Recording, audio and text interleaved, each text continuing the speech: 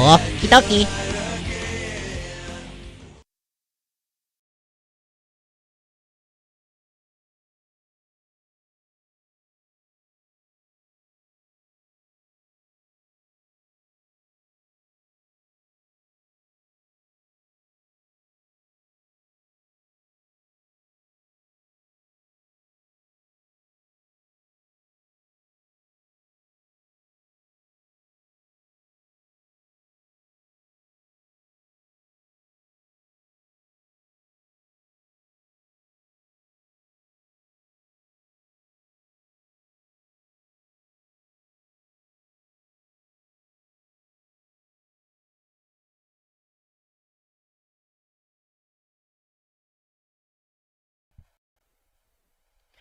I swear, this is the third stream in a row where I have started it muted.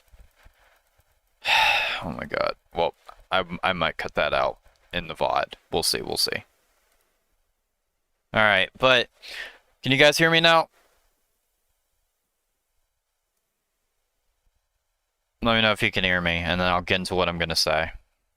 You should be able to, but yeah. What's up with that? So yeah, I bet you guys are kind of confused right now as to why I'm deciding to stream today. But I will go ahead and get to that real fast. Let me just refresh chat. Alright. Get all the links tweeted out. Okay, so disclaimer, I am starting to stream on short notice, kinda. Not that I wasn't prepared. In fact, I did talk about doing this on the last Super Mario 64 Land stream. But yeah, well, I said I was potentially going to do this. I didn't confirm it without a doubt that it was going to happen. But yeah, so for those that need a quick recap, on this day every year since 2017 for the most part, which is when everything happened. So for those, on this day every year, in celebration of Chester Bennington, since for those that obviously know, he passed away July 20th, all the way back in 2017. And every year since then, I've at least tried to do something Linkin Park related on that day in regards to content. Most of the time, it's a video. I remember the first video I did.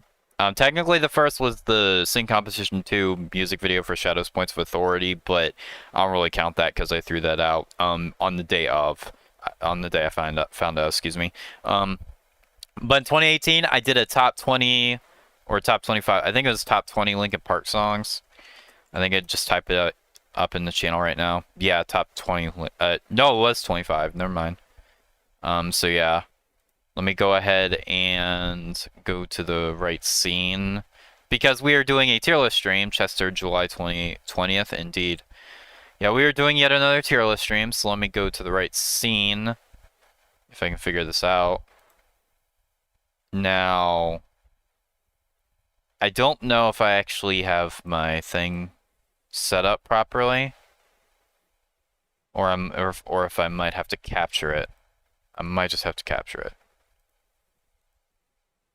Okay, I clearly do not have it set up. So, what I'm going to do is... This is how I have it set up normally for tier list videos, just to give you a demonstration. I have it set up like this. Where's the... What am I looking for? Stream layout. Yeah, I have it set up like this. So... Let me copy the properties of this over to the stream scene, and then we'll really get this started. But yeah, the point being, ever since 2017, I've been making these Linkin Park related video projects. Again, in 2018, it was a top 25 Linkin Park songs video, which was pretty successful. I got like 310 views, as you can see. I unfortunately wasn't able to do anything in 2019 since I saw Godsmack in concert that very day, so... The closest thing I did was as soon as I came home, I did a stream where we just listened to Linkin Park while playing Minecraft. In 2020, however, I went ahead and did a redo of my top 25 Linkin Park song videos, this time called the top 25 favorite Linkin Park songs. Although the difference between this one and the original was the original had demo songs in it, but this one didn't. And just to make this clear here, I do plan to do one more updated version of this video in the near future. But it will be the final version, and it will be one that includes all of the studio and demo stuff. So, yeah. But that's not for now. Obviously, wouldn't have had enough time to get that done even if I wanted to. So, yeah, that was 2020's. And then 2019's, not 2019, excuse me, 2021. Sorry, I cannot talk. 2021's was the Linkin Park albums tier list. So, let me pull that up real fast. Yep, that one's close to 300. And then last year's was the Chester, ranking all the non-Linkin Park Chester Bennington songs. So yeah, those are all the previous ones. I was originally going to do this as its own video as well, but I figured that with how large this thing is, and I'm just going to show you real fast, I kid you not, I went ahead and spent like more than like 12 hours just putting this tier list template together of every single Linkin Park song, at least listed on this Wikipedia page. Every single Linkin Park song in existence, at least that I'm aware of. Now, granted, I did not include every remix in existence. I didn't include the Collision Course EP either. I did not include songs that are not labeled as Linkin Park, even though they feature them. So stuff like We Made It and other tracks like that are not on here either. But everything else that's listed on this Wikipedia page that's Linkin Park related is on here. All of it. So yeah, we got quite a hefty amount to go through, and I figured since doing this as a video probably would have taken me 2 to 3 hours, and I did not want to edit down that footage. So we're doing it this way. It's not the first time I've done a ranking live stream. I did the same thing with my videos and SMG4's content on Just Watch Videos channel. So yeah, that's kind of the gist with that. Speaking of Godsmack, Midnight said good listening.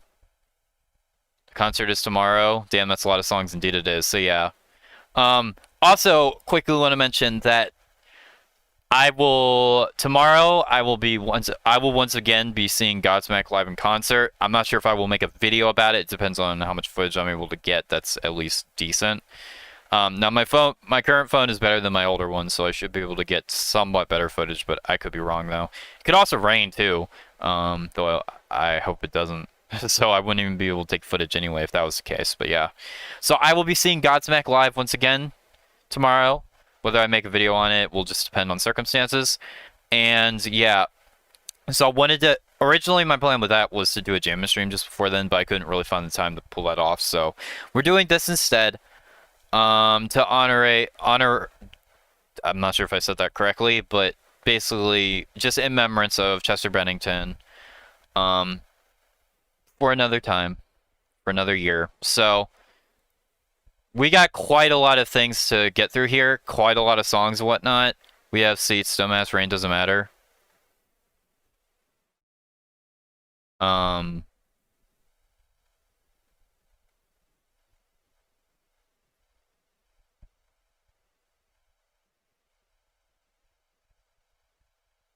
Okay. Alright, now before we really jump into this tier list here, I need to figure out how to get this layout onto the stream screen with the chat. So let me try to copy this layout. How do I do this? Copy stream scene. Give me a second here. Probably just kidding, but we will be undercover, so phones won't get wet. Okay, I was about to ask that. I was about to say, that would depend on if there's cover or not. But I guess that venue there is, at least from what I can remember. Bland Beans, hello, welcome to stream. Alright, now, give me a second here. I need to, duplicate this. Sorry, this is taking a bit, but I didn't really have time to like prepare this beforehand. So let me go ahead and same seats and venue as Boston. Okay. Well, I really don't. And Godsmack. Okay. Well, I believe there was a cover on that in that one in particular. So I don't remember much about the Boston. So all right. I almost got this sorted here. Dang it, I keep hitting the wrong screen. Okay. Duplicate. And where did that go? That's like at the top of the screen. Let me move that down here somewhere. And we should be good. Let me just change. Alright, there we go. Oh, wait, no, not yet, not yet. Stream layout needs to be down here. Because otherwise it's going to look weird. There we go. Okay. That took me a little longer than I would have liked it to, but still, we got it. This is the ideal tier list template logo layout, so it's the same exact same. We got seats for the cover, yeah. So yeah, give me a quick second to set up chat on my phone, and then we'll really hop into this. I'll probably put timestamps in the description after the stream is over, because I'm going to treat this like it's an actual video. It's just going to be streamed. It's basically like a streamed video, essentially. Instead of actually doing a tier list video of all the Linkin Park songs, because it will probably take me 4 hours or some shit, I'm just going to be, yeah. I'm just going to do it as a stream, and then we'll go up on a VOD, as a VOD on the channel later. So yeah. Let's go ahead and listen to and rank some Linkin Park. Let's go ahead and celebrate the memory of Chester Bennington and all of the work he has brought with Linkin Park. So, alright. I got chat set up on my phone. We should be good. Now, for those that want to know, for those that aren't familiar with how I normally do these tier lists, S tier, I sometimes name it Pingas approved, but it's amazing here. It means like the best of the best. Great is well, songs I consider are great. B is good. B minus is decent. Again, I added this during one of the Ashton Before live streams. C is mediocre, self-explanatory. D is bad. I do not think Linkin Park has very many bad songs, if any, so I went ahead and removed the trash tier because I don't think Linkin Park has like any songs that are like insufferable. And then No Opinion is probably where I'm going to throw a lot of these, because I have literally everything on this list. I have studio tracks, I have EP tracks, I have remix tracks, I have demos, I have leaked tracks, a lot of stuff. And some of this stuff I haven't actually heard in full before. So, and some of this stuff I'm not even going to remember, especially all these demo tracks from the later LPU albums that I never listened to. So, yeah. Now, you guys can, streaming on Thursday, I see, yep. But it is August, not August, excuse me. It is July 20th, as you can see, so I figured that I needed to do something on this date. My original plan after the All Songs video fell through was to just release the Forgotten cover I had already recorded. But in the end, I decided, you know what, let me just do the All Songs as a stream instead of a video, because, I mean, it's probably, the video itself probably wouldn't have that much editing anyway, because it would take me forever. So it's like, screw it. Might as well just do it with chat interaction and whatnot. So yeah, you all can give me your thoughts and stuff on some of these tracks and where you think I should put them. But overall, it's probably going to be mostly based on my opinion, though. Again, Linkin Park is my favorite band of all time and has been since 2017. So, obviously, I'm gonna like a majority of this, but there are tracks I don't like as much as others, and I will be clear to tell you which ones those are. But yeah, some of this I've never heard before. Others I have heard, and obviously a lot I have like memories with. We're gonna talk about all of it, so that's basically your gist. I also, as you can see, I added a top 10 category because some of these songs I think some of these songs are just so important. I was just like, fuck it, put them in their own category. Stuff like Keys to the Kingdom and whatnot. So yeah, high voltage better be high up where you're going in the lawn. I'm gonna give my honest interpretation. I'm gonna give my honest opinions. Okay, I think most of Linkin, literally almost all of Linkin Park's stuff is like amazing. So this is just gonna be me. I mean, Linkin Park songs aren't bad, but some are mediocre. Yeah, but I think the majority of it is fantastic. So we're gonna figure out which is what as we go along. So yeah. That's the introduction out of the way. Let's go ahead and begin. I will be going based off of this wiki list of the songs that I used in order to make this tier list template. By the way, if you want to rank all of this yourself, the tier list template is in the description below. So, yeah. There actually are several all Linkin Park's tier lists out there, but none of them have, like, literally everything like this one does. Even though this one doesn't have all the remix stuff, but the remix stuff is basically just the studio stuff anyway. So, just a different interpretation of it, and I don't have any opinions on that stuff anyway, so. I did include Reanimation, because Reanimation actually does have some great tracks on it, but aside from that, yeah. You know which high voltage I like. Well, it's all on here. We're gonna figure out what is what to put what in, so yeah. So, yeah, that's your recap out of the way. That's all of that done. How long did that even take me? 17 minutes? Alright, so, yep. Yeah, we're gonna be here for a while, so let's go ahead and get to it. First track from the 0 days before Chester was in the band. Rhinestone. Rhinestone is basically forgotten before forgotten. I'll probably play a lot of these. Not all of them, because some of them are going to be, like, no-brainers, but yeah. There are several versions of this track out there. I believe this is, like, the better mixed version on the Hybrid Theory 20th anniversary. I didn't include this as a separate thing, because it's literally just the same track. I think this is a better mixed version. Yeah, it's definitely the better mixed version. Okay. Make sure my audio levels are good. I assume my mic sounds good, but yeah.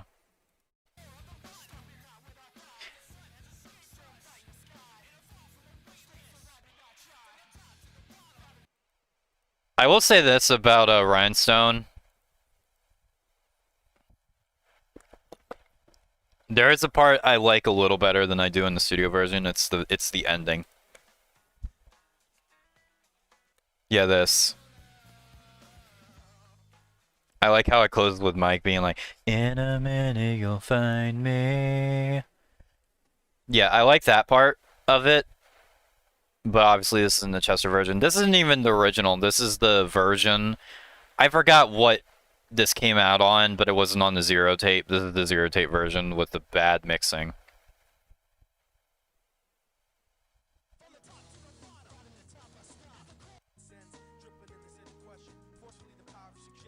Yeah. The 0 tape has, like, really bad compression. So we're mainly just ranking that version. Which, I gotta throw that in mediocre. Cause Rhinestone the Forgotten demo, I mean, it's a good foundation for the actual song, but the mixing is, like, not good, so I can't really listen to that. There are multiple versions of it, so I'm just gonna throw the original mediocre. Hello, awesome speaker. Welcome to stream. Ranking Linkin Park, as you can see. But yeah. Yeah, there are better versions of Rhinestone out there, so I don't really care for this one. So that one's going mediocre. That and the mixing is just not very good at all. But I guess it has its charm. Next up is Reading My Eyes. This is another track that there's also a version of Chester. I also, disclaimer, I didn't include any of the live studio tracks. So any track that was, like, recorded live, but just put on one of the studio albums, I did not include. That includes Reading My Eyes, Wish, QWERTY, and other stuff. Alright, I believe this is just the... Yeah, this is the original.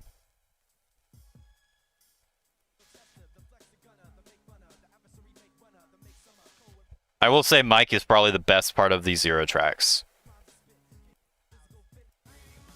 I just can't stand this mixing. And Points of Authority too. Who do you think you're talking to, okay?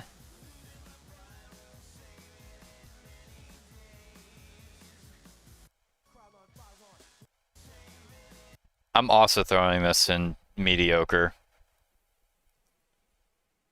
I'm not sure if it goes above or below Rhinestone, to be honest. I mean, Rhinestone's just Forgotten, the prototype to Forgotten. This is a different song entirely.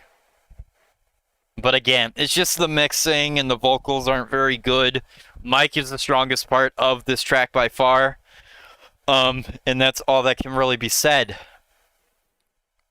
Yeah, I wish I had more to say beyond that, but I don't really care for the Zero stuff, honestly. The person who will be sitting in the lawn in the rain. No nostalgia purposes. Hey, look. You know who you're talking to, right? The guy who, like, listened to Points of Authority, like, all the time at one point. Same with Forgotten as well. I literally did a cover of Forgotten recently that hasn't technically been released yet, but still. But yeah. I'm throwing Reading My Eyes also mediocre. I think I put Rhinestone above it because I like the outro of Rhinestone, but this is fine, I guess. It's just the mixing sucks. And after that, we have Fuse. Fuse is actually one of the Zero tracks that was not re-released on anything. Probably, I think it was because of a sample. But aside from that, it's another track with bad mixing.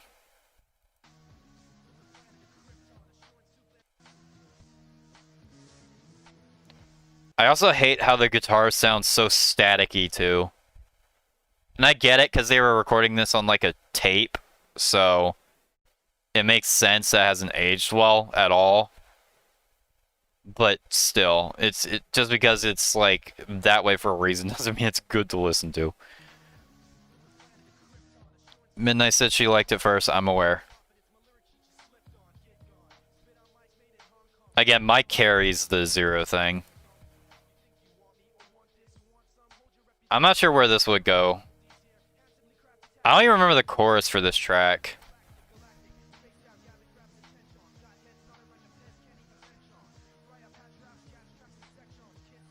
Not a big fan of the static guitar.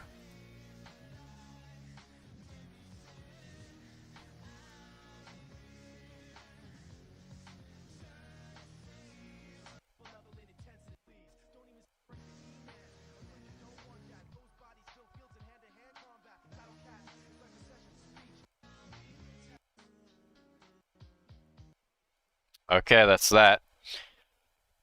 Yeah, that's another C tier. I'll probably put it in between Rhinestone and Reading My Eyes. I think Mike's flow is much better on this than in Reading My Eyes. She wants to know if you are aware that none of the music goes through non-headphone users.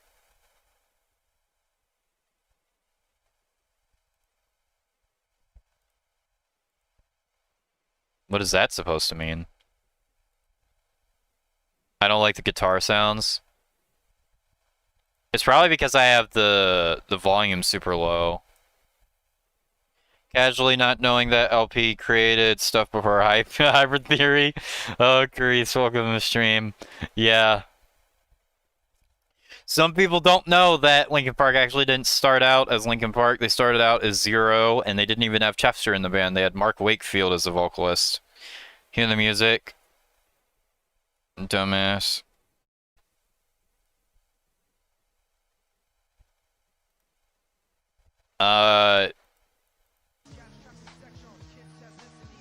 Can you hear it now? Is it...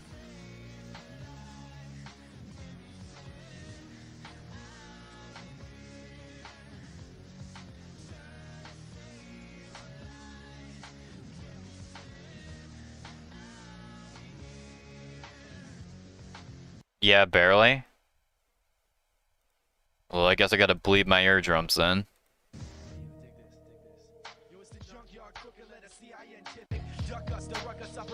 Can you hear it now? Can you hear it now? It's way too out of my ears, but... Can you all hear it?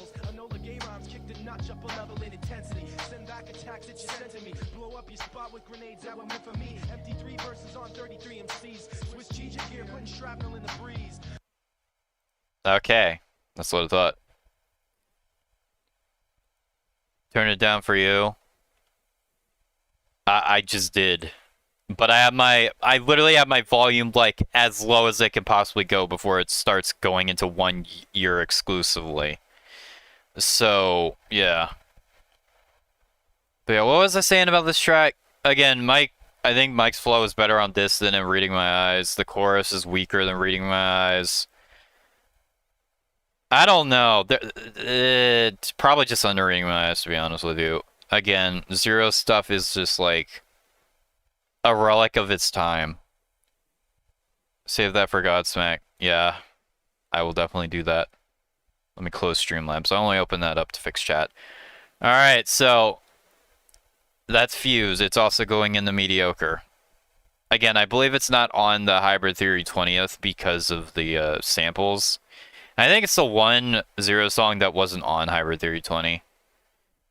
Okay, so we'll move on from that to Stick and Move. I like Stick and Move, not necessarily the Zero version, although there is a version in the Zero. There is a part in the Zero version I actually like. Let's see if I can find it. Mark Wakefield was manager of Linkin Park from 1996 to 1998. Yeah, he was also the vocalist.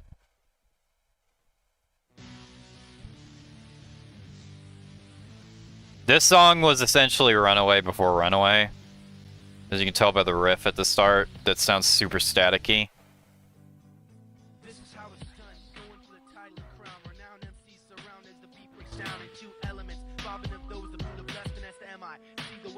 I'm probably putting Stick and Move above all of them, but I'm not sure if it's leaving mediocre.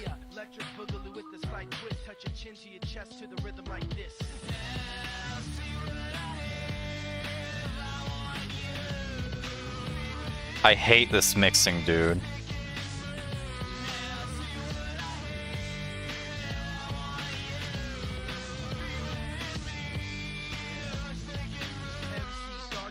Let me get to the part I like. Yeah, this.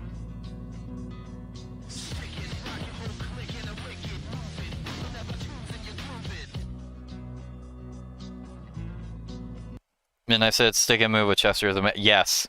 We're not quite there yet because we got to get to Hybrid Theory 20. But I kind of wish this part was in the studio the Chester version.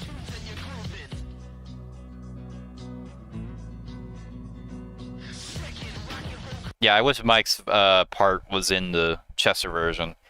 It's only in this one. I'm putting this above all the others, but it's not leaving mediocre because I can't stand this mixing.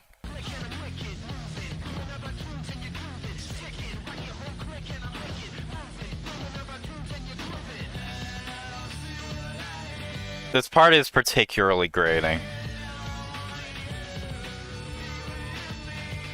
It sounds like a bunch of beeps, but I think it's just a really high harmonic riff.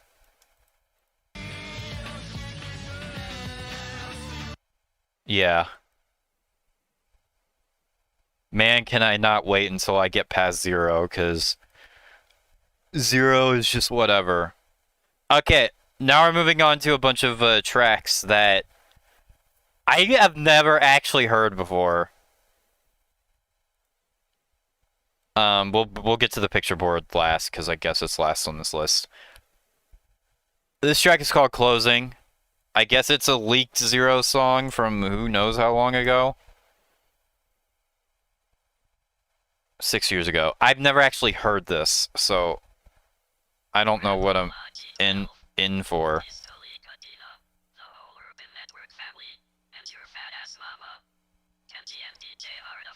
Kind of sounds like a rap song. Yeah, Zero is basically like basically rap.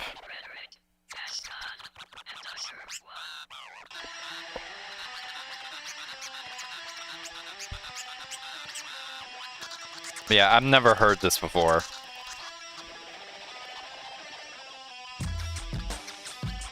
I'm probably gonna throw it in no opinion though, because it sounds like an instrumental.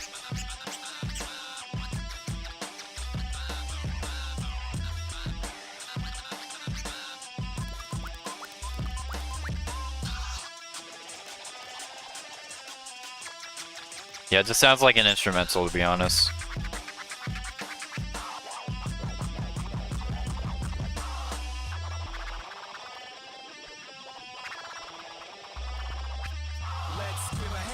Oh, never mind. It's not a full instrumental.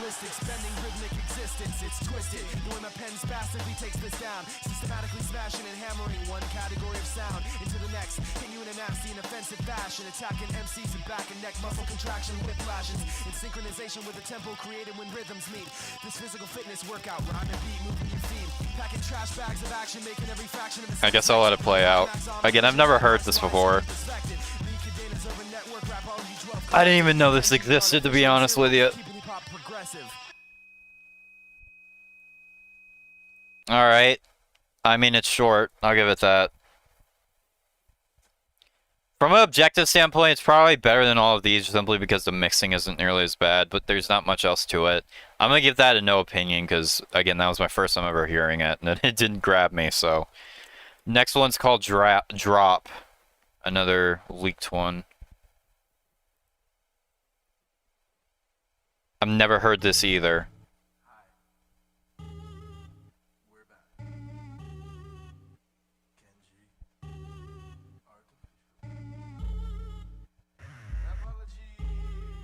I'm probably gonna have to throw it in no opinion too, unless it's like amazing.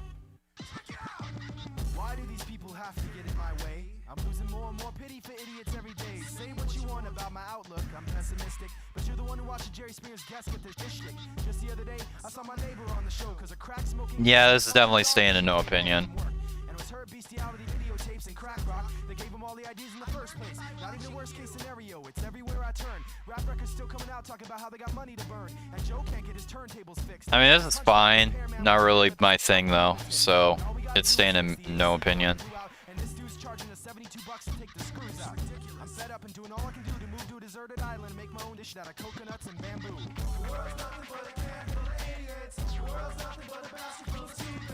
Yeah, that doesn't even sound like any kind of Linkin Park thing. Chester song. It looks just like Chester. I believe so.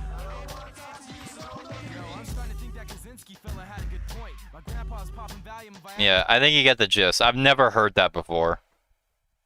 Legit. Not really my thing, so it's staying in no opinion, but interesting to hear Zero stuff. Because Linkin Park stuff has been leaked all over the place, but Zero stuff hasn't really been easy to find.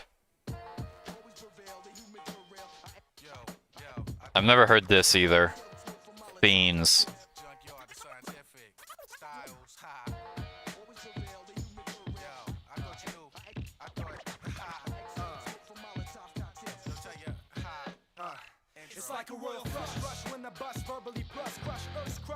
Yeah, this sounds more like the other stuff from Zero.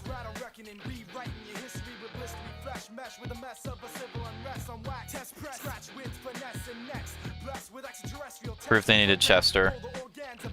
Yeah, again, Mike on his own is good. Mark Wakefield is whatever.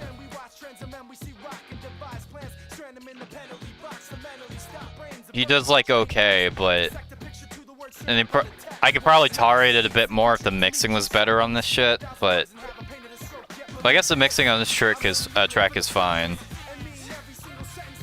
Not a boy band, nah, definitely not.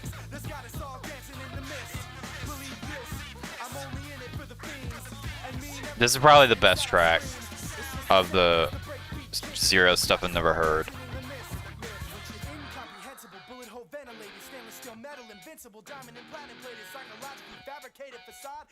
Yeah, I think I got the gist. Unless there's like a breakdown or something.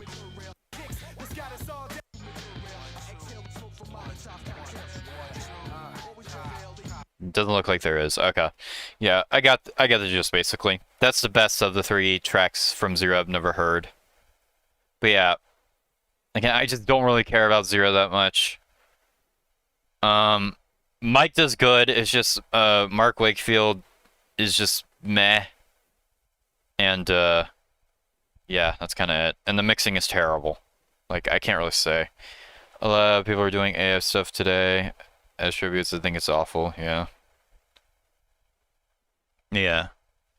We're almost done with 0 though, because we got one more track left. Picture Board, the Mark Wakefield version, because obviously they released a Chester version on the 20th anniversary. I actually heard this just before I heard the Chester version, because this leaked like a week or so before it came out on 10-year anniversary. So I've heard this.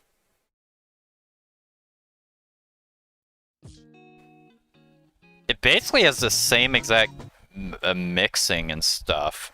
It's just Mark Wakefield on vocals instead of Chester.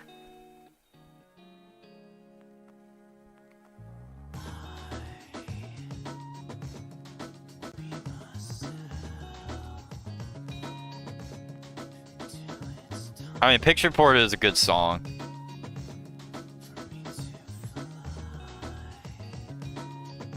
But I think Chester does it better.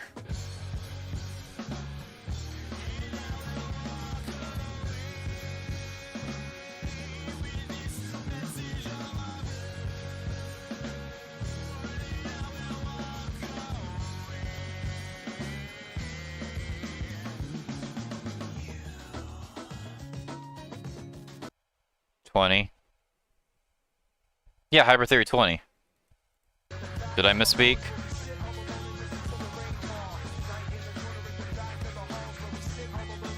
The rainfall.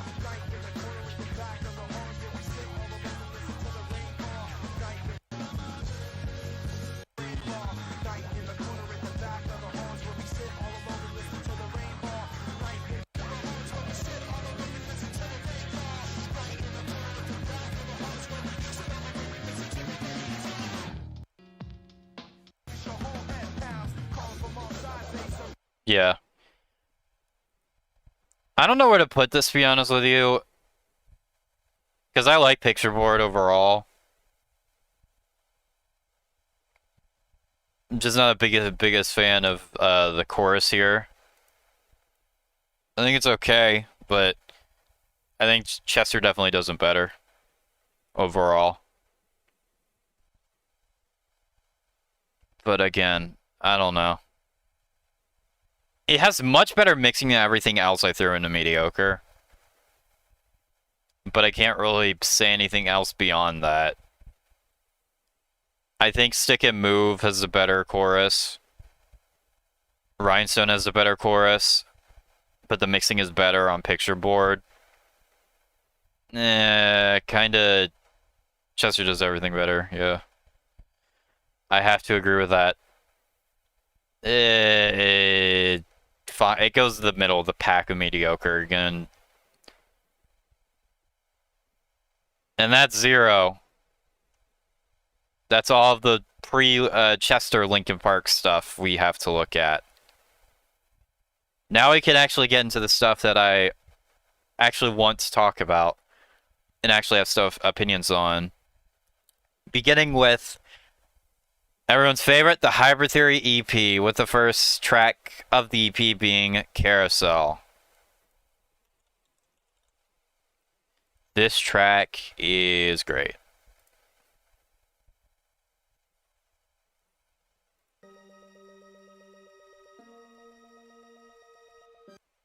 Everyone knows this one. Everyone in this chat knows this.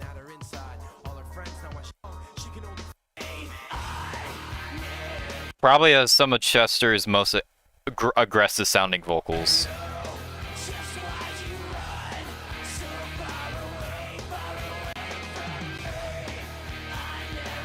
I'm not sure where it goes, to be honest with you.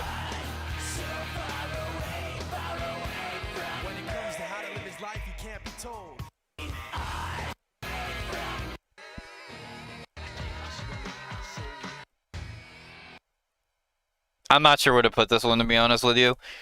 It's like leagues ahead of the 0 stuff, obviously. I'm not sure if it goes to S tier, though. Carousel is one of those tracks I played the shit out of when I first heard it back in 2017. Probably played it to the point where I kind of got a little burnt out. Probably not as much as And 1, because And 1 literally was in every stream for the most part. there were so many streams where you just hear, "Where should I start?" But yeah, Carousel is one of those tracks I played the shit out of. I even made this shitty Shadow rendition of it, back in 2018. That's how much I love this track. I think it's great, no doubt. I'm not sure if it's S tier for me though. But it's pretty close, I'm not gonna lie. It has some of Chester's most aggressive sounding vocals. I think Mike really kills it here too. Play it? Okay. This part especially. Oh, play the Shadow thing? Why? Why do you want to hear that crap? Why do you want to hear that garbage? Fine, I'll play it.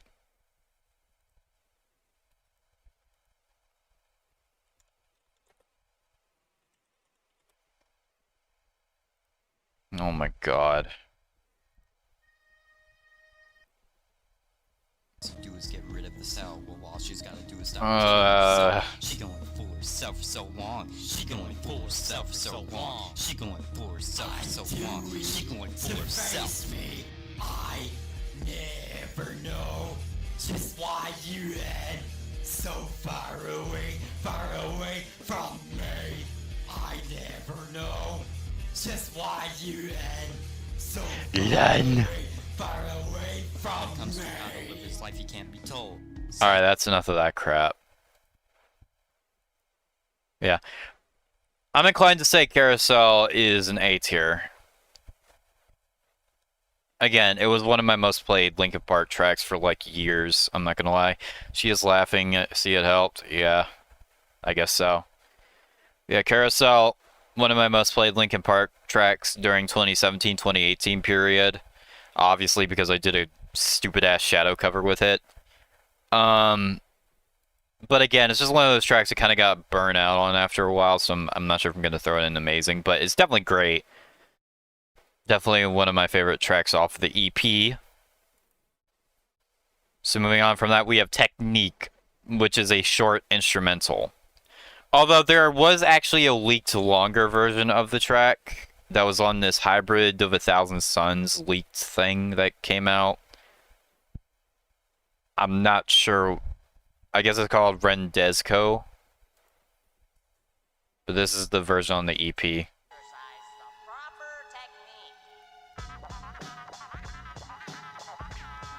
I mean, it's okay. I'll throw it in decent. But there's not much here.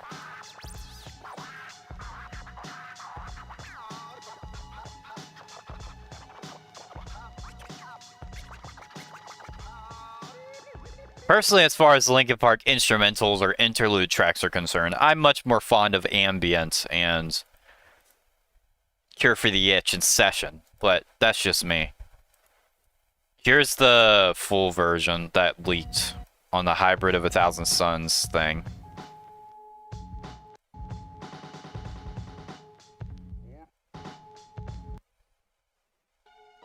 I wonder why they didn't actually put the full version on the EP and instead just put the short version. That never made sense to me, but yeah, decent instrumental interlude turntable track. But again, as far as those are concerned, not the best one. Midnight agrees. All right. I don't have much to say about that one beyond that. Step Up. Step Up is good. I'm not sure if I'm gonna put it up to great, but Step Up is a fucking jam.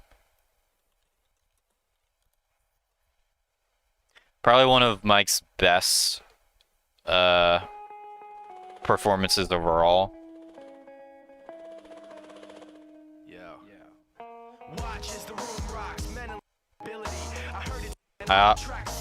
Chorus is fucking great too.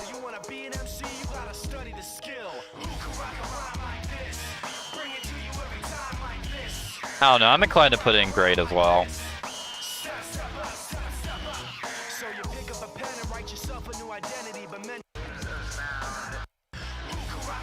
And then you have the instrumental section of it. That's really cool.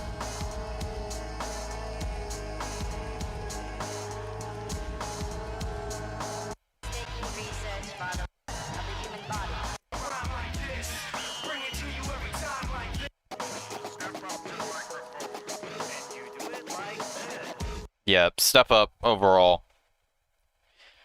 I think that's another great tier.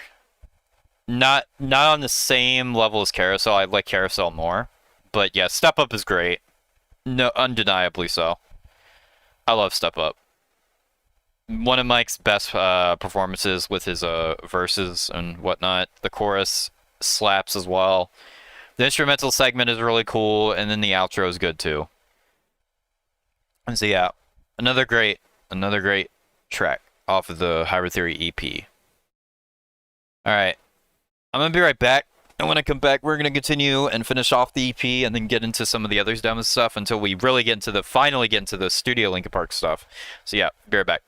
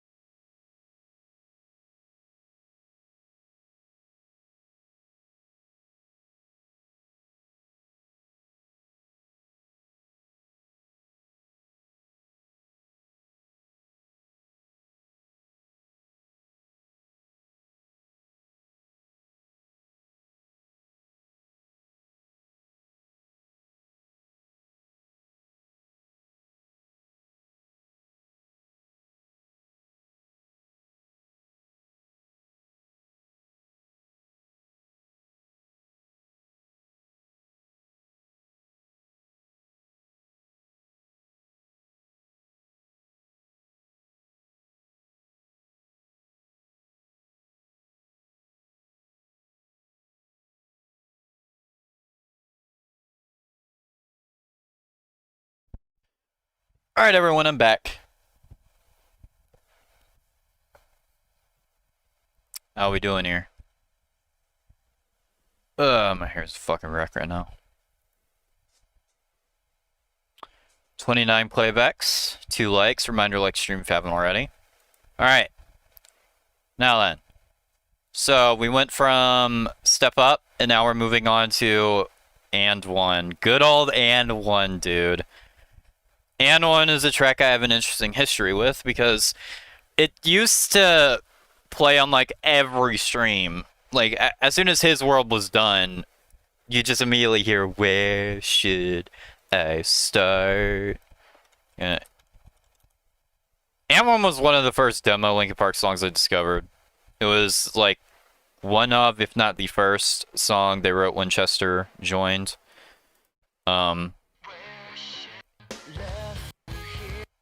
It's a lot darker and grittier than a lot of the other stuff. I like, yeah.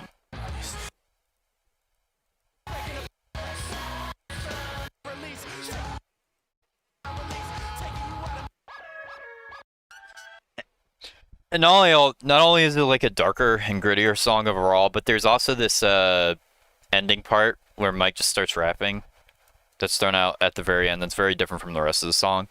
So yeah, and one has like 2 sections to it essentially, and I think that's really cool. Again, it's just one of those tracks I like overplayed the hell out of on stream, so I kind of got burned out on it a bit. But not to the point where I started to dislike it. I still really like AM1's honestly an S tier for me. Again, kind of overplayed, I'm not gonna lie, but I used to like absolutely love this.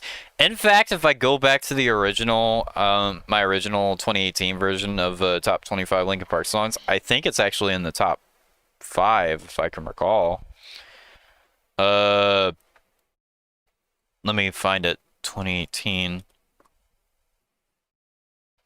Oh my god, there's a lot of videos with 2018 in the title. Okay.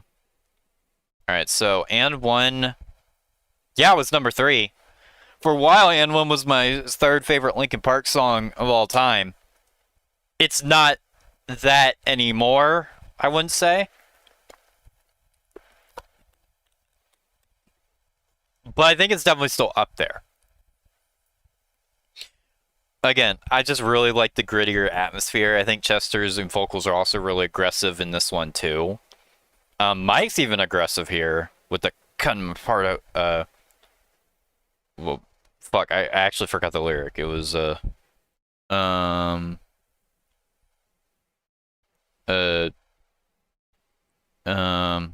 I forgetting this? Breaking apart of my heart to find release, taking you out of my blood to bring me. That, yeah, that. Even he sounds like fucking aggressive here. So that alone, yeah, and one's definitely got to go in S tier. Absolutely love it. Truly one of the highlights of the Hybrid Theory EP, in my opinion. Another masterpiece. All right. Moving on from that, we have High Voltage from the Hybrid Theory EP. There are multiple versions of high Voltage out there. I don't really know what to think about this one. Just do something to tell you who I am, you know?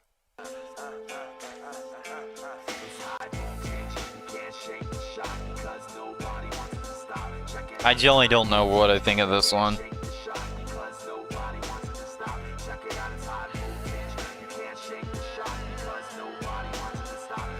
I guess it's cool with the I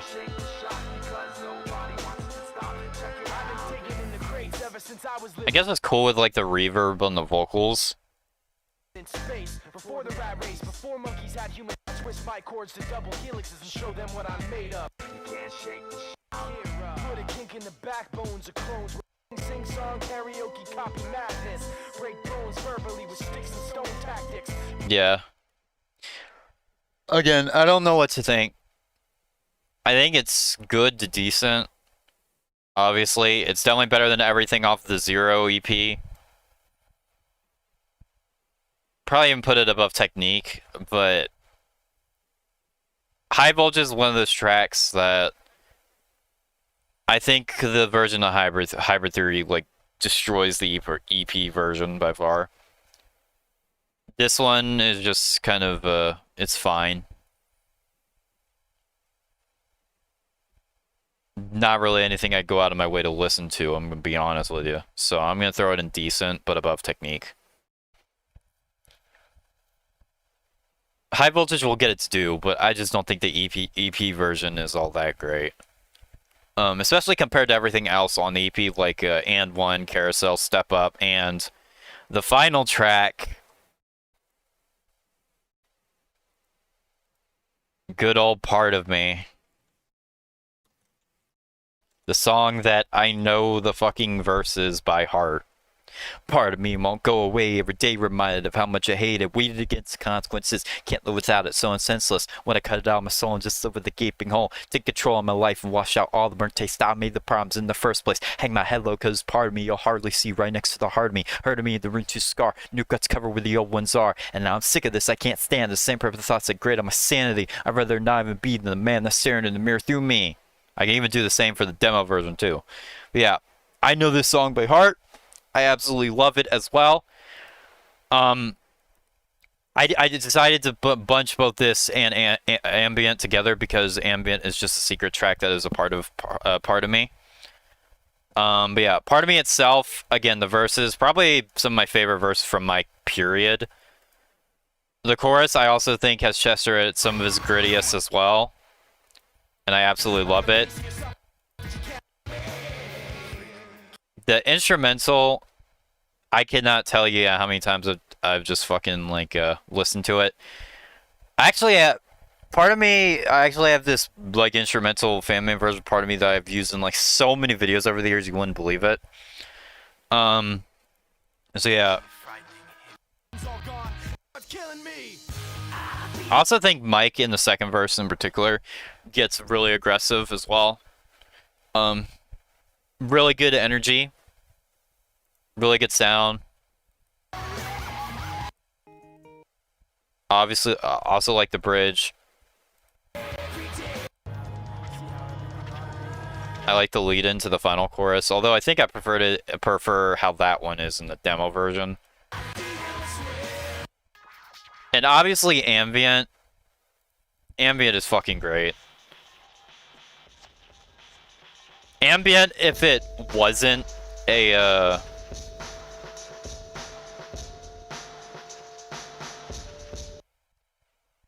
if it wasn't a part of me, ambient on its own is like a fucking S tier instrumental, in my opinion.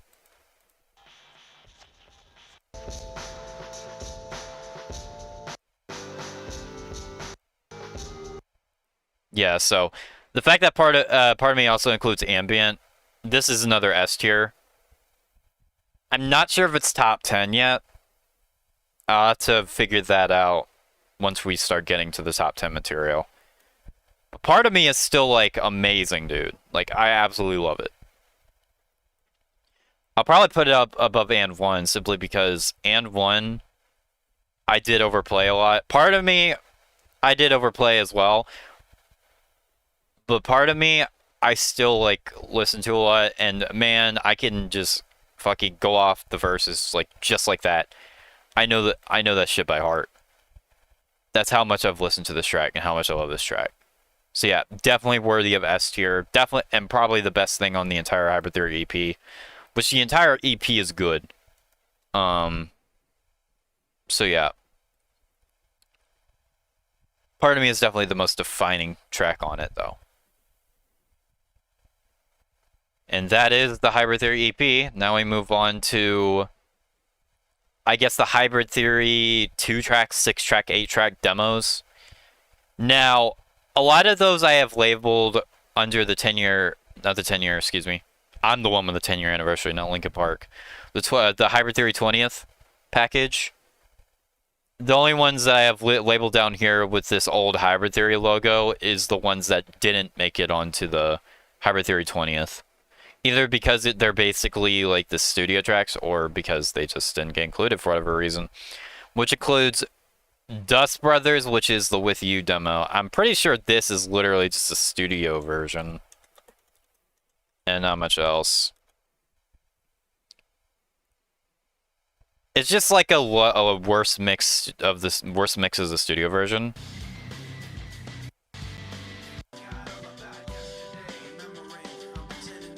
Yeah, basically.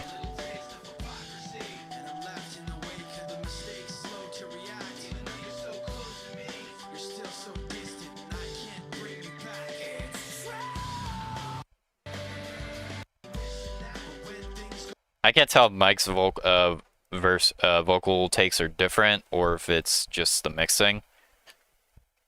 Chester's is different, but the vocal mixing is definitely very different. No opinion because it's just With You, except with worse mixing.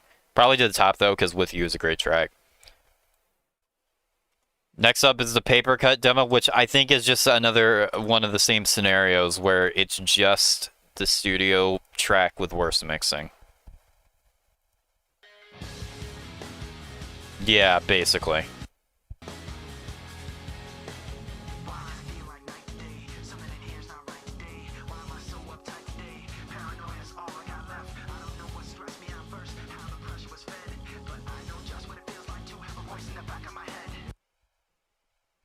Let me play the chorus real fast.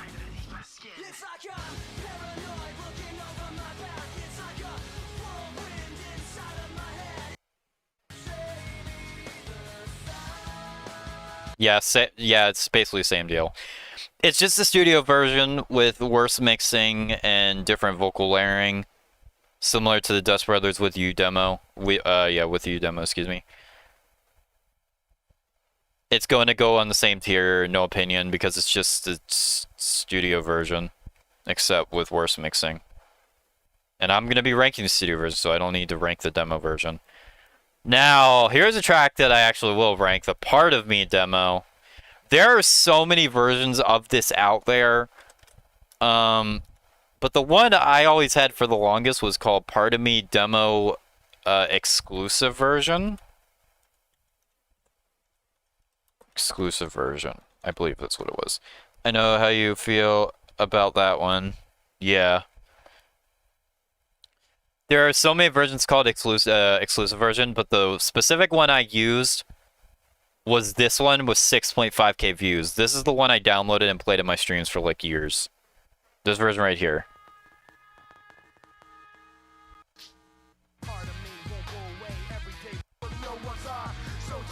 There are so many versions of this. This is the version that has Chester screaming in the verses, just "Cut myself free!"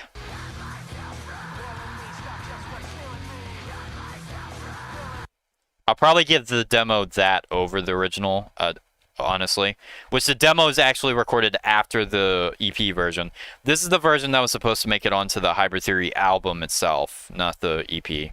There is a demo for the EP version, but it's called something completely different. It's called Chair, and we're not going to get to that until the Hunting Party era.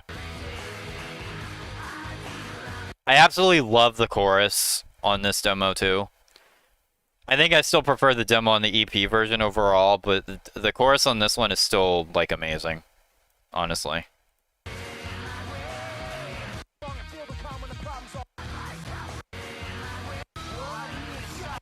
Yeah, the reason why I picked this version in particular is because this one actually has the "alive me inside of me."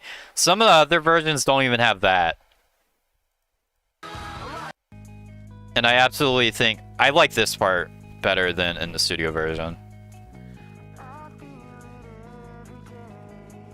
A lot of people know this as the Just Watch This Video's outro song. So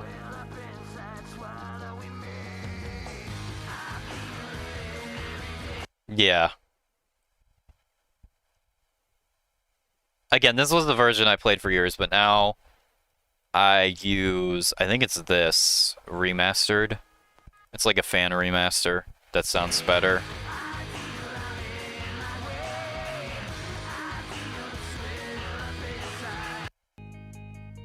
Yeah, I play this now instead of the exclusive version from 12 years ago. Again, there's so many different versions of this out there, but all of them are virtually the same, aside from the ones that don't include the "alive me inside of me," like the EP version does. But still, I'm inclined to put on the same tier, if not just slightly below. Again, I like them both basically equally. They have aspects that I like in others that I don't. The aspects in one version I like, and aspects in another version I like more. Like I like the verses in the studio version more. I like the chorus in the studio version more, although I still really like the chorus in the demo version. I like the screaming in the demo version more, and I like the build up to the final chorus in the demo version more. Again, they both have pros and cons that outweigh one another, so I'm gonna put them on the same tier, just the demo version slightly below. Though I can still do the I can still like fucking rap the verses off the top of my head for both versions if I wanted to. So yeah. And now the last demo song until we move on to the actual Hybrid Theory album, Plaster, also known as the One Step Closer demo. It's just another one of those. It's basically a studio version, but with worse mixing and different vocal layering.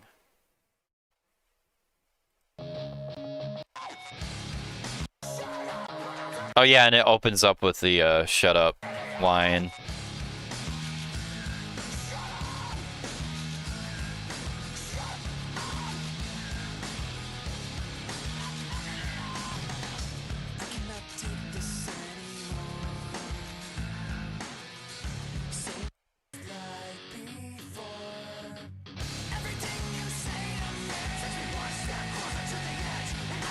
I will say that having the shut up at the beginning, I'm glad they didn't keep that. I think it's better for it to be the bridge instead of just being plastered at the beginning of the song, because that kind of spoils it. But still, it's another differently mixed version of the studio release. It goes in the no opinion category as well, because I will be ranking the studio version. So, and that's all the demos for now. So it's time to get into the debut album, Hybrid Theory. Now this album is fucking great, and I have a lot to say about quite a few of these songs. So we're gonna move away from all the demos now and finally get into the official release of Hybrid Theory, one of like the best-selling albums of like all time. This album's huge. First single, well, it's not the first single, but it's technically the first track we're looking at, Paper Cut. I'm not looking at the music video because I'm not getting the stream block. No, thank you. So, this song is fucking amazing.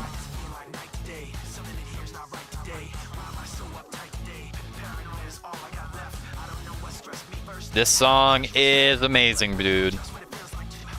That's going in S tier. I open up every single jamming stream with this track for the most part. It's just a good, like, intro song. Definitely, like, a great intro song for the album. No doubt. Where did I rank this on the top 25 video? I gave Paper Cut... I ranked it number 14 on the list. Yeah, which definitely classifies it in... Because there's a top 10 here. Paper Cut definitely classifies in the amazing tier. Between it and 1, I'm not sure. I'll probably put it just below for now. But I'm not sure, to be honest with you. It's just so much fun, dude. Mike and Chester bouncing off of each other in the chorus. Well, actually, I don't think they bounce off of each other in the chorus in the studio version. In the live versions, they do, obviously. But Mike doing the... Well, they still do bounce off of each other overall, with Mike doing the verses and Chester doing the chorus. And then the bridge is amazing.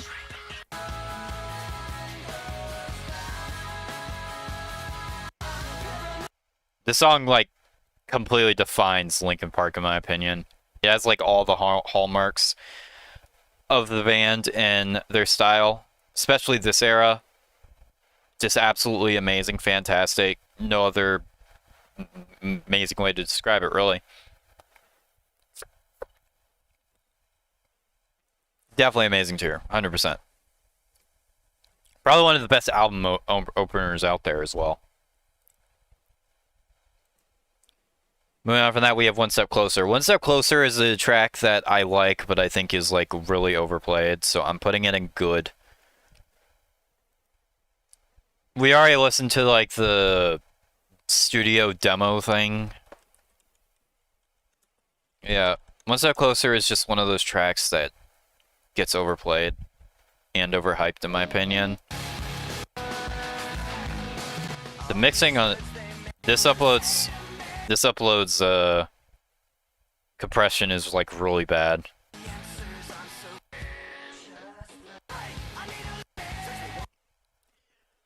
Again, it's great. It's, like, really catchy and really aggressive. It's got a excellent riff. And then the shut up when I'm talking to you part is, like, amazing. That breakdown is great. But again, it's just an overplayed track. I'll put it below Step Up. I'll put it in the good. It's still good, obviously. I just think it's overplayed. And that's really just my whole issue with it. But I still think it's good. So I'm going to throw it in good tier. Alright. With You. Good old With You. with you. Again, we listened to the studio mix thing as well with this, but oh yeah, they put all the tracks on the Hybrid 3020. Just click these versions.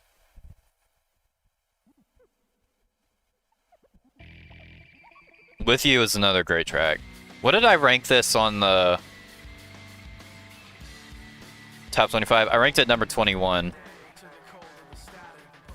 I'm not sure where that would put it overall. Or not anymore. I'm inclined to say With You's in the great tier. Probably above Step Up. I'm not going to put it above Carousel, though, I don't think. But I absolutely love it. Another very aggressive. It's more of a simplistic kind of aggressive song. It's got quite a strong chorus, got some good verses, and a decent, solid bridge. It's a very standard track, but I think it's, like, really good. Despite that. Definitely another standout from Hybrid Theory. I'll throw it in between Carousel and Step Up. Good old Points of Authority. You already know where this is going.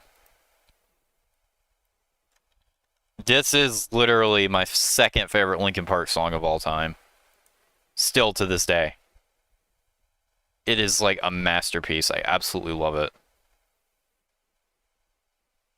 Where's the... I'm not listening to demo. I don't like the demo version. Let me go to this one. Pace is too fast, you just won't last. Everything about this track is amazing. Everything lands. The riff, which I believe is like a cut and paste, is like one of my favorite riffs, period. The chorus, one of my favorite choruses, period. The lyrics are like super powerful. Mike's verse, obviously, is super iconic and super catchy. It just has so much energy. It's definitely going in the top 10. My second favorite Linkin Park song, period, earns its spot up there. Wish there was more that I could say, but, it's just another track that I absolutely love. Alright, moving on from Points of Authority, we have Crawling. Crawling is another track that I think is good, but again, really overplayed and over-memed. Like, I remember when this track was, like, quoted and memed, like, all of the time. All the time. With this one.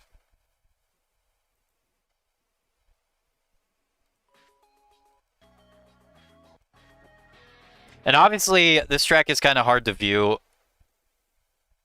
in the same way, because I did the stupid criminal rendition. So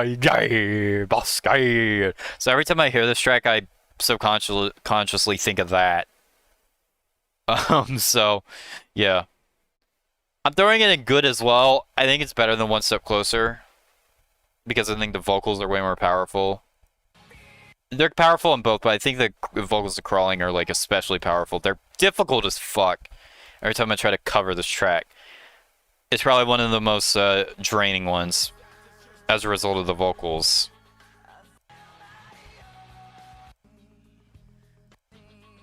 Yeah, it's got good atmosphere. Mike's verses, a small amount of verses that he has, at the very least, are good. But yeah, it's just a track that was memed to death and was overplayed to where it's just not one of my personal all-time favorites, but it's still good nonetheless. I'm pretty sure I put it in the honorable mentions. No, I didn't. No, I didn't. Yeah. But again, I still think it's very good. No doubt. Runaway. Good old Runaway. Runaway, I'm actually not sure where I'm going to put this one. I think it's great. Runaway is a very simplistic track. Again, Stick and Move was the demo to Runaway.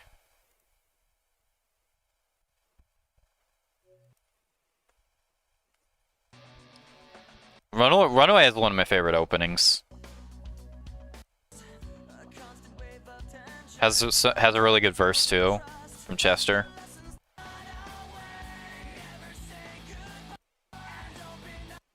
I really like the bridge too. Yeah, I really like this part. The I'm gonna run away.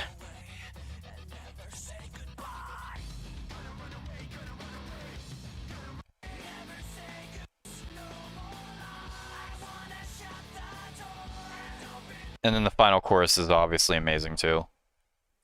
Again, I'm not sure where to put this one. Because I love Runaway. I'm not sure how high it goes, though. That's kind of the difficult part for me.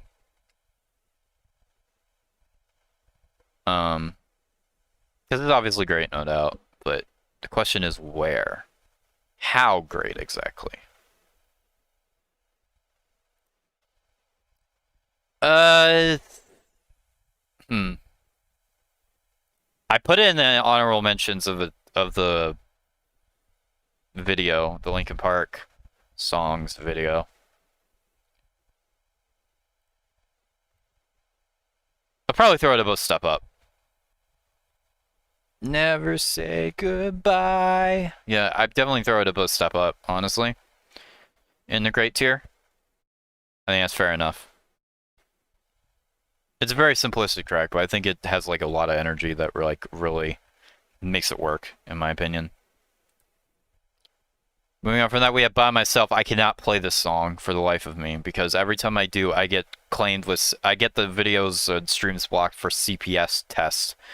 I still don't know what the fuck that's meant to be, but yeah, I cannot play this track.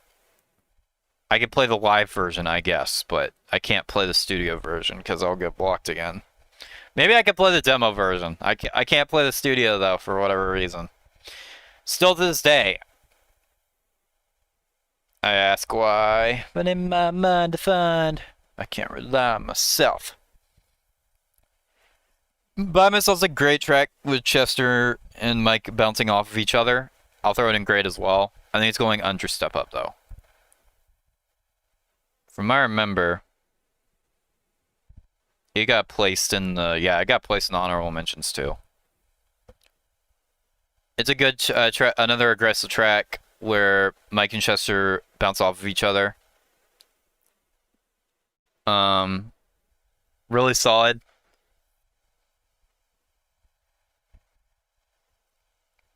But I don't think I have that much else to say about it.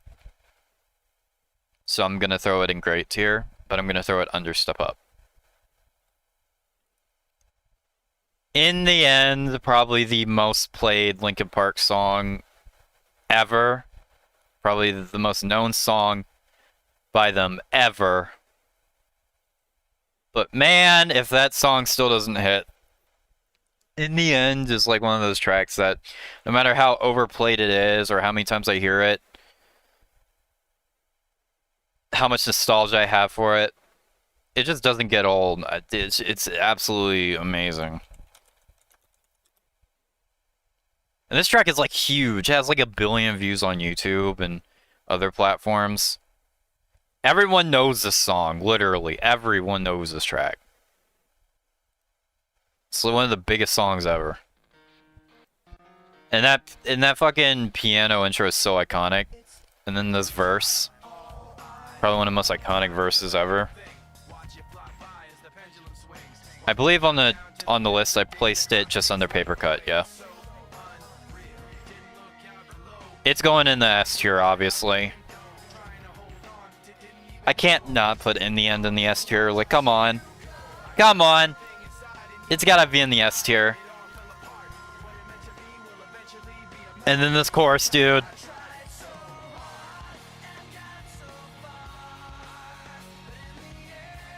This is a timeless song. Everything about this song is timeless. And then the bridge, obviously iconic.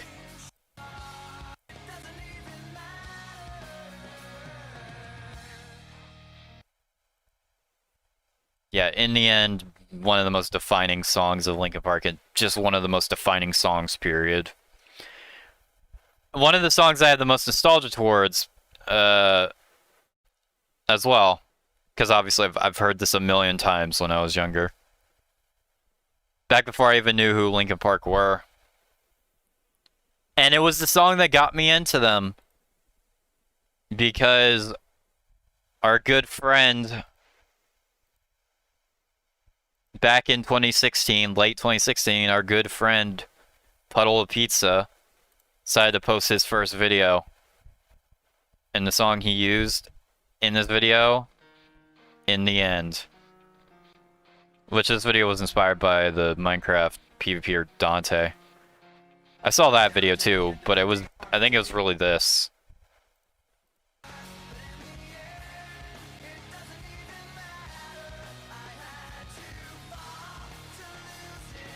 If I didn't watch this video, hear this song, and decide to search for it myself, probably would have never gotten into Linkin Park when I did. Things could have been much, much different. And it was thanks to In the End. In the End was the song that got me into Linkin Park ultimately, so it's got a special place in my heart, and it's going in the S tier. It's staying in the S tier. Puddle used the song, and we were hooked. Yep, exactly. Absolutely fantastic. Moving on, A Place for My Head is obviously another fucking, like, S tier. I don't even think that's disputable. Where did I rank this in the list? I ranked it number 8 on the list, but with all the demo songs, I'm not sure if it still remains in the top 10. However, yeah, it goes above Paper Cut. A Place for My Head has one of my favorite bridges ever. Also has another one of my favorite choruses and verses. I released a cover of this back in like 2020, I remember.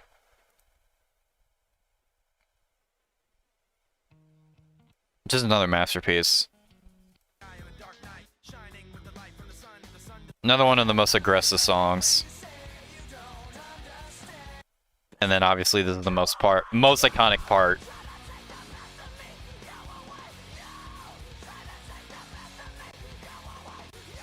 I'm not sure if I like it better than Am One or not.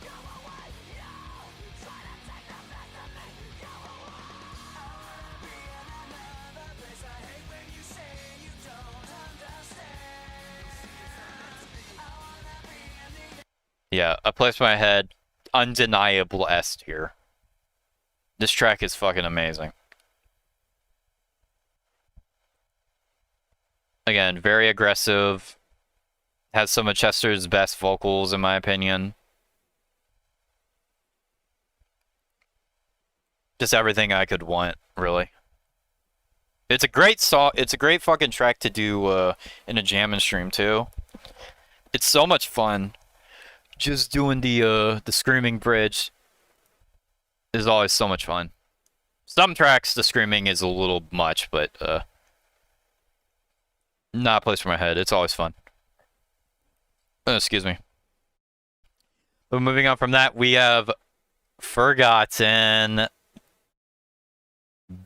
Definitive top 10.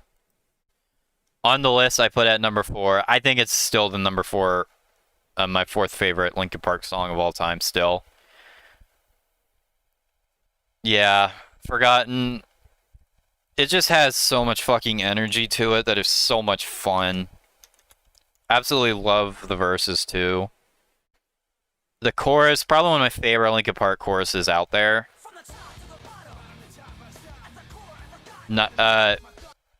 Nice vocal bouncing on between Mike and Chester. And again, this chorus is like amazing.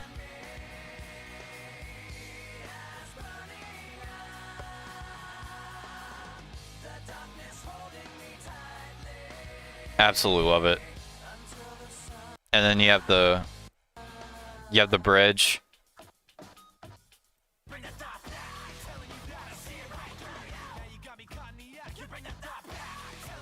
See it right through you. God, the harmonies on this song are so amazing.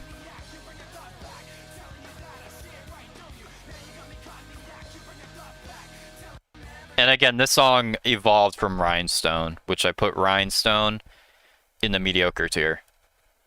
Forgotten is definitely way better than mediocre, though. Forgotten is, like, fucking amazing.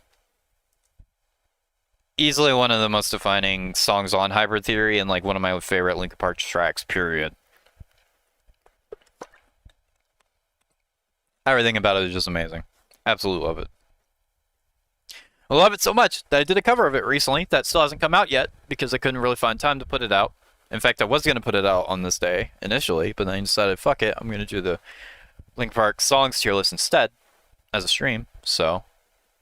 But I will be releasing it at a later date, don't you worry.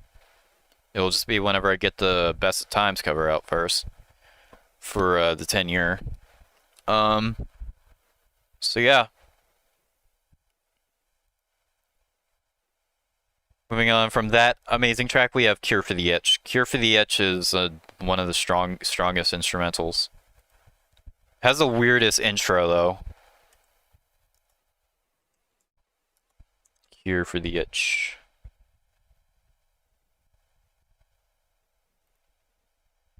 I don't want the lyrics, I want the studio version.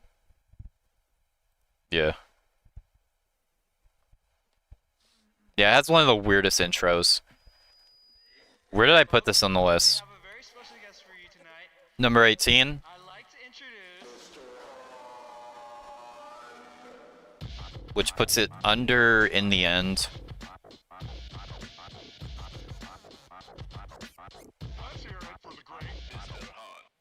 I think I'm gonna put it under Carousel, above With You. In the great tier. Again, weirdest intro, but once it really starts to get going, this shit is fucking great.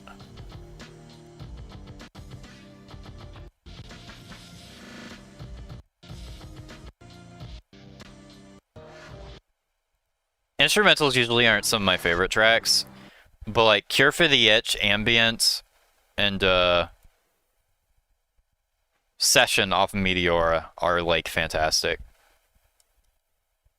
Every other album, the instrumentals don't really grab me, but with the first two and Ambient on a Hybrid Theory EP, absolutely amazing. So yeah, Cure for the Itch is definitely going for A. It's just a fucking turntable track. It's like really solid. Definitely goes right there. Alright, now, wasn't that fun? Let's try something else. Alright. And now we move on to the final track of the studio release of Hybrid Theory. There are bonus tracks, of course. But the final track of the studio release is Pushing Me Away. I'm torn because Pushing Me Away, I think, is another good song. Problem is, I like the Reanimation version better. And I'm not sure whether it's going to fall into Pushing Me Away.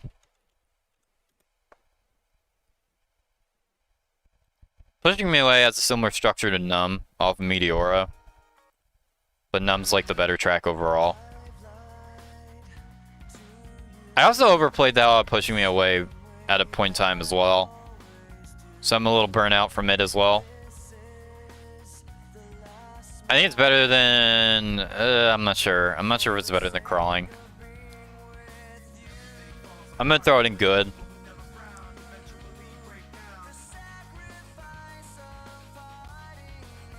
I think that's fair.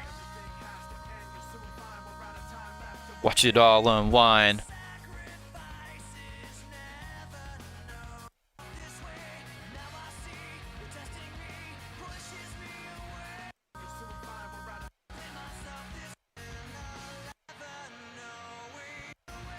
It's like Runaway, it's another basic track. Except Runaway is more aggressive, this one is just kind of standard. Which is fine, it's the album closer, so it makes sense. It makes sense to be the be less aggressive overall. So yeah, I'm gonna place Pushing Me Away in the good tier. Still a strong track, don't get me wrong. Again, I just overplayed it a bit, and I think the reanimation version is better, so I'm gonna put it in the good tier. Now I move on to the Hybrid Theory bonus tracks with My December. My December, dude. My December. Probably one of the most depressing Linkin Park tracks. One of the most distinct ones, too, from the early years. Nothing else on Hybrid Theory sounds like this. I absolutely love it. Again, it's very melancholy, but I really like how the turntables mix with everything, and the vocals are obviously great. You can hear some of the harmonics in the background too. It barely cracked the original top 25 list. It got number 25 on the overall thing. I put it number 25. But it's still ranked above my By Myself and Runaway. I'm not sure where it falls in between With You and Runaway. With You and Cure for the Itch, excuse me. I'm willing to put it...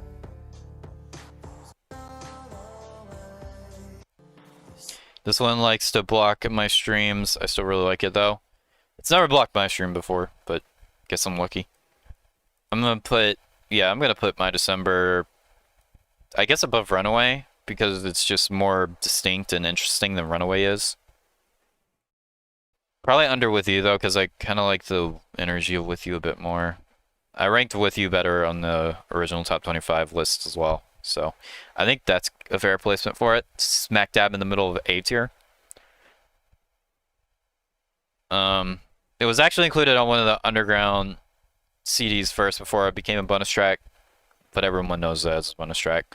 All right, now moving on to the official release of High Voltage on the as a Hybrid Theory bonus track. This is the version I know. This version everyone else knows. This is the definitive version. No, not I clicked this version by accident. I want this version. I think it's actually called the Mike Shinoda remix overall.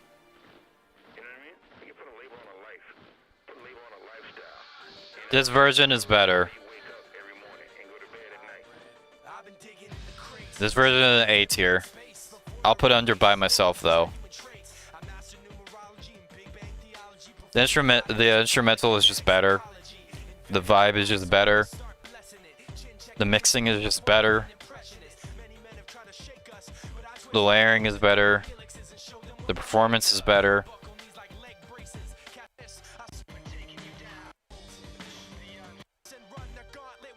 And I like this version, the chorus, better too.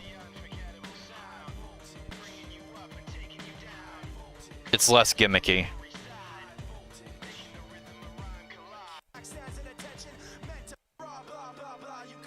And then there's Chester's part in the bridge.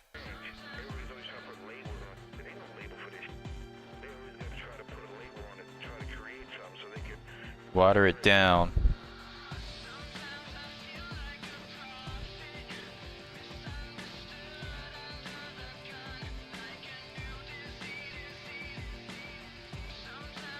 Yeah, you get the gist. I think it's way better than the EP version. Now, how high up in the A tier? I don't think it's that high. I think Step Up's better, and I probably like By Myself just a little bit more, although I can't play By Myself on stream. Again, it just has a lot more there than the EP version does. I just like the vibe of it more, so I'm gonna throw it in great tier. And that ends Hybrid Theory. Now we move on to Reanimation. I'm not gonna spend too much time on Reanimation, because Reanimation, outside of a few key tracks, I don't really have that much of an opinion on. The first track on, I guess I'll just pull up the entire album. Reanimation is a good remix album, but I think most of the tracks off Hybrid Theory are better than the Reanimation versions. Okay, so first we have the opening.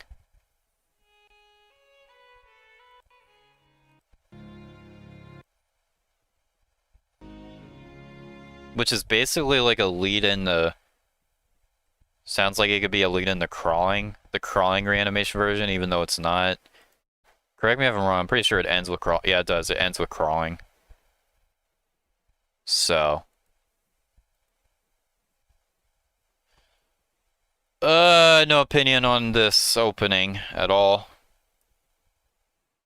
Probably go to the top of the list, though, because it's not a bad mix of a studio song or something I've never heard before. Points of Authority remix. My take for this has always been it is inferior to the Hybrid Theory version of Points of Authority. I get what it's trying to go for. It just doesn't carry the same energy, though.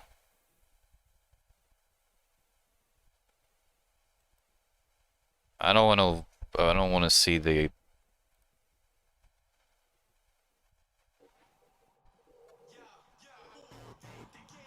Yeah, this.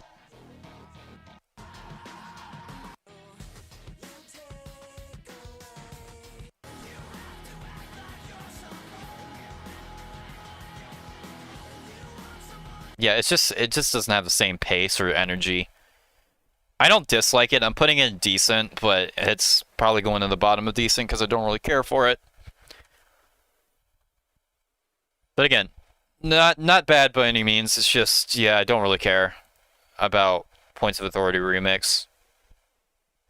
It's fine.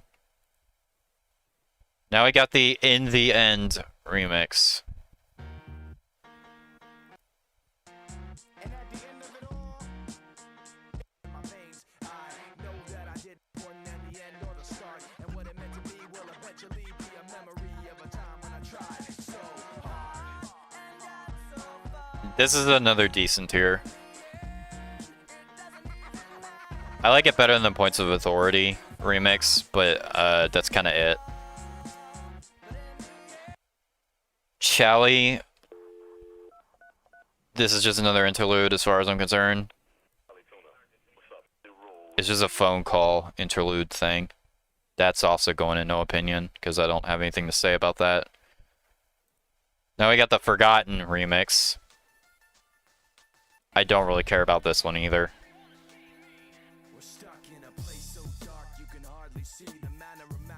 I'll give it credit, the different lyrics is cool.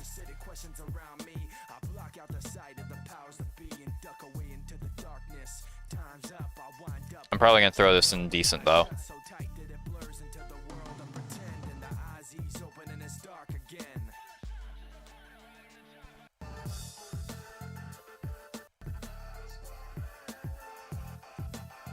Oh, I don't like this part actually. The lower vocals. Yeah. They like mix the vocals to be lower and quieter. Not a big fan of that. That's probably going to earn it a mediocre category, honestly. But at the top, because its mixing is better than zero.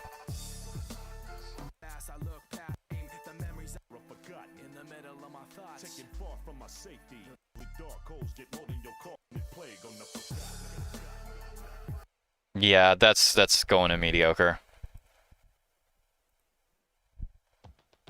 And now we move on to the remix of Pushing Me Away. This stomps all over the Hybrid Theory version, in my opinion. And I ranked it just above Numb at number 19 on the top 25 list, which puts it under Cure for the Itch. This is difficult because this is the studio version, not the live version. The live version is the fucking S tier. This version's probably going underneath or above Cure for the Itch in a great tier.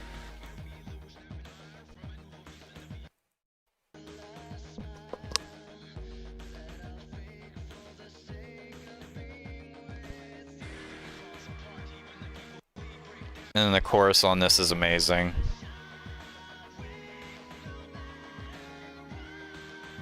It starts slow, however. But once it picks up, it's like amazing.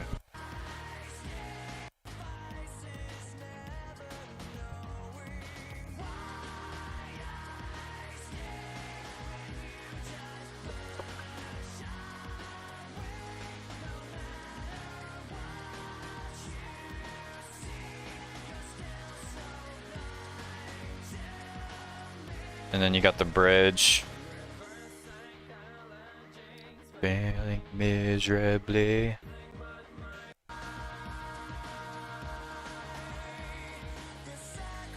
Yeah. Yeah, Pushing Me Away remix, really good. Again, if it was the live version, it'd go S tier, but I'm not ranking live stuff, so. The studio version goes in A tier. Still great. Undeniably so. Just doesn't quite make it up to the top of the list as a result, since it's not the live version. The way I have it is the way I play it on stream is I have the live version mixed with the studio version. It opens with the studio instrumental and then cuts into the live version for the remainder.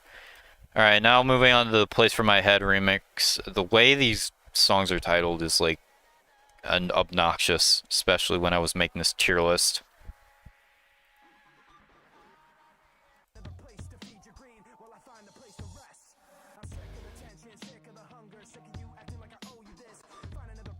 I think this is better than the Forgotten one, I think.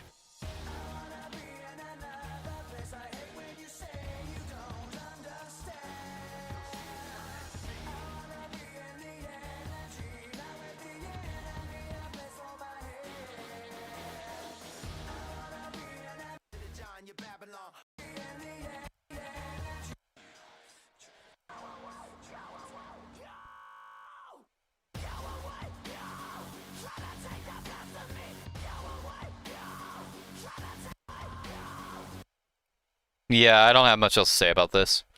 I'll put it above Points of Authority, because I like it better than Points of Authority remix. Not above the In the End one, though. So it will be in decent tier. Just underneath the Points of Authority remix, honestly. And above the Forgotten one. Alright. Executioner style. This is another interlude.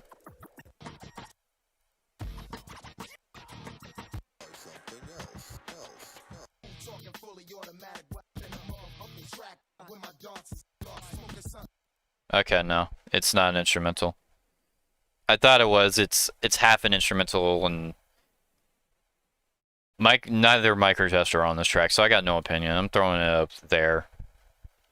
Probably above the interludes, because at least it's a track, but it's still, it just exists.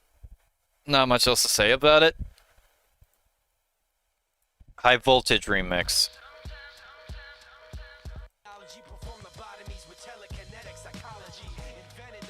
Still prefer the Hybrid Theory version, but this one's fine.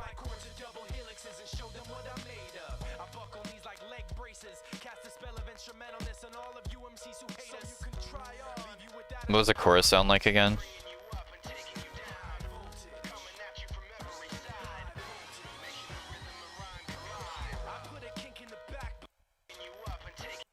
Is Chester's part still here?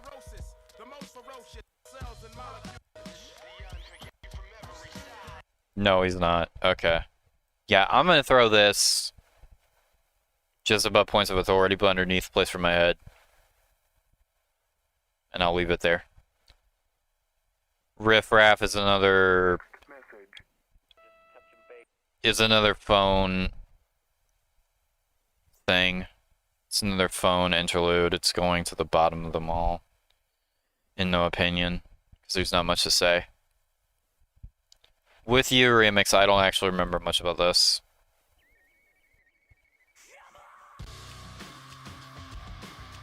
I forgot it opened up with the live lyrics. That's gotta earn a decent right. Well, I gotta hear the rest first before I can decide that.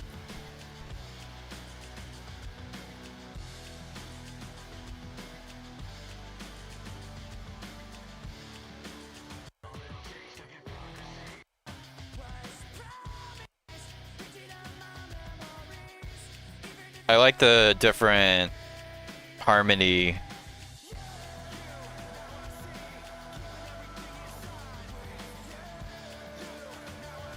Yeah, I like the different approaches to the harmonies in comparison to the studio version.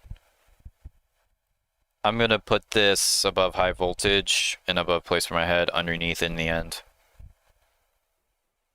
I think that's where it's gonna stay though. Intermission, again, just another interlude thing, I think. Is a piano thing. I'm probably gonna throw this around the same tier as opening.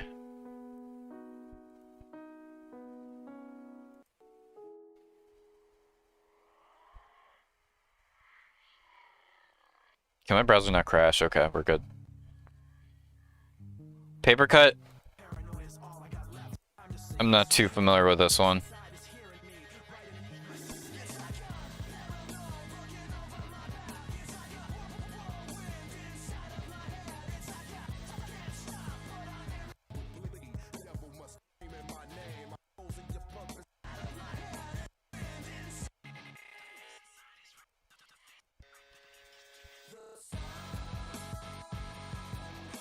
Above points of authority, probably not getting much higher. Probably put it above high voltage too.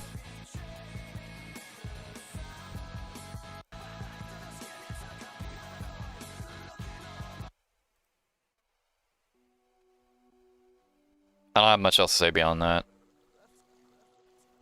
Reanimation is a good remix album, but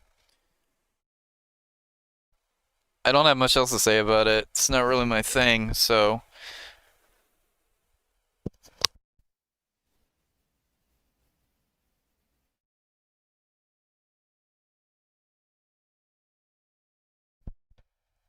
So yeah, I don't really have much insight regarding it, honestly.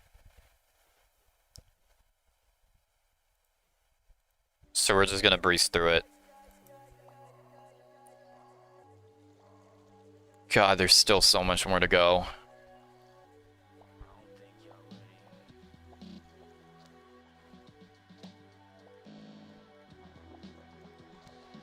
I'm not all that familiar with,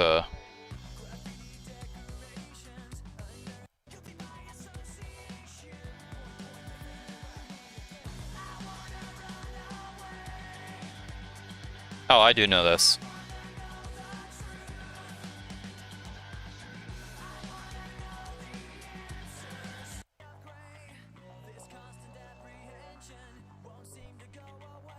Different vocals too.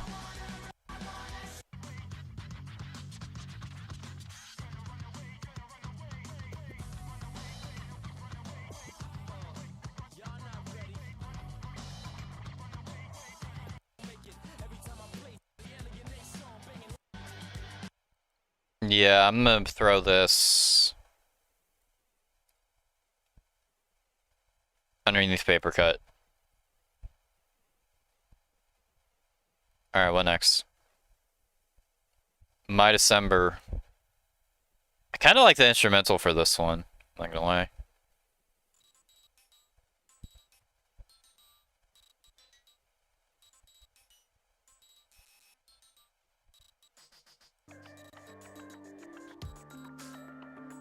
Yeah, I kinda like the instrumental for this one. Instrumental alone puts it in decent. I'm not sure if it really fits for this type of song. But the instrumental itself is, like, really nice. Again, I still prefer the original.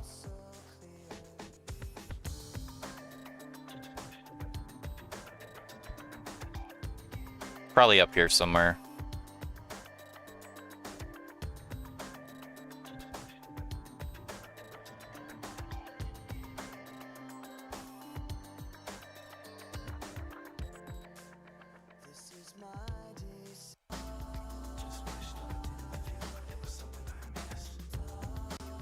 Yeah, this is good. Might actually put this to good. I like the different harmonies here.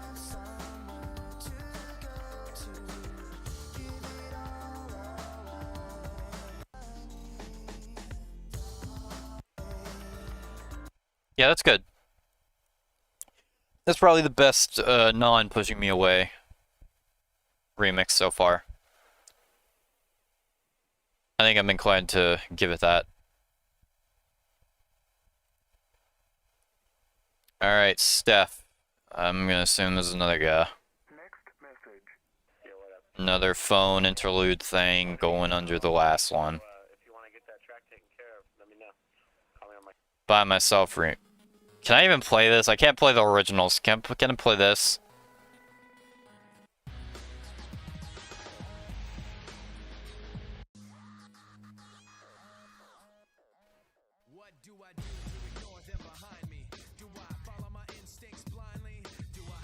I'm not too familiar with this one.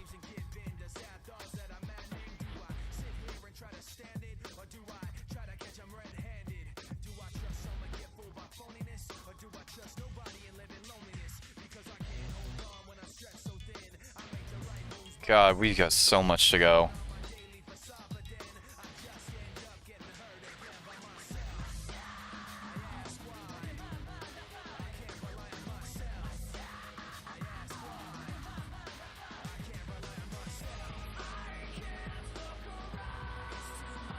I forgot about this different chorus.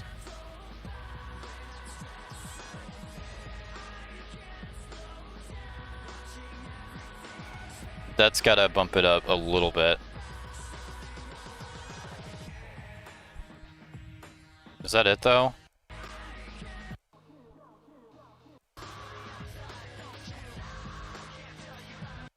Alright, yeah, I'm not gonna put it much higher, but I do like the different chorus this one has. Probably his best aspect. Alright, Cure for the Itch remix. Also not very familiar with this one.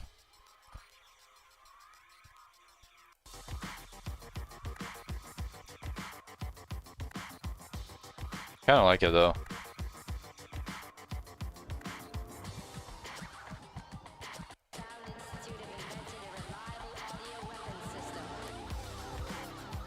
It's got the step ups samples in it.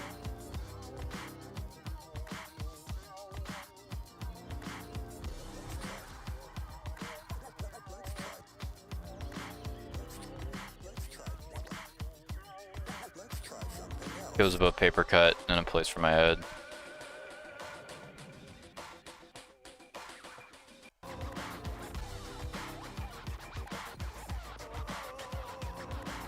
Probably above with you.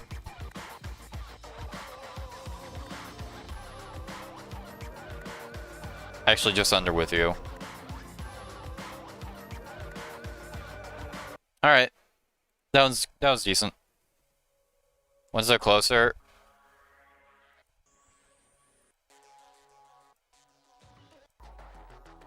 I know pieces of this.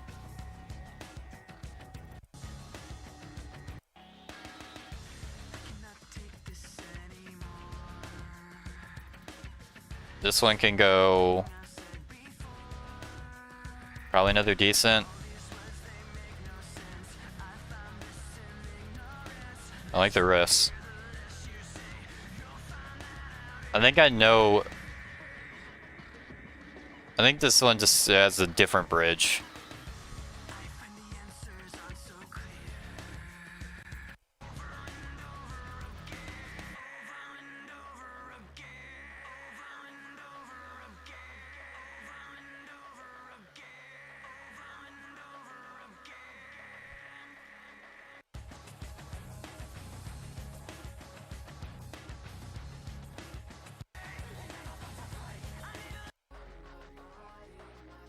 Yep. I know this part.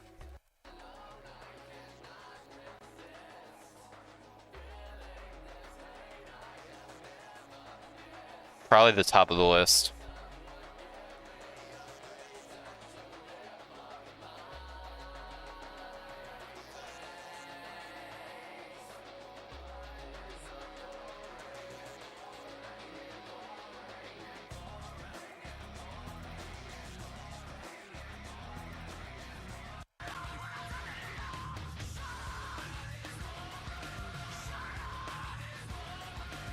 Yeah, they've done that version live several times, so Another good. Crawling was probably the second best on Reanimation.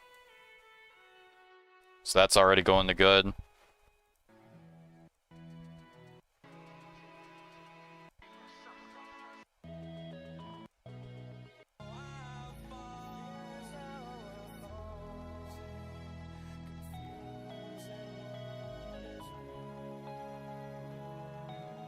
I'm not sure if I'm gonna put this above my December or not. I really like the atmospheric vibe of this one.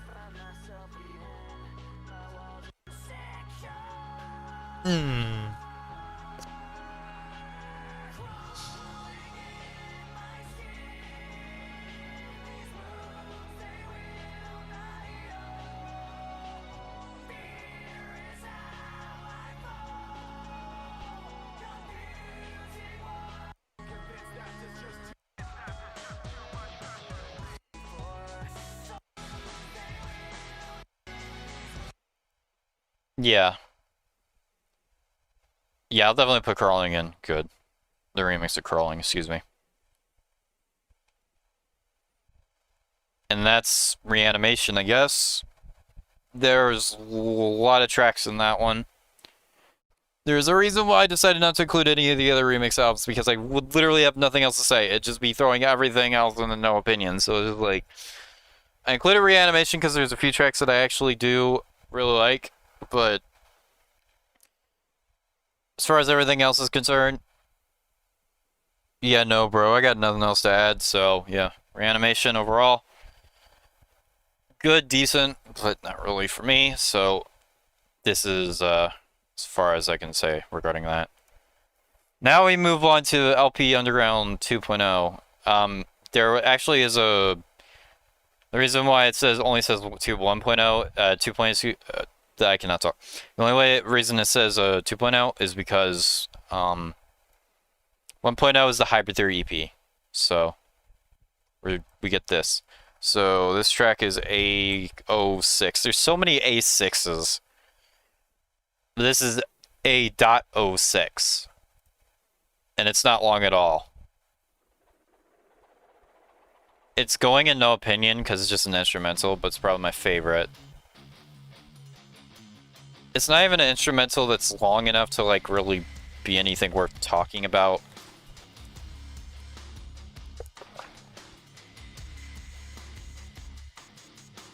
But it's good.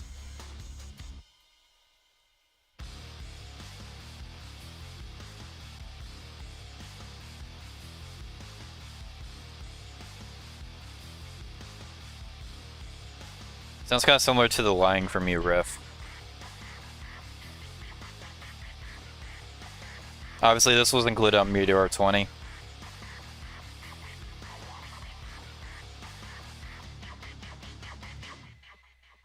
And that's it. That's all it is. So I can't really put it any other place other than no opinion. But it's going to the top because it's like, it kind of slaps. Alright. But there's not much slash on to there. There's also different versions of A6 that I can rank. Alright, Dedicated. Good old Dedicated. I played this in I don't know how many streams. Dedicated is like one of Mike's best performances, period.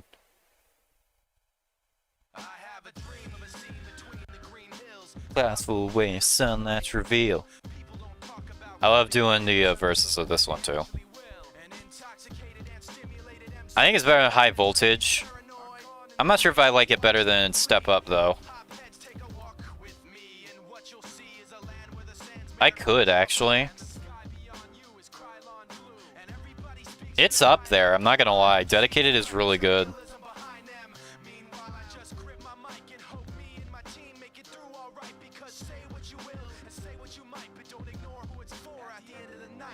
This is dedicated to the kids, dedicated to where your music lives. I don't know. I'm probably gonna put it above Step Up. Obviously, I didn't put it on the list because it's a demo. I don't even think it was on the original list either.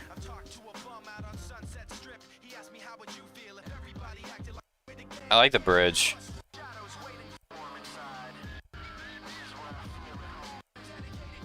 Yeah. Dedicated is just a really solid mic track demo that never got officially released until Hybrid Theory 20. So it's very solid. I'm not sure how high I want to put it though. Maybe just under My December. Do I like it better than Runaway? I'll put just under Runaway. It can go right there. Definitely one of Mike's best performances, in my opinion. Especially for like a Mike solo track. It's like up there. And that brings us to the second studio album, Meteora, which forward is just glass breaking, so I'm going to do you all a favor and throw that under a 0.06. It's literally just an interlude. Actually, I could go with all the other interludes too. It's a good lead into Don't Stay, but as a track itself, it's not particularly amazing. Again, it's literally just glass breaking. And I've actually used it in several videos before. I even used it in the original Top 25 video. I'm not sure if I used it in the sequel, but I did use it in the original. But again, I don't have anything to say about it because it's just glass breaking. So we'll move on from that to the actual first track of Meteora, Don't Stay.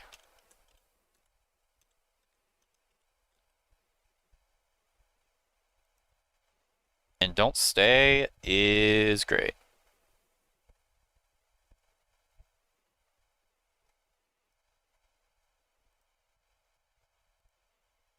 Where did I put on the original list? I put in honorable mentions. Here we go.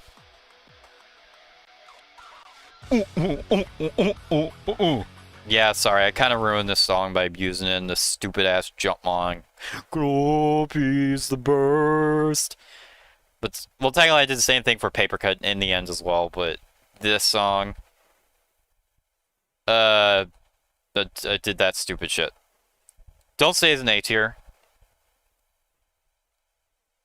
It's very aggressive. It's basically, it's just Chester centric for the most part. Not for the most part, it is Chester centric. The way I describe Meteora, it's more straightforward Linkin Park than Hybrid Theory was, although it's a little more experimental too, with the softer tracks like Breaking the Habit and then stuff like Nobody's Listening. Don't Stay is more of the standard stuff, but it's really carried by the riffs and the heaviness and the aggression. So I'm inclined to put it somewhere up here. Above By Myself. Maybe just under Step Up. Good opening to Meteora, I'd say. Don't Stay is. Moving on, Somewhere I Belong. Somewhere I Belong is another overplayed track. I don't even think it made it onto the list. Yeah. It was on the original Top 25. But not beyond that. And I really do not want to play the fucking music video. I did a criminal version of this too. Although it doesn't stick out nearly as much in my mind as the fucking the crawling one does. Somewhere I Belong is going...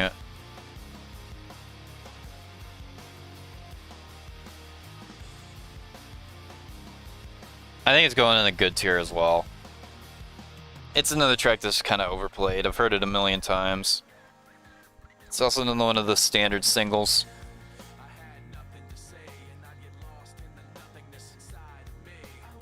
I'll put it above Crawling because it's not as nearly as memed.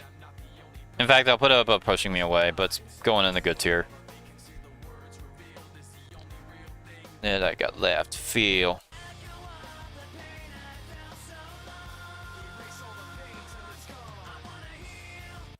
Again, it's good. It's a good standard Linkin Park song. Got a good bridge. But, yeah, there's not too much to latch on to. So I'm gonna... And again, it's overplayed, so I'm gonna go ahead and put it in good. Which good is not bad by any means, obviously. Lying From You is probably my least favorite track off of Meteora, but still good. To me, this sounds like the most basic track on the entire album.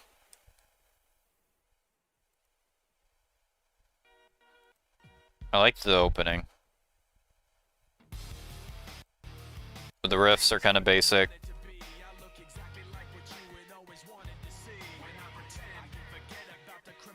I might actually put it at the bottom of good. Above the reanimation stuff.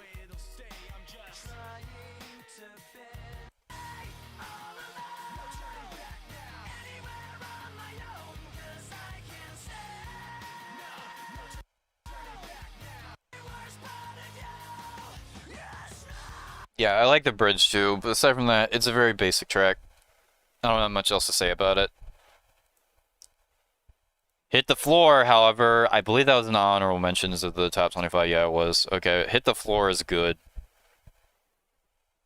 Where is it? Here it is. Okay, Hit the Floor. It's beyond good. It's great. I like it better than Don't Stay. Probably throw it just under or just over Runaway. Hit the Floor has so much aggression. The lyrics are spot on too. The riffs are heavy as fuck. The vibe is great. It's very short though.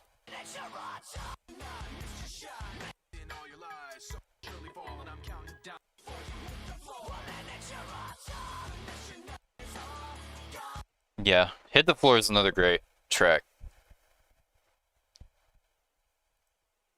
I don't have that much else to say about it though, because it's kind of short. But at the very least, it doesn't overstay its welcome as a result of that. Easier to Run. Easier to Run is a track that I have so much history with, dude.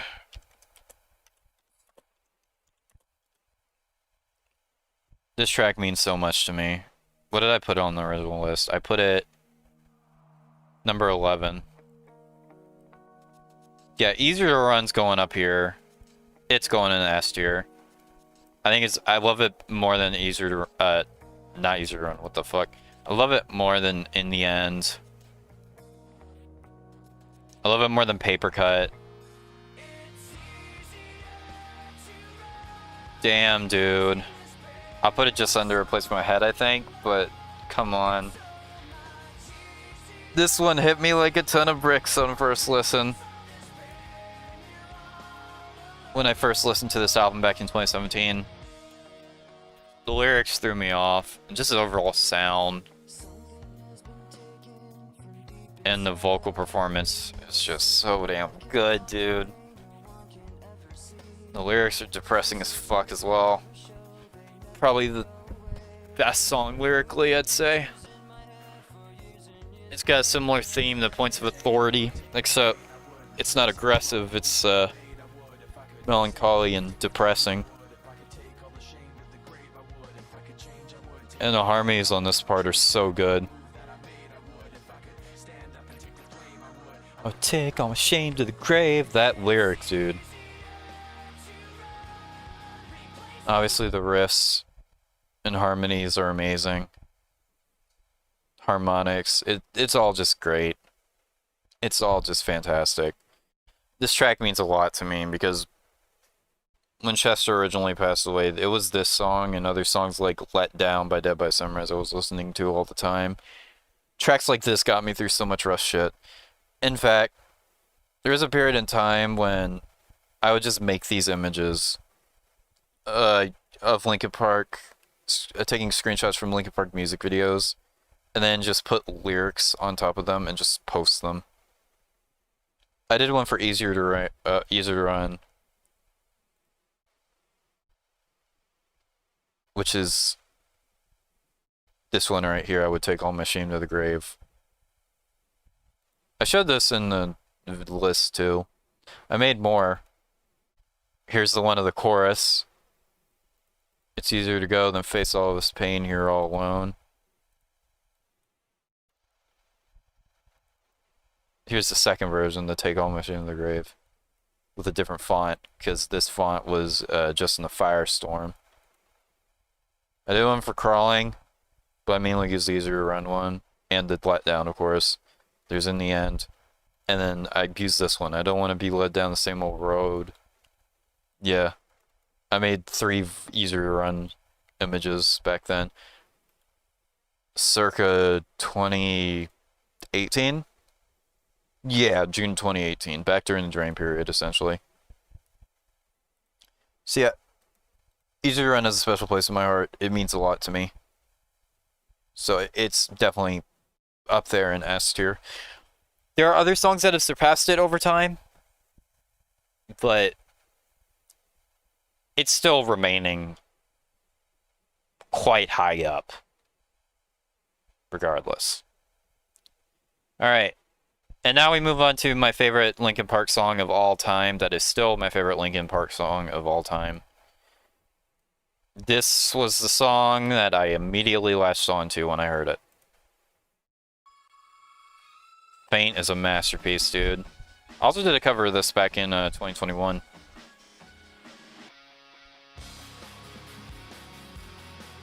It's got all the hallmarks you'd want.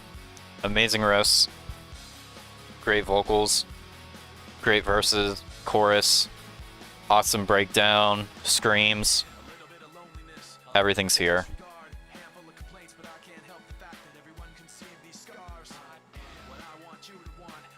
Top tier stuff this is. This is one of those tracks similar to His World. And, yeah,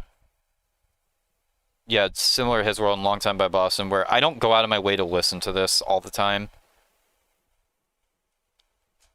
But it holds the most memories.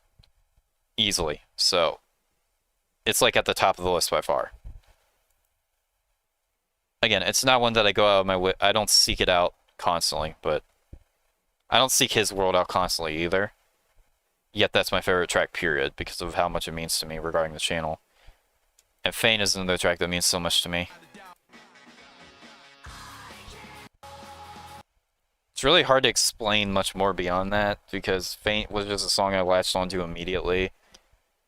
And it has always been my favorite Linkin Park song. Definitely my favorite Linkin Park single.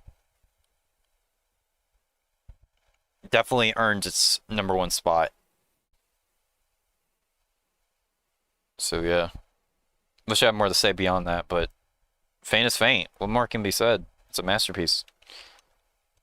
That, and I don't want to make this stream way too long, you know?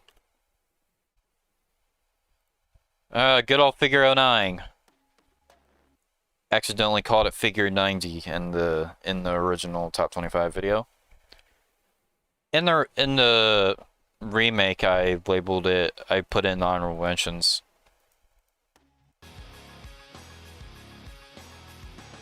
I'm starting to actually like the demo version more than this one. I'm still putting it great, however. It's kind of basic. It's more of a straight ahead song.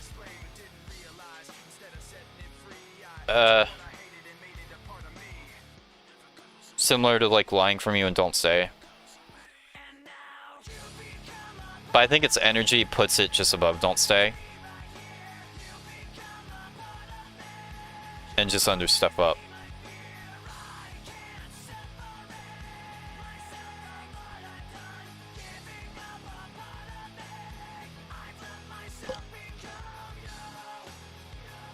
Yeah. So I'm definitely putting it there. Another fucking fantastic track. And now we get to Breaking the Habit. High Voltage is where the EP version is in Decent. At the top of Decent tier.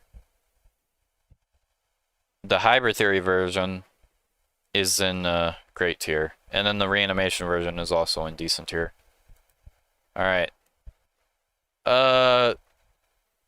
Breaking the Habit. Breaking the Habit. Another track that means a lot. Also, another nostalgic track as well. Another one that I heard a million times when I was younger.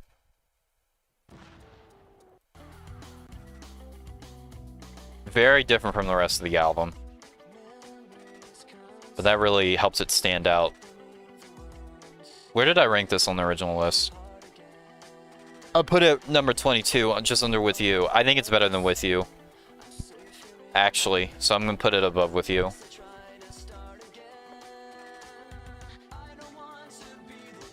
I'm not sure if it's gonna go much higher than that though. Probably above Cure for the Edge.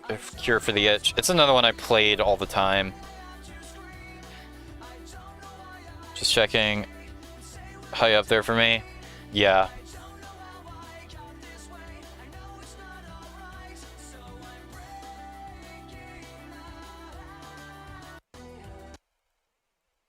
Really good vocal performances, good lyrics, interesting sound, very different compared to the rest of the album, I'd say.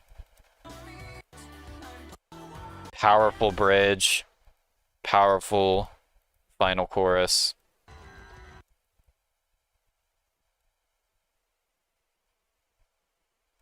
I'm just not sure where I'm gonna put it. I'm really not sure if it goes up to S or not. Because I originally ranked it below With You. I don't think it's With You's better. Now.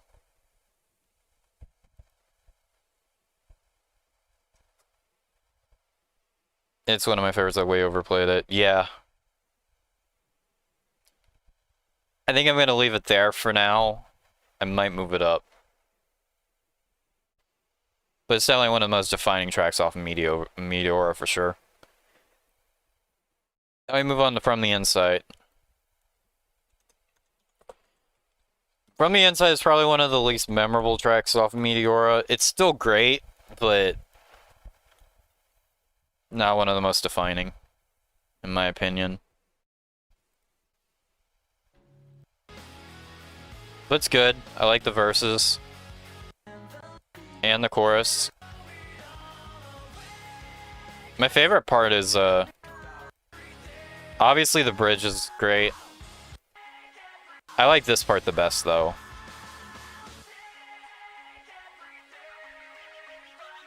Where the vocals have like a phaser effect on them, and then they just come back in full force. So I'm gonna throw From the Inside in great. I might put it at the bottom of great, though. I don't think it goes much higher than that. Surprised they made it a single, because there are other tracks I think probably could have been singles over it. Not that it's a bad single, or a bad song. It's not. Alright, Nobody's Listening. Probably the most distinct song on Meteora, because of its use of Japanese flutes.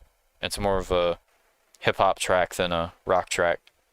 Oh, there are rock elements, such as the chorus with Chester.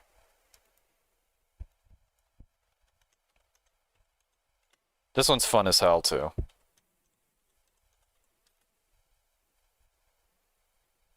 Another gem.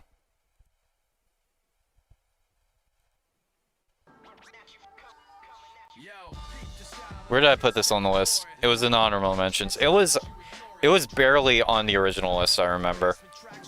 It was like number 25. Yeah, that's another great tier.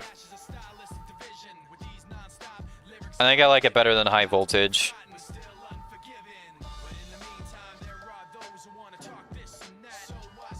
I could probably throw it just right up there with Dedicated Step Up. Actually, I'll put it underneath Don't Stay, I think.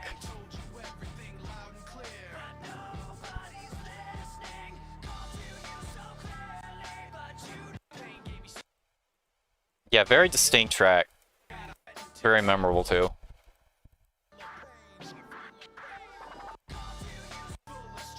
Not a whole lot, but still. Halfway One is another one I like. Yeah, halfway right is on One More Light, which is all the way down here. Alright. Yeah, I don't have much else to say about Nobody's Listening.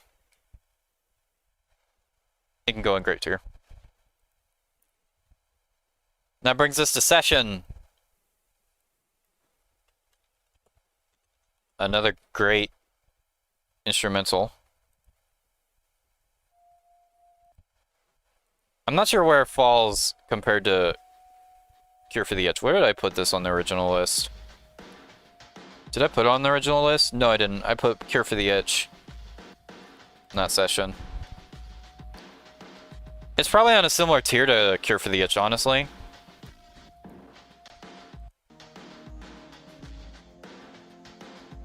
I'm not sure which one I like better. I like Cure for the Itch kind of has the weird intro. Session doesn't, so probably Session above it, but might just leave it there.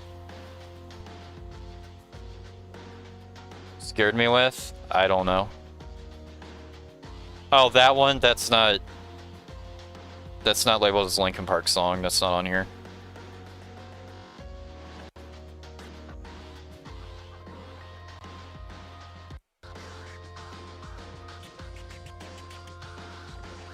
Yeah, Session doesn't have the weird intro that Cure for the Itch does, so I think it's better as a result.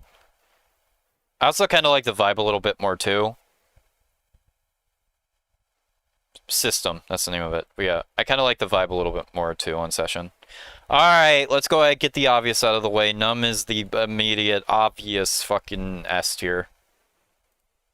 In the original list, I put it just under the Pushing Me Away remix. But above With You. Which, technically that would put it up here, but this is the studio version of the remix, not the live version. Numb's definitively S tier. I like In the End more, though.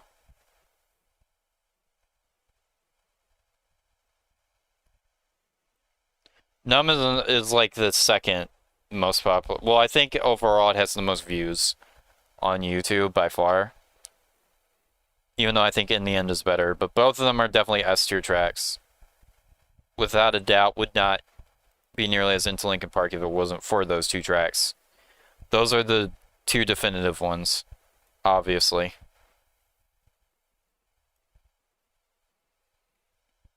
So yeah.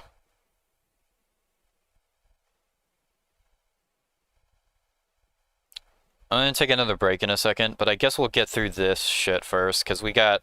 Not Meteora's done. Meteora used to be my favorite Linkin Park album. Now I think Hybrid Theory is my overall favorite Linkin Park album, but Meteora is still like up there. But as you can see, Hybrid Theory has more tracks in the top 10 and S tier than Meteora does. But Meteora has less lower tracks than Hybrid Theory does, so it kind of evens itself out. But overall, I still think Hybrid Theory is I like Hybrid Theory more than Meteora. They're both amazing, though. Easily the most definitive Linkin Park albums, for sure. And now I gotta do Underground. What Underground album is this? Underground, LP Underground 3 only has live stuff, so I didn't include that. I love them both. Probably Numb more. In the End has more nostalgic attachment. Both of them kind of have a similar level, honestly, but In the End is more a little... I don't know, they're neck and neck. They're basically neck and neck. As Linkin Park songs, I like a few more songs better than them, but as iconic songs, they're basically neck and neck. And I don't think I'd be into the Linkin Park without either one of them. So, they both have to be in the S tier. Yeah, now it's time to get the LP Underground 4. Oh god, don't crash, don't crash, don't crash, don't crash, don't crash, don't crash, don't crash. Okay.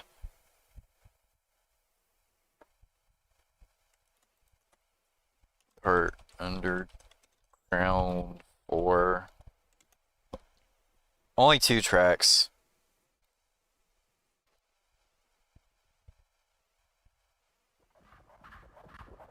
What even is this?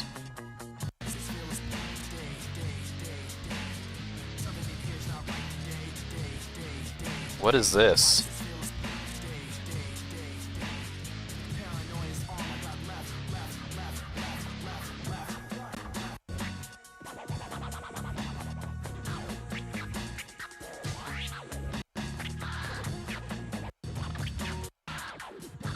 This is weird. This is like an alternative take on Paper Cut. That's interesting. I'll give it that. I'll probably throw it above the Executioner style, but underneath 8.06. I never heard that before. Standing in the middle. Well, if I have heard it, I don't remember it, at the very least. I've heard this. I'm...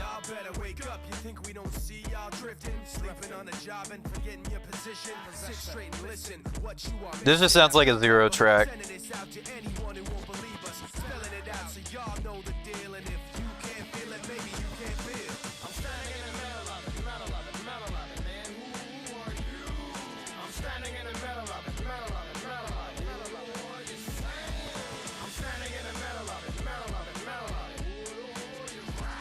Yeah, this is literally just another, sounds like another zero track. I'm throwing in no opinion because that's all it is. I don't have any thoughts because I'm not that familiar. It's not really for me, so it's okay. For me, Numb, in the end, Crawling, Paper Cut, and Breaking the Habit drew me in. Yeah. Well, if I never listened to In the End when Puddle made his video, I probably wouldn't have ever gotten into them. At least when as soon as I did.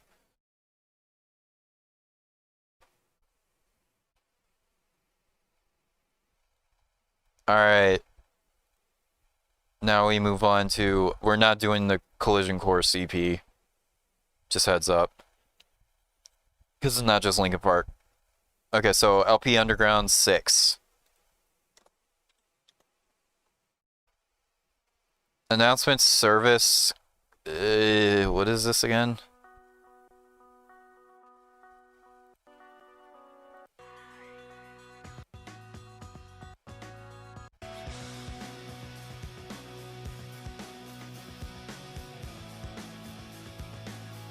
It's another instrumental.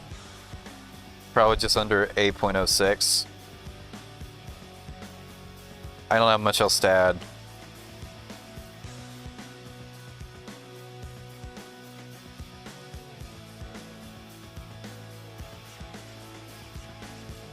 Goes to them.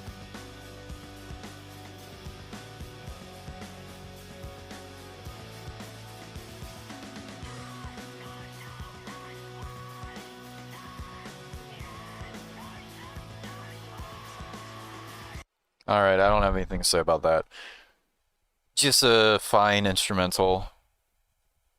I don't know why it's called announcement service public. That's kind of weird, but yeah, listening to a song or listening to stuff on the radio or in a playlist, liking a few tracks isn't really the same as like actually going out of your way to listen to something on your own and then getting into it that way. Like obviously I heard Linkin Park stuff, I just didn't know who they were. Really. Like I heard a lot of Godsmack stuff too. Just didn't know what was what. Didn't really have a solid opinion either. Alright. Found the original performance you like so much. I will have to show it to you. Alright. So. In the end every day. Well, I'm not gonna remember what I listened to when I was like super young. All I know is once I got into the first Boston album, that was like all I like chose to listen to, and that was it.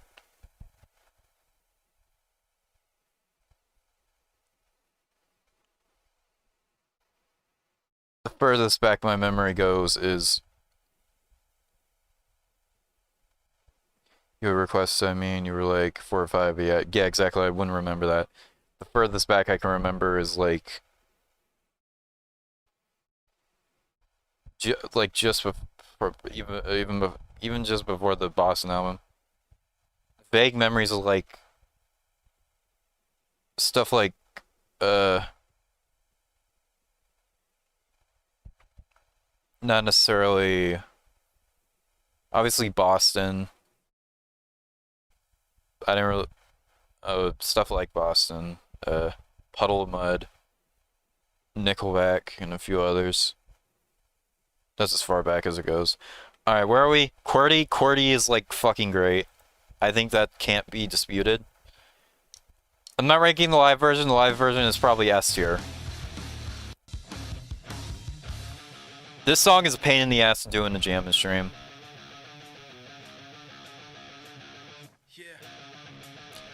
God, is it great though. I love how they literally just wrote this in between tour. They just threw this together. But damn, is it great.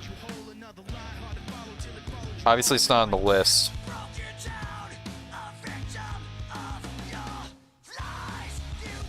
That shit's gotta go like above By Myself. Nobody's listening.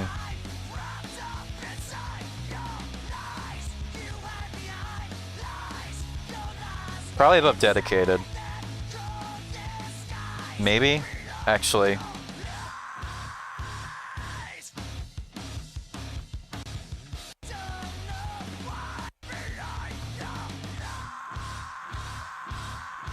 And then the bridge.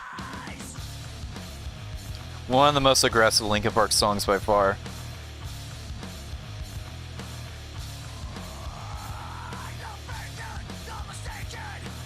This should have been on an album, bro. If they ever do like a Minutes to Midnight box set, they gotta include this track on it. It's too good not to. There are some songs you can understand why they never saw a release, but QWERTY is too good.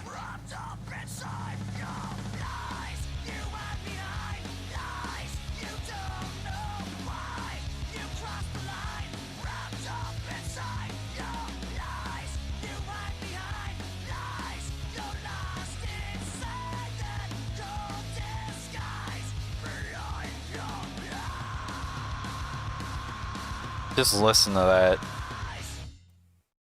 Excellent verses, excellent chorus. The aggression is just on point. God, I'm not sure where to put this. Because it's nothing I seek, usually. So I'm not sure. The live version's S tier, undisputedly, but... Again, I don't really go out of my way to listen to this one. So I'm not sure where to put it.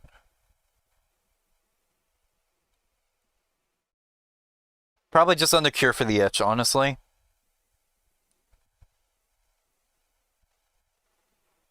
It's just that good. Yeah.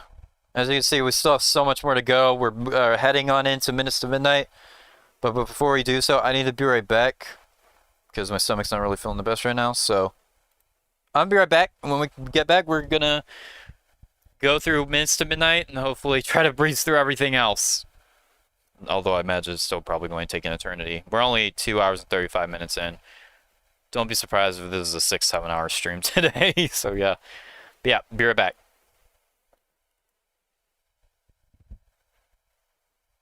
God, my thing's laggy.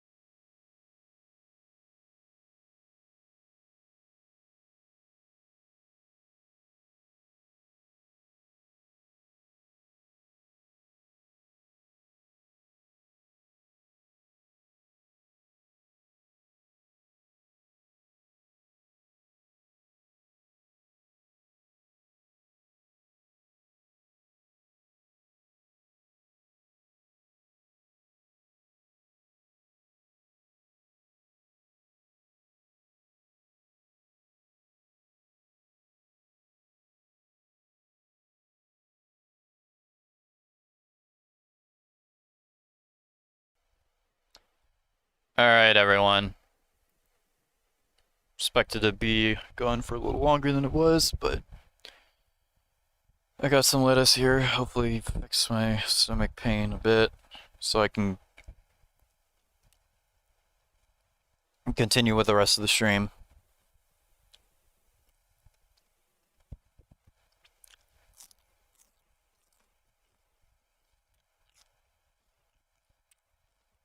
I'd also like to mention I'm kind of exhausted too. I didn't get that much sleep. I thought I was working on a cheerless template.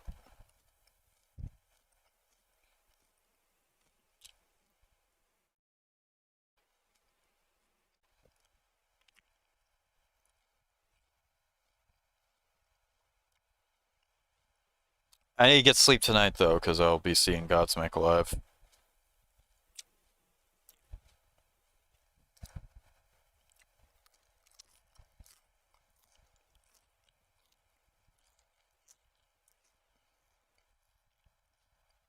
So yeah.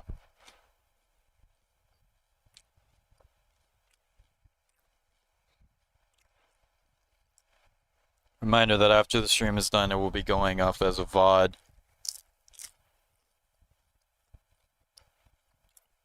It'll be in all the playlists as well.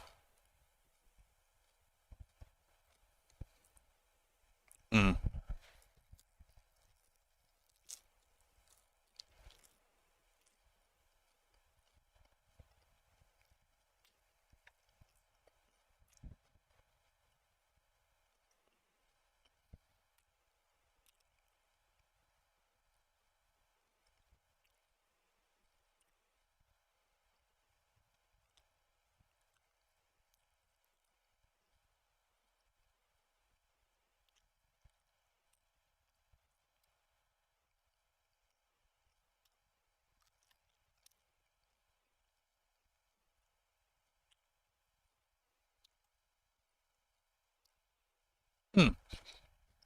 Also a reminder that I will be time stamping as well.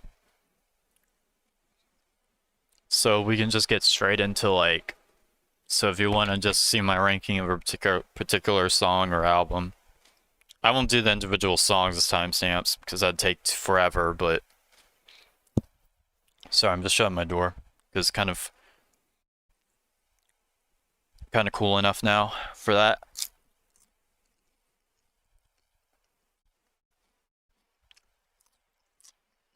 But yeah. Yeah, I'll timestamp the individual albums or EPs, so if anyone wants to find something, me ranking something in particular, that'd make that easier. So you don't have to sit through Filo, as Jumpman says.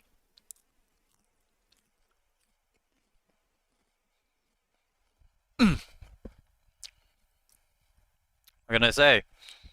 Ranking Linkin Park for like 7 hours is all I ask, so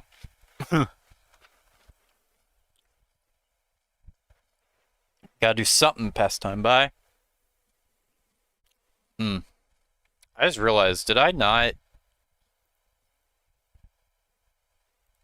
turn off low light? Actually I did. Low light. Well, not fully.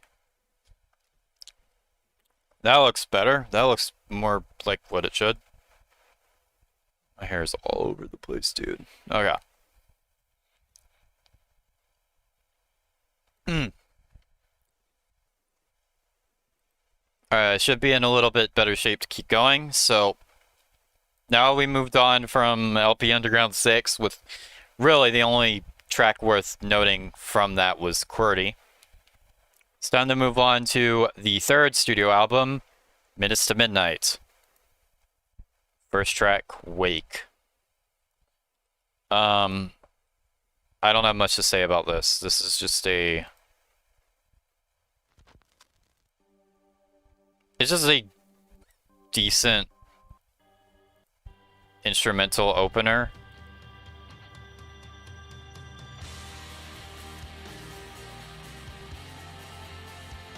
I don't know where I'd even put this.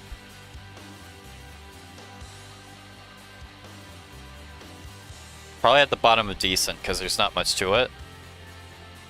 Actually, no, probably at the same tier as Technique.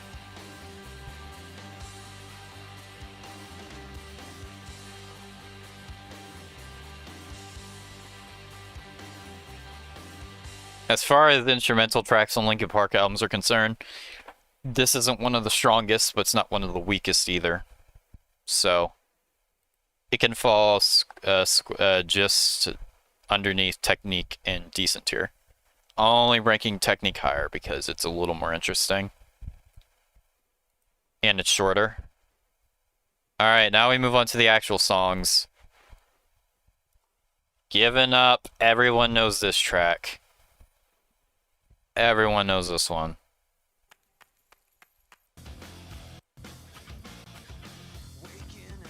It's hard for me to view this as a song.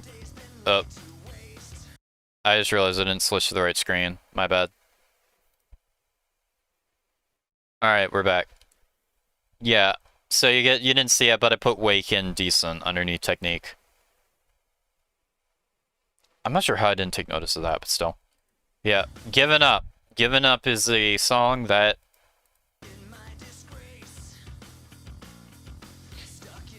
it's hard to really rank because as a song, it's just one of the craziest ones. Specifically for this bridge. This bridge alone is like S tier stuff. But that's for my personal opinion on this song. I don't know. I don't really seek it out, if I'm being honest. I'm inclined to put it on the same tier as QWERTY. Again, it's not really a song I seek out, so...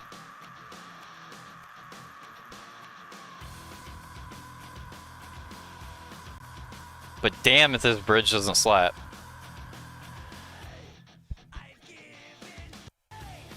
I have never once been able to do that well. I just can't do it. I mean, there have been jamming streams where I've attempted it and thought I landed, but in actuality, oh wait, no, I didn't. I didn't land it at all. So, yeah. Aside from that, yeah, Given Up's hard to rank because it's a very influential song. Obviously, it's the 17-second Scream song. So, it's impactful. The problem I just have is it's not really anything I seek out. It's crazy, but it's not really something I don't go out of my way to like listen to it super often. So I'm gonna have to put it with QWERTY in that respect, where it's aggressive, it's super intense, but it's nothing I seek out, so I think that's fair. Oh, leave out all the rest. Oh, leave out all the rest.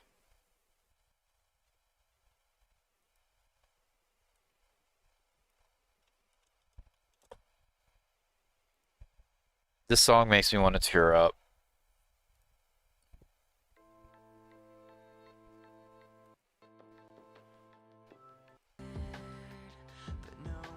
Oh my god.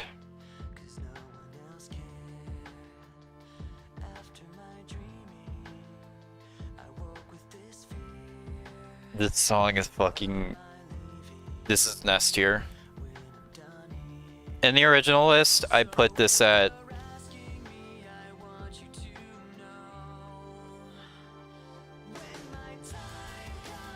In the original list, it was only in the honorable mentions.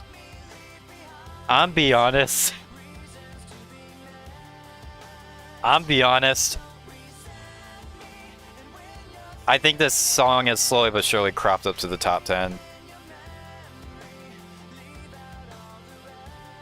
It just impacts me so much more than I did before. And if I ever do a top 25 finale Linkin Park thing, I will go into the reasons why. This song along with Shadow of the Day, Valentine's Day, Powerless, and Watching As I Fall from Mike Shinoda were in constant rotation.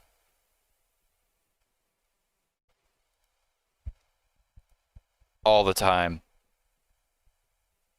I was just feeling so down, so low,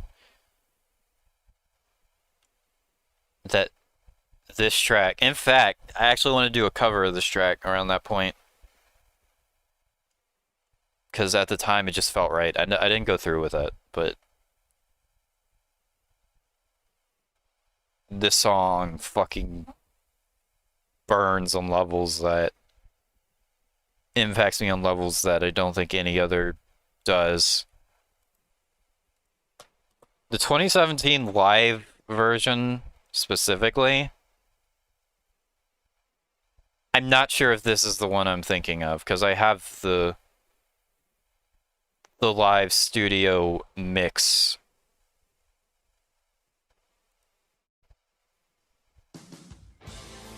It's not that. It opens with the piano. Yeah, this.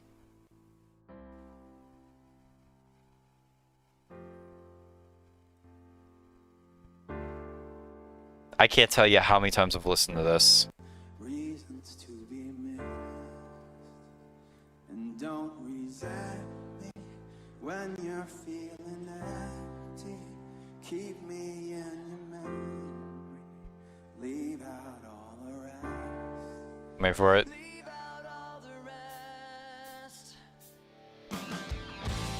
Yeah, this is the version. The studio version mixed with the 2017 live version. I cannot tell you the amount of times I have just listened to this on repeat.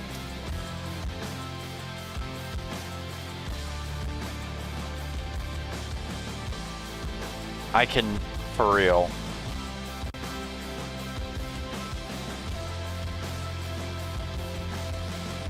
Talk about a song that just hits you on a different level, bro.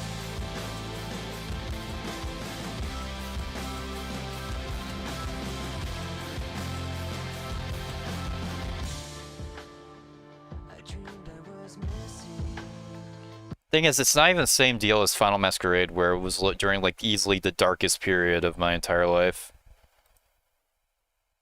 It wasn't that.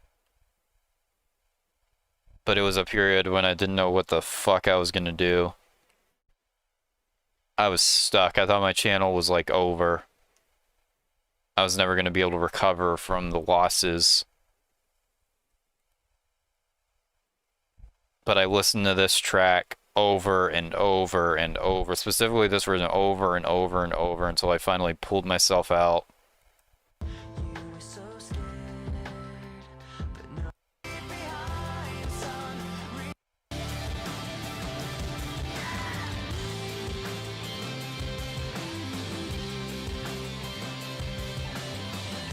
And I will go into the full story in the future, whenever I do the final top 25. But that's your explanation for now.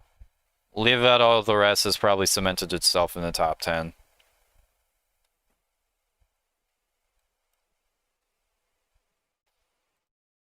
Damn, bro. Moving on from that, we have Bleed It Out. Bleed It Out is a track that... one of the earliest tracks I got burnout on, and to be honest with you. Still great, but... I heard this a million times on stream.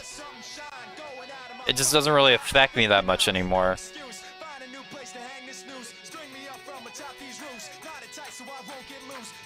I'll probably put it above From the Inside, but not much higher. Again, it's great. I just overplayed it. Too a lot for some reason. Sundays on repeat, yeah.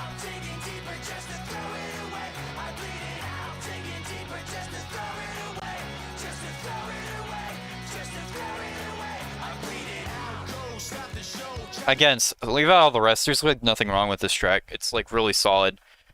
Nice energy. Nice aggression. towards the end. Mike's performance is on point. Instrumental's great. Again, I just overplayed it, so I can't really put it that much higher than what I have it at currently, which is above From the Inside but below High Voltage. And I think that's fair enough. Oh god. Fucking Shadow of the Day. What did I just finish talking about with Leave Out All the Rest, bro?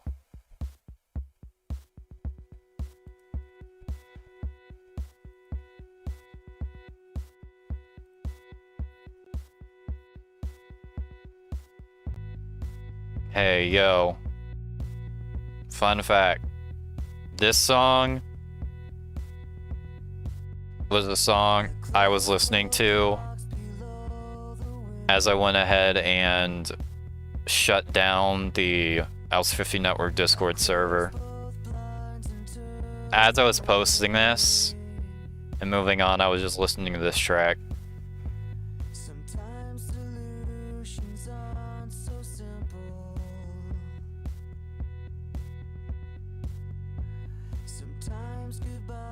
On the original top 25, I gave Shadow of the Day number 23.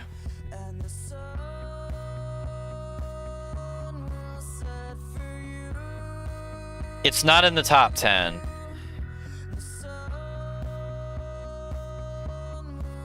But man, it's gotta go up here somewhere.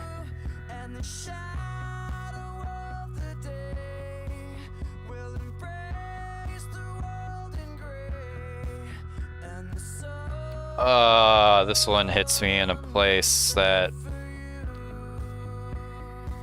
Fuck.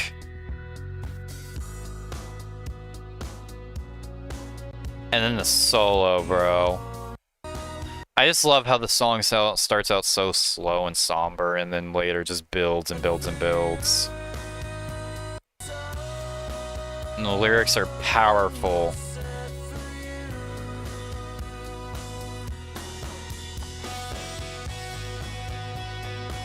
I cannot tell you the amount of times I've listened to this on repeat.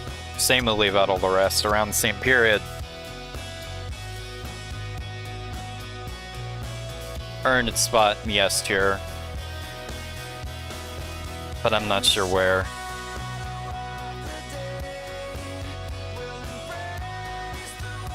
Probably above Place for My Head. Actually, it's tough. Fuck it. Yes, it will.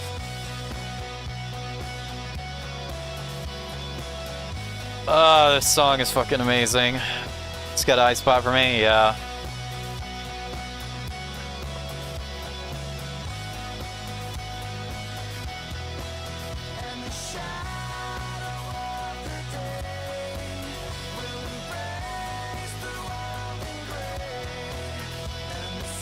Again, whenever I do the updated top 25, I got a lot to say about the story behind this, but I'll save it for then.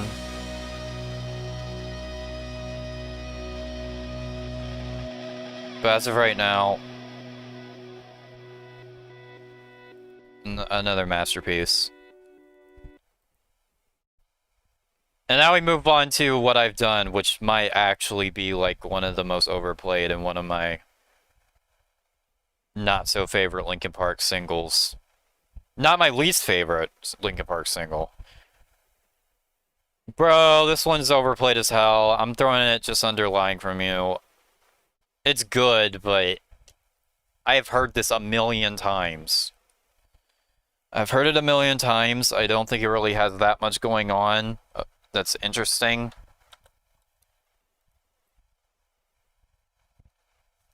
It's like third on the list, just behind Numb in terms of popularity. It's got like 600 million. I didn't even know it had that many.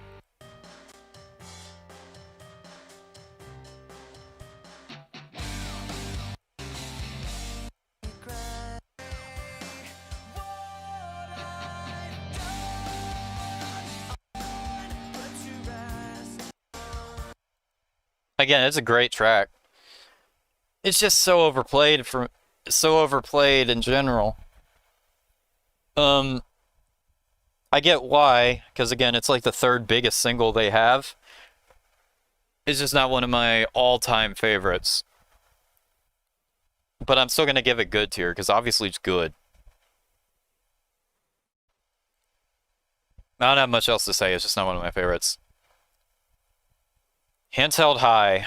Not really my favorite. Not for me, but Hands Held High is lyrically it's good. It's interesting, I'll give it that.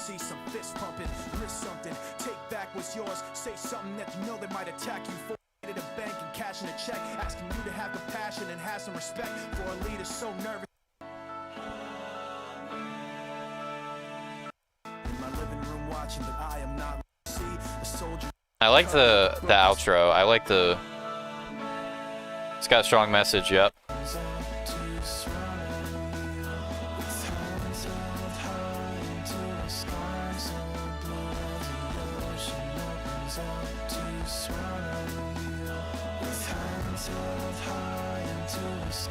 It's got good vocal layering, it's got good mixing, obviously a good message. Its sound is good, it's good and interesting. I'm gonna give this... It's not one of my personal favorites. That's my only problem.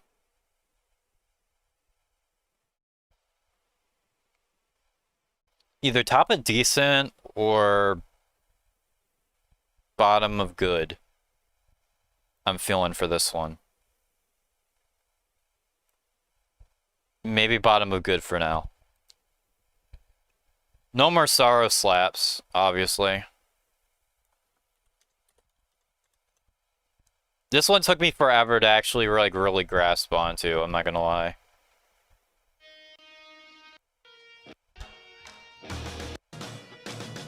Like I always thought it was good, but just never hit me. But no, dude, this one is like great tier.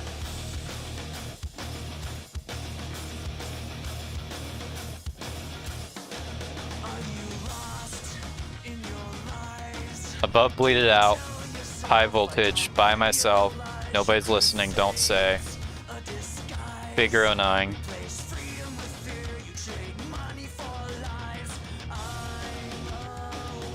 I might leave it there though.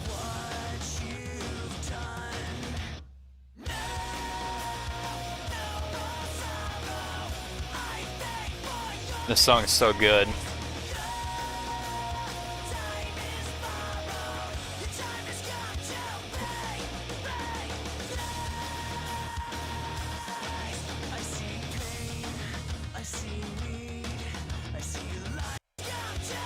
And then the bridge.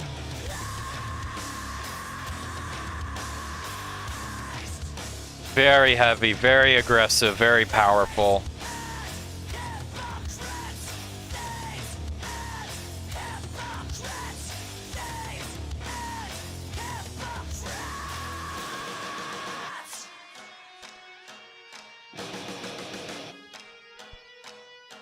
Yeah, No More Sorrow.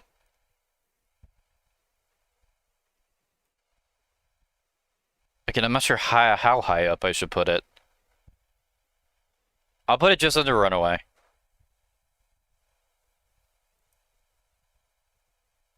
Oh god. Oh no. This song just depresses me.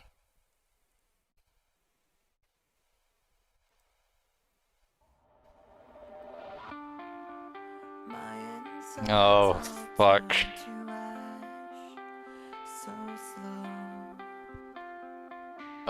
Fuck. That's another S tier. Not top 10, I don't think, but yeah, definitely S tier.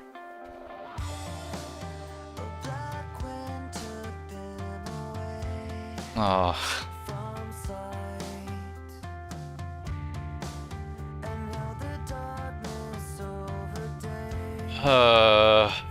Fuck.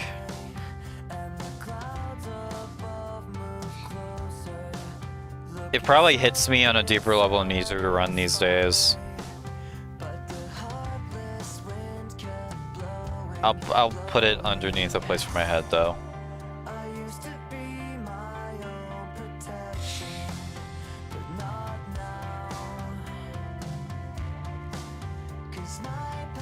These hit hard, yeah.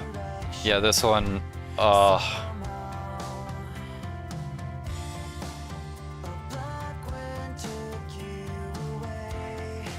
listening to a song just transports me to a time when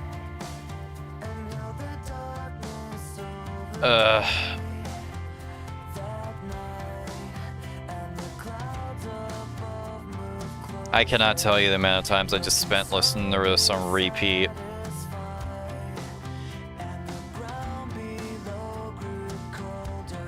Oh god.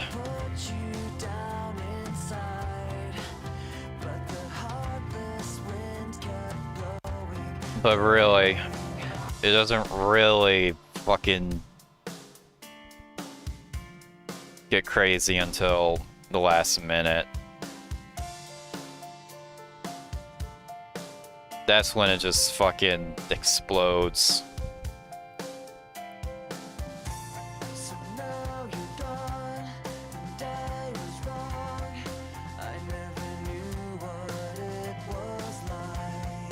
Be alone. Fuck, dude.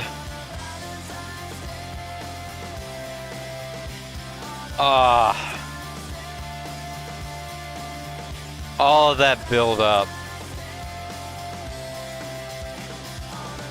The amount of times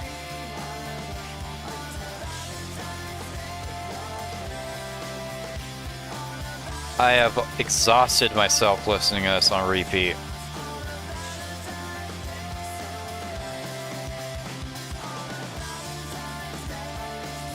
Some of these other songs I can listen to with more of a open mind, like Leave Out All the Rest and Shout of the Day.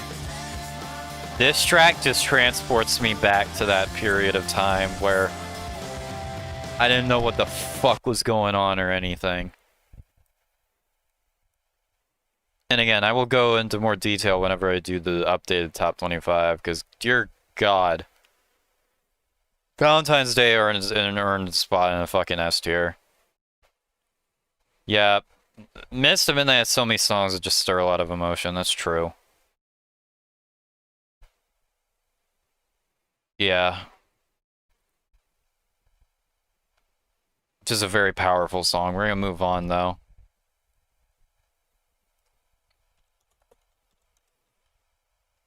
In Between is probably my least favorite track on Mist of Midnight.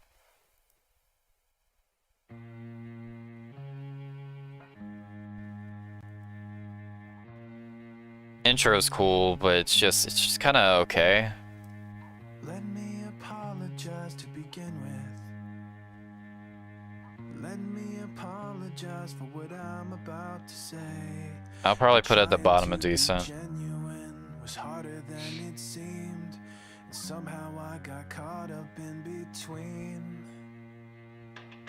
Let me apologize to begin with. And how the truth gets in the way between. The harmonies are good. The vocals are good. The instrumental is okay.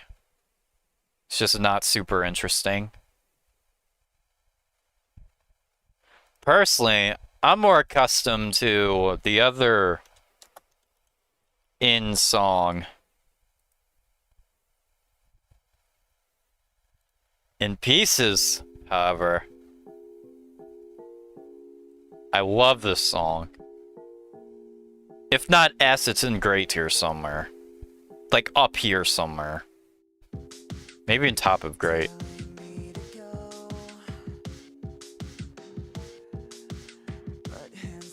You like Braden the Abbott? Is that one song that somehow manages to play wherever I go, whenever I go somewhere? I don't know. That's me with Numb.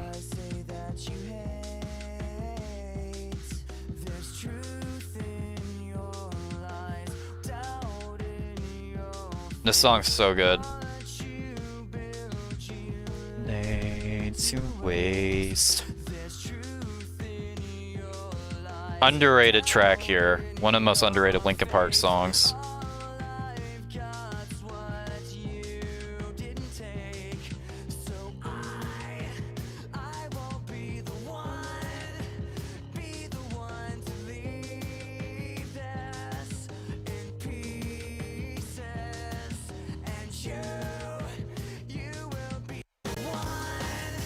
Absolutely love when it gets to this part. Sound of this is just so good. The vocals are good. It's unique. The solo's awesome. And the chorus is great.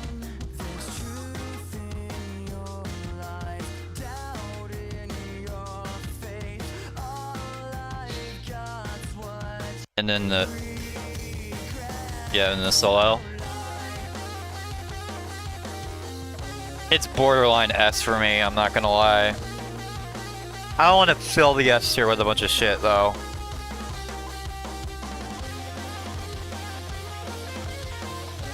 But damn it, man.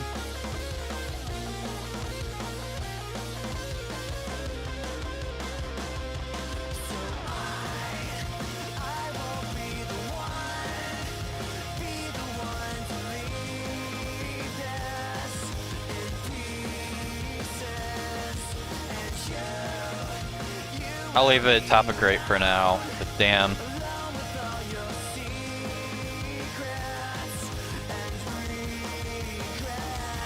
Don't die. Alright, the little things give you away. Very long song.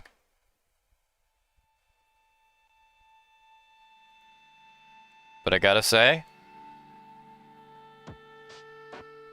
I'm not sure where I want to put this. Top 10.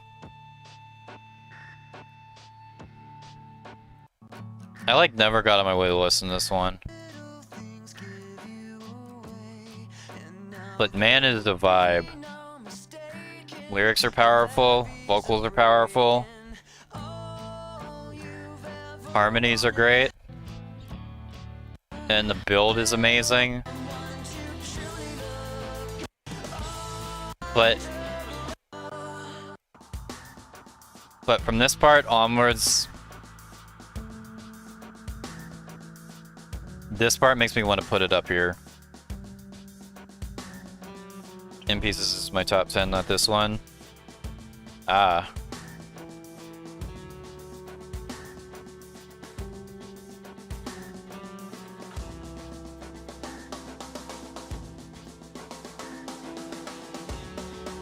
Wait for it. This solo is so good.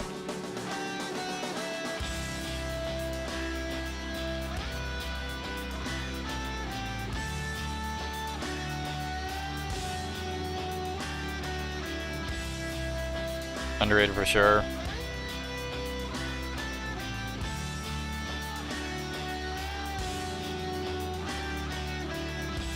Again, I don't know where to place this one because I don't seek it out. But the solo is fucking amazing.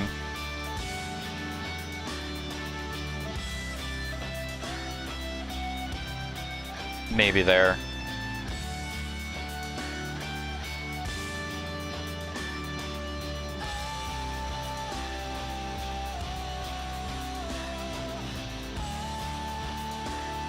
This is like fucking amazing. I also like when the other vocals start coming in from the others, they like pan. I like that.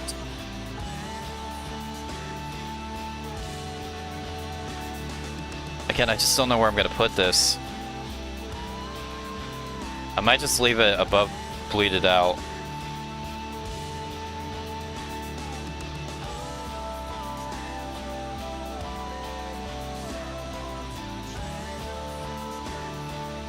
As an album closer, might be one of the best.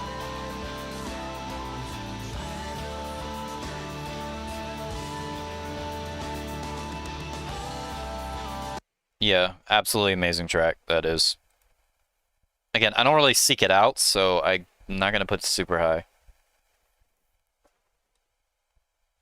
But I could definitely probably listen to it more over like Bleed It Out from the Inside. I never added it to my playlist, and I don't, probably because it was a little long. I don't know any other reasons though. Alright, No Roads Left and Across the Line, the two bonus tracks for Minutes to Midnight.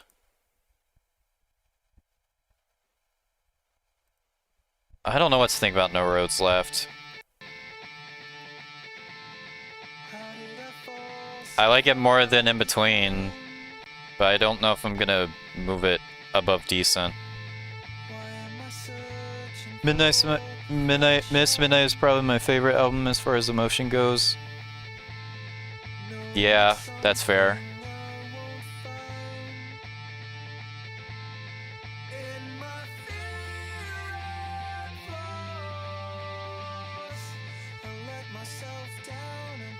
The songs...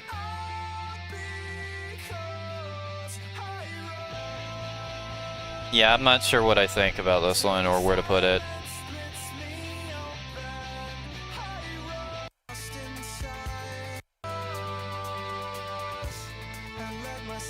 I could probably put it above Hands Held High, now that I'm thinking about it.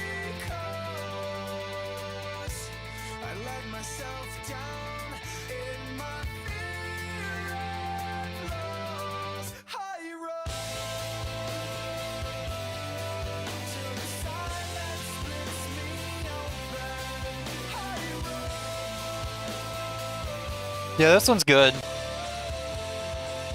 For a Mike-centric track, definitely really strong. Especially for back then. Very unique. Again, it's not really something I go out of my way. I don't really seek it, but I'll definitely give it a good tier spot. I definitely think it's better than Hands Held High as a song overall. Alright, now Across the Line isn't listed on here for some reason. I don't know why. It's not listed on this, Oh no, never mind. It's an Underground 9 demos. But it was a bonus track for Minutes to Midnight, so... I'm gonna look at...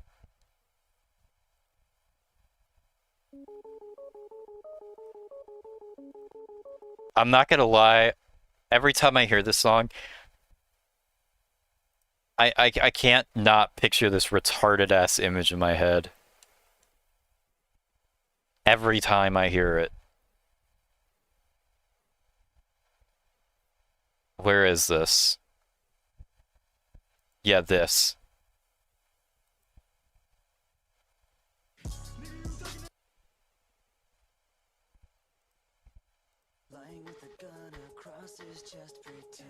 Yeah, this.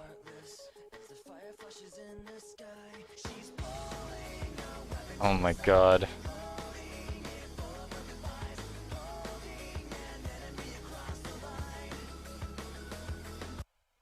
I can't not think of that every time I hear this song now. Oh my god. As for the actual song itself, I saw that Rip Outs 50 Network. I can't get it out of my head. Yeah. Cross the Line, one of the best bonus tracks that's going to A tier.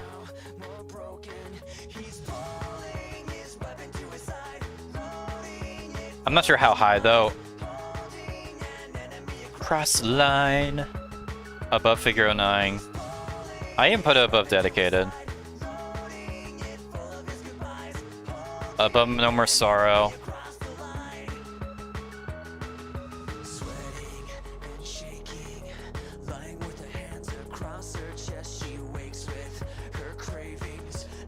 Probably even above With You.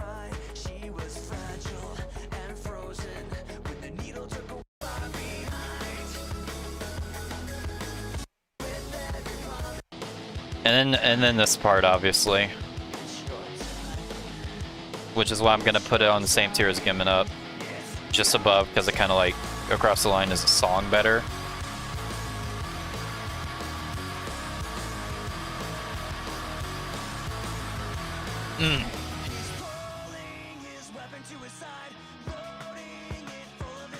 This song should have been on the album, honestly. Have you done every single LP song at least once in the jamming streams? No, not absolutely every song. But I've done a fuck ton of them. At the very least. Yeah. Across the Line. One of my favorite bonus tracks, honestly. The aggression is nice. It's another song that builds into, and then the fucking scream is just insane. But again, I can't get this retarded ass image out of my head every time I hear it.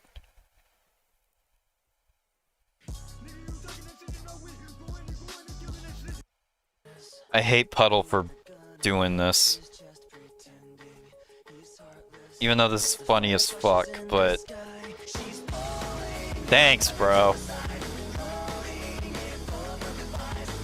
Now I get this fucking crazy person in my head every time I hear this song.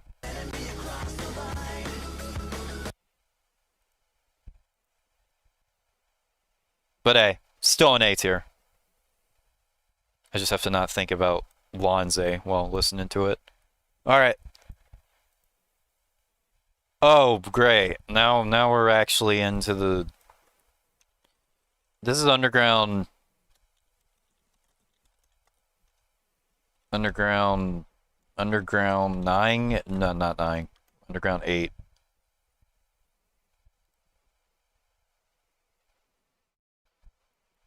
I don't think there's anything to say about this.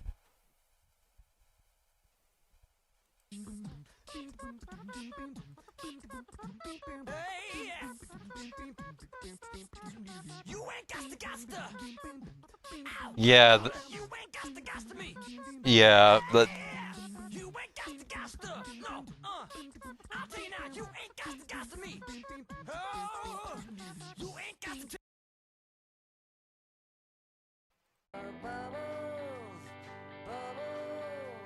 Yeah.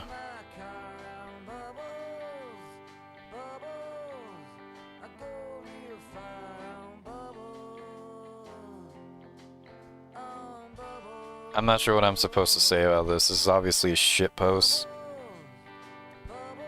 Shitpost album.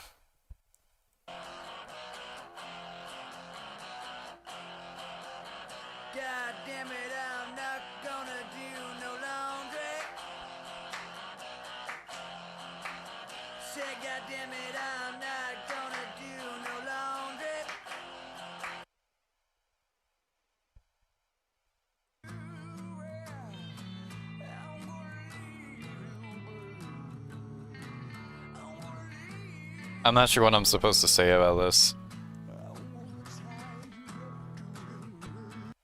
Again, obviously it's a joke thing. Ain't no fully fish. I don't truly fish. Goes like this. Jelly, jelly, jellyfish. When you squeeze.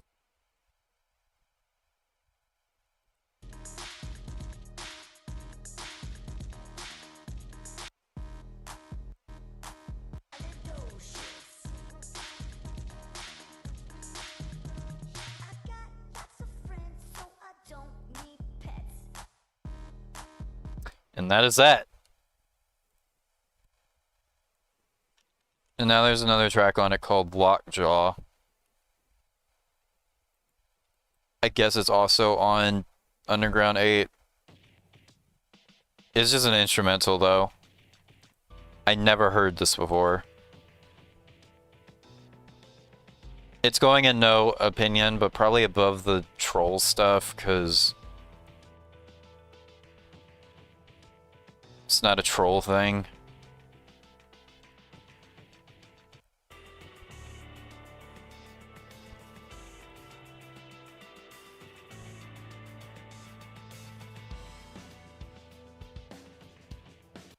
I mean, yeah, this is decent.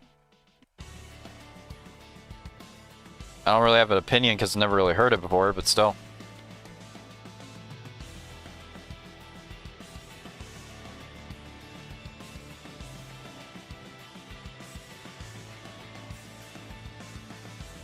But yeah. Well, that didn't last long. There wasn't much to say about that one. Thankfully, the next Underground, LP Underground album, there is tracks I actually want to talk about. But yeah, I'm not going to talk about a bunch of joke stuff. Because what even is there to say? Alright.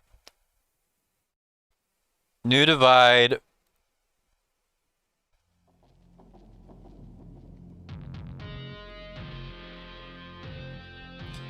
Of all the Linkin Park singles, this is another one that's not really one of my favorites. In fact, I think it's also overplayed to hell as well. I probably like it less than what I've done. I'm still putting it good, but underneath what I've done.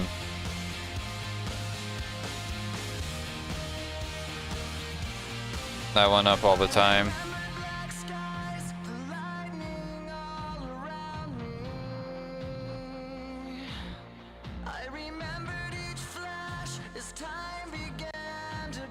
Again, it's a good song. Just overplayed.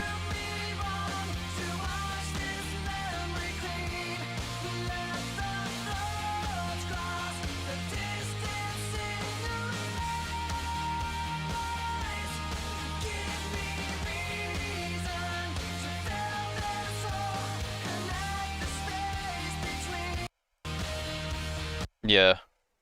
I don't have much else to say. What I've done is just one of those songs that I have heard a million times. I like it, but I don't think it's one of the strongest singles. I also think it's one of the most overplayed singles. It's not even on any album, it's just a soundtrack song, really. And it's, I don't know, it's just fine.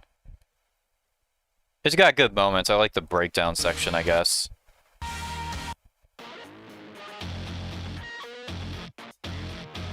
Yeah, this part's cool, but everything else, it's kind of just basic.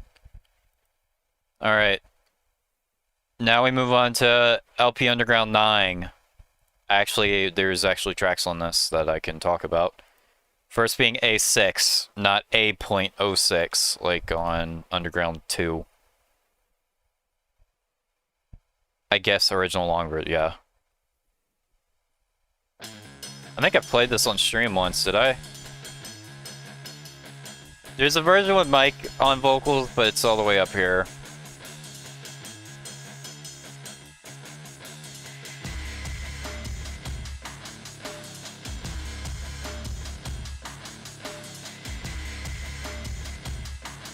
The riffs on some of these are like really good.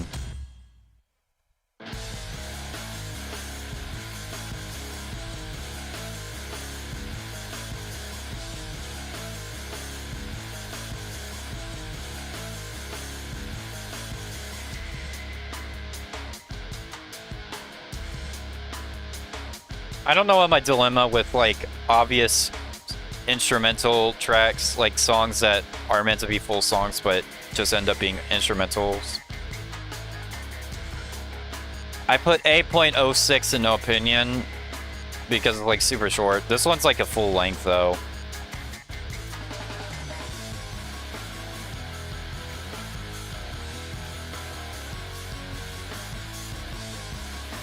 Gotta say, as far as instrumentals go, I might actually put this to top of decent.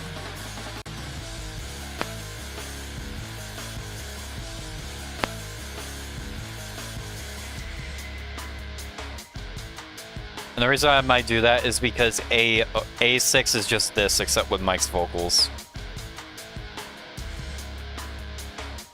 I think that's a good breakdown too.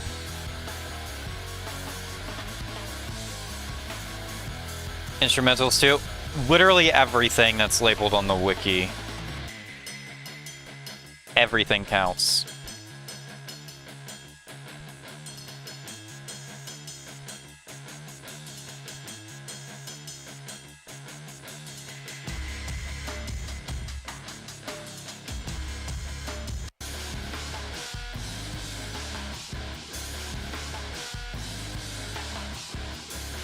These riffs are fucking sick, dude.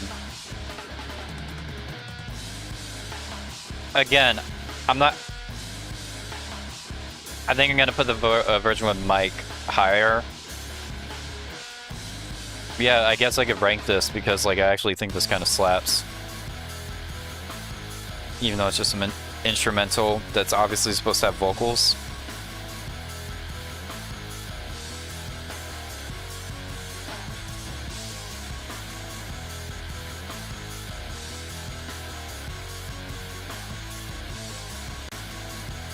Yeah, A-6 can go in decent tier. Faint demo to 2002. Faint demo. Yeah. This one has no vocals. I can't give an opinion on this because it doesn't have vocals. And I already ranked the studio version, so I don't really have a reason to rank this. Unless this is the version with mic vocals too.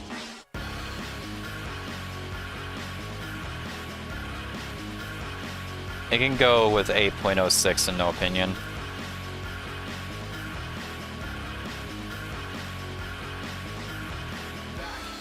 Oh, never mind. Mike does vocals. I can rank this.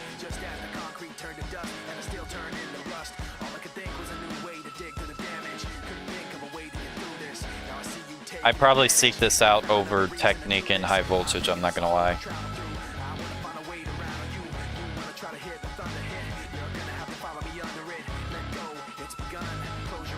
Nah, I'm not done. No chorus, unfortunately.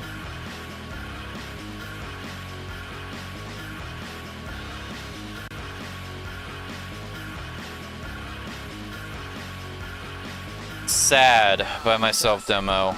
Just as the darkness turns to light, just as the next light turns to day, and the world gets underway, all I can't see is the anticipation waiting to take. By myself. Can I play this or am I gonna get fucked by this too?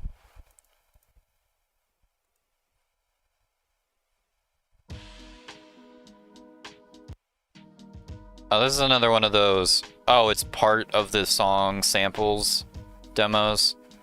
Yeah, that's also going in no opinion. I can't say anything about that.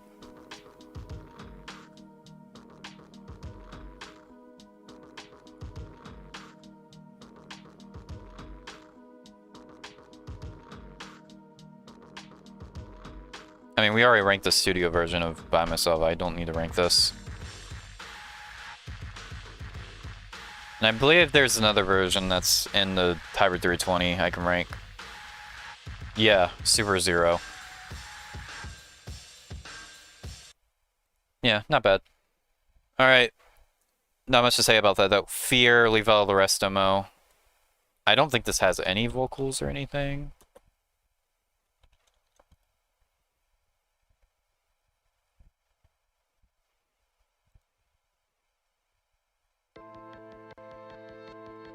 Oh, this might be the mic version, now that I'm thinking about it.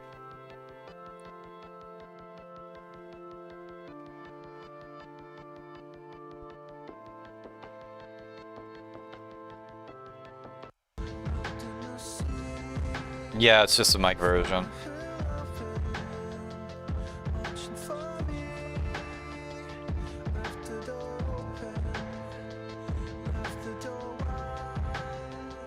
I don't remember this as a chorus or not.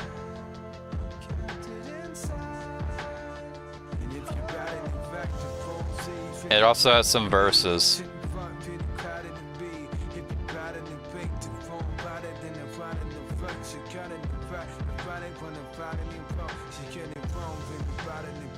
Don't trust. If you don't, then you're fighting for what?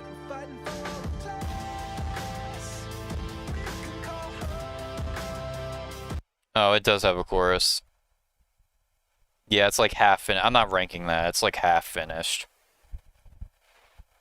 I'm not ranking that. I will gladly rank the Figure 09 2002 demo, though.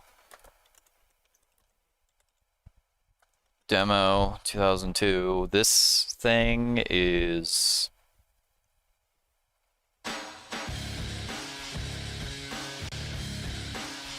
This track slaps.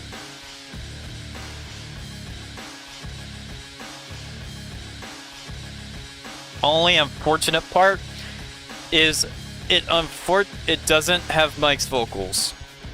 It is just the chorus. The version I have installed, however, has both Mike's and Chester's vocals. But this version, the official release, only has Chester's vocals, not Mike's. But combine them both, and you got like the definitive Figure 9 experience.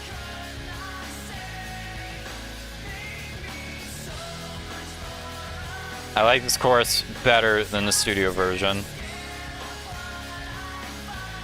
To the behind.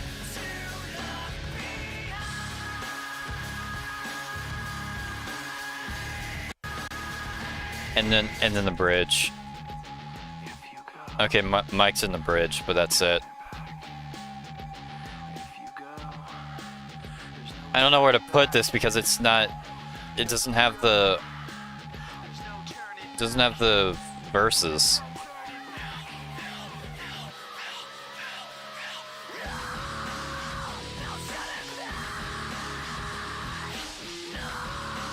Damn it. I can't put this much higher because it doesn't have the verses. If only it had the verses, this would be like definitive, like top tier.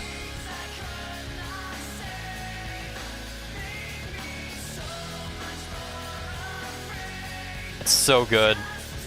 I love this demo so much.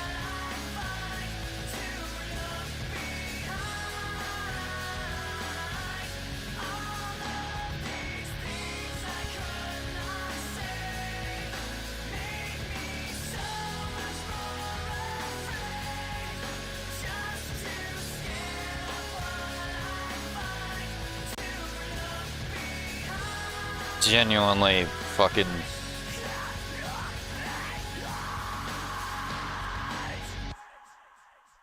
Yeah.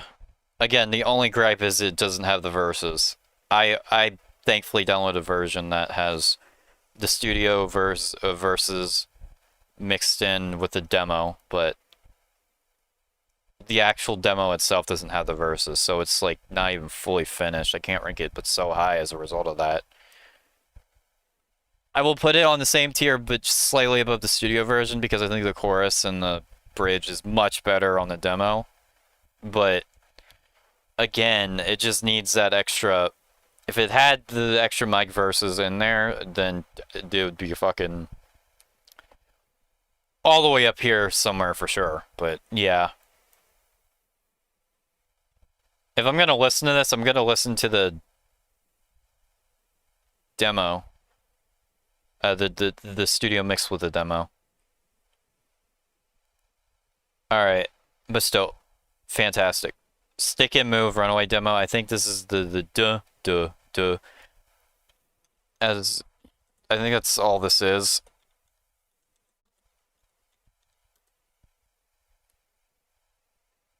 Yeah, this. I think this is all this is. Yep. That can go with...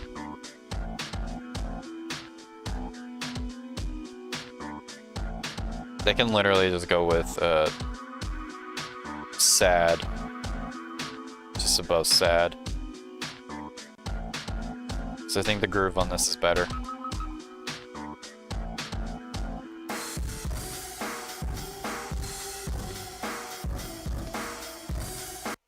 Drawing is the Breaking the Habit demo. I think this is literally just an instrumental of Breaking the Habit. I think that's all this is, so I could probably throw it in decent.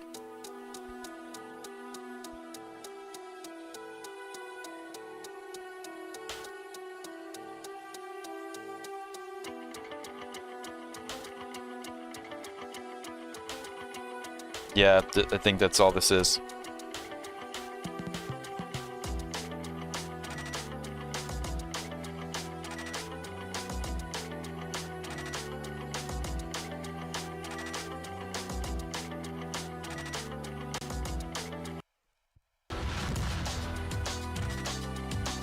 Yep.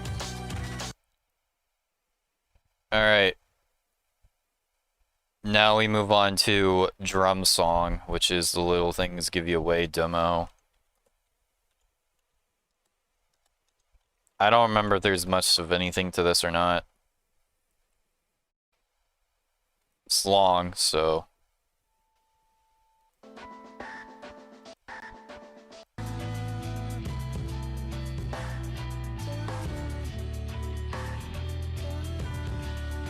Yeah, I'm not ranking this, because there's not even proper vocals on this.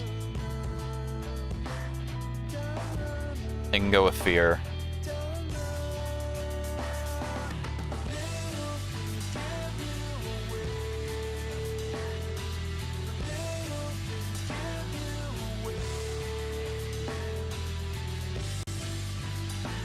Yeah, I don't have much else to say. And that's Underground 9. Obviously, had way more to say about that than I did 8, because 8 was just a shitpost, basically. Again, some of these tracks, if they had a little bit more, I could probably rank them higher. Because the Figure 09 demo is fucking great. It just needs some verses, and then it would be top tier. But, nope. Nope. That's fine. It could be in the place it's in. And besides, I got the version that has both anyway, so... But I can't rank that as its own thing, because it's fan-made. It's not like a studio release, so I can't count that. Alright. Not Alone is a single.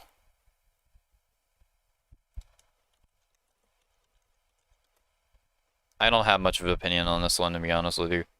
No, I'm not watching a music video.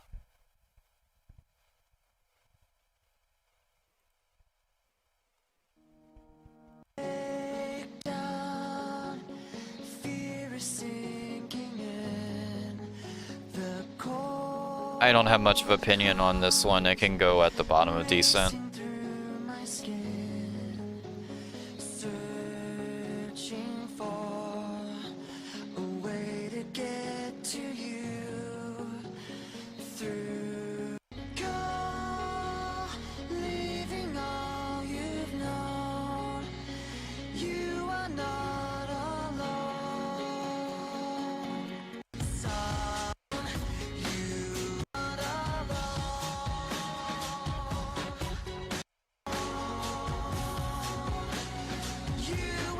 Yeah, it's fine. Got nothing to say about it. And that brings us to 1,000 Suns, studio album number 4. If I have heard that one, or if I did, don't remember it. Yeah, I don't know. I've heard it, but not all the way through, really. Obviously I have now, but it's, yeah, I don't have anything to say about it. Not Alone, that's what it was called. It wasn't on any album. It was just a single that got released. Yeah, I got nothing else to say about it. It's fine. Alright. 1,000 Suns. I have my opinions on this album. Everyone who's seen my Linkin Park albums tier list know that it's not one of my personal favorite albums, so... Michael Jackson cover, was it? No. No, it was just a single they released in between the time of Midnight and 1,000 Suns. But yeah, 1,000 Suns, I got quite a few things to say regarding it and the tracks on it. The actual tracks, that is. So, but we'll get into that in a few minutes. I'm gonna be right back. When I come back, we'll hopefully try to get through everything else, because, good God, there's still more. Alright, see ya. Be right back.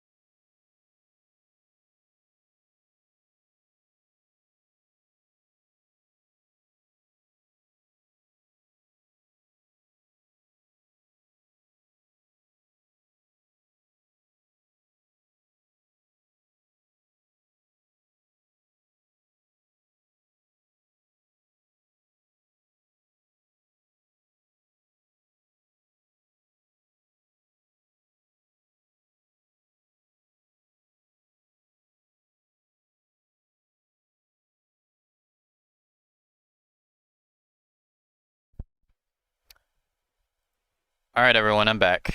I have mixed reviews on this one.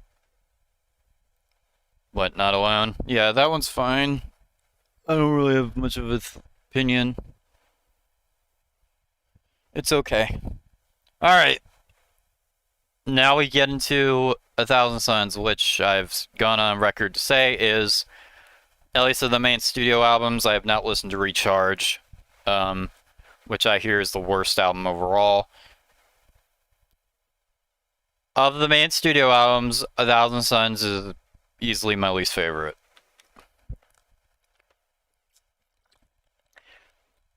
And to save myself the trouble, Fallout. Okay, I'm gonna put him above the trolls fucking joke stuff, but probably just under, probably just above the reanimation stuff. Fallout, Jornada del Muerto, or whatever it's called. Wisdom, Justice, and Love. Empty Spaces. The Radiance, the Requiem are all going in No Opinion. These are all interlude tracks. So, I am not going to give an opinion on tracks that aren't even full songs. There's nothing to say. They're just supposed to lead into another song. That's the whole idea of 1,000 Suns. It needs to be experienced as in one full sitting.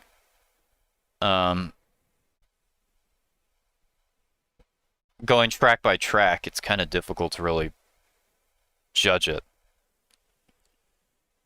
But I am going track by track here. Simply because that's the kind of the deal with the stream, so I kind of have to do it that way. Alright. Burning in the Skies. It's okay.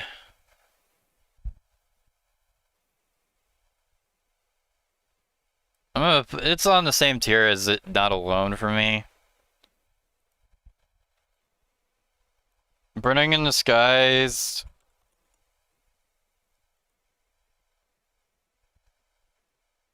is fine. Again, it's fine. My problem is it just kind of sounds just really basic and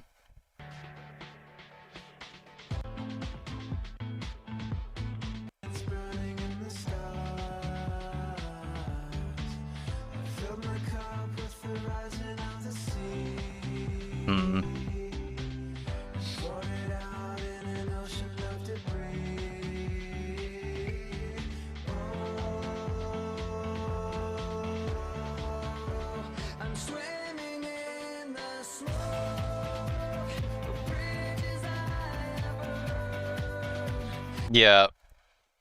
Burning in the Skies as a single, probably one of the weaker ones overall. Not super exciting. Lyrically, I guess it's fine. Vocally, it's fine. There's not really much to it. So I can't really, I'm not gonna put it higher than decent. Which is fine. When They Come For Me. Not really a track for me, if I'm being honest.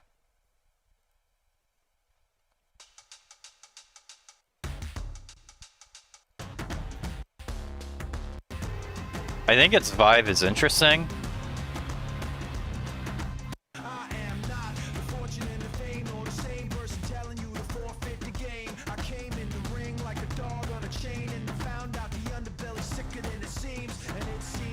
I like it more than Burning from the Skies.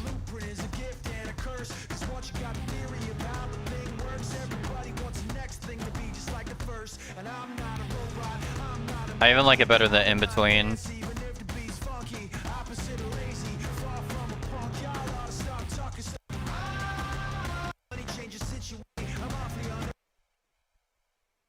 I do think it's cool. I think the mic sounds good. The vocals are good, obviously. Instrumental is unique, I guess. Some of the harmonies and like the like Egyptian feel is interesting. I don't have much else to say though. It's just not really for me. Robot Boy. Robot Boy is probably one of the most boring Linkin Park songs I've ever heard. I'm throwing that in mediocre. Above Zero stuff, because Zero stuff has awful production. And above the Forgotten Reanimation, because it just... But, bro, the song is just kind of boring.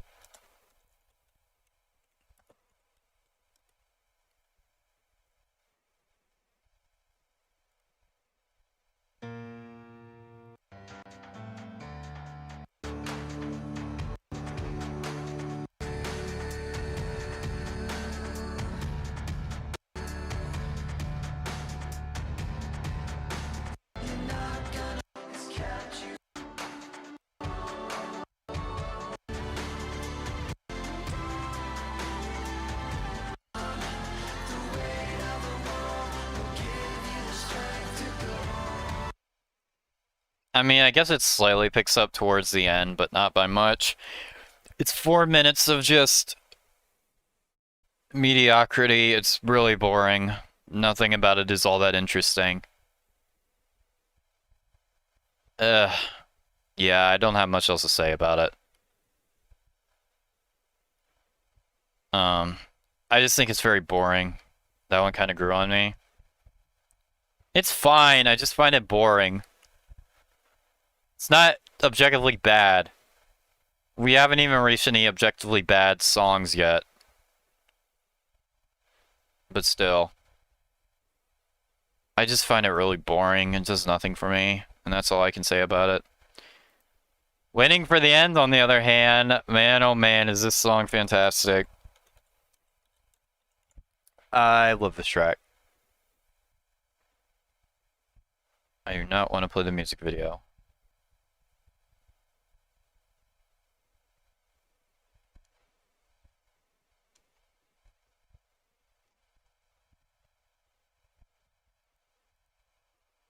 Listen to it occasionally. This song is so good.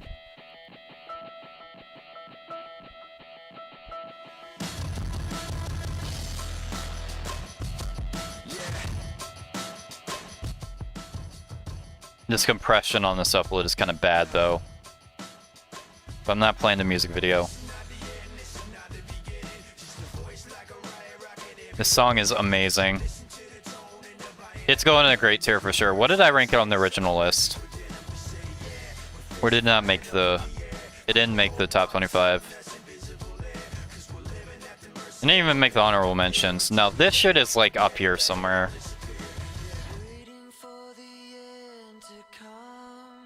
Ooh. It's above High Voltage. By Myself. This is one of those tracks I got burnt out on thanks to singing competition.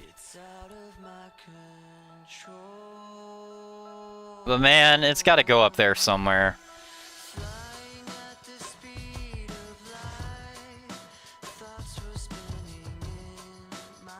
So amazing. The harmonies between, harmonization between Mike and Chester is fantastic. Chester's voice sounds amazing as always. Instrumental's really good. Mike's verses are good. I like the mixing on his vocals. Trying to figure out what's like moving on. There's even like a minor miniature solo in here that's really cool.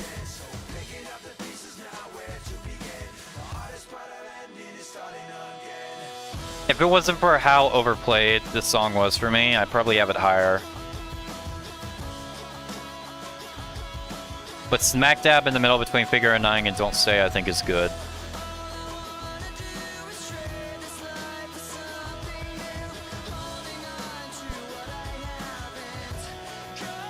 How can you not love this one, dude?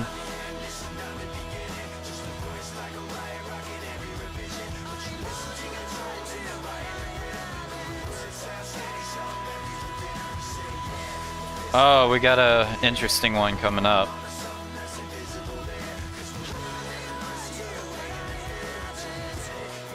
Yeah. Yeah, waiting for the end is an amazing song. Undeniably so. If it wasn't for how overplayed it was, I'd probably have it a bit higher than I do. Maybe I can move it a little higher. I like the Figure 9 demo overall better, but that's the problem. The demo in this doesn't have the verses, so I can't rank that higher. But I like it better than Hit the Floor. No More Sorrow.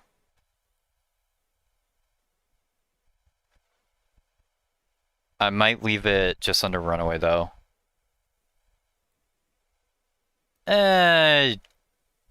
Yeah. It can go there. That's fine.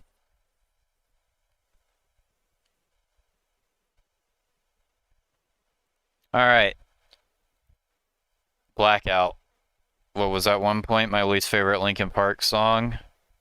Actually wasn't as bad as I thought it was, and it was all because of this breakdown bit. That is still the weakest part of the song.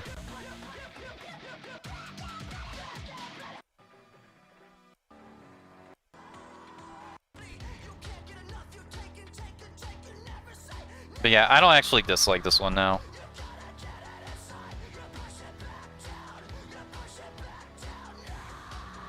I don't know if it's leaving deep. Actually,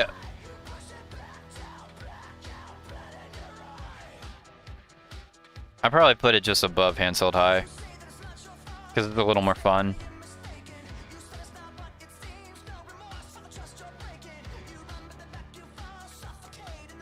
And the outro is good.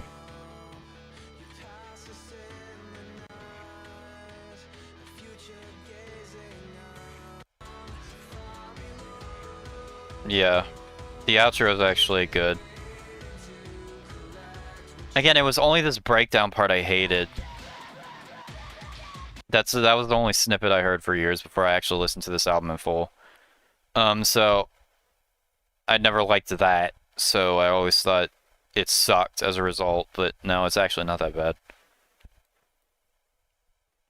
It can go above Hands Held High in the good tier. Wretches and Kings. I don't even remember what this one sounds like. Oh wait, never mind, I do. I kinda do.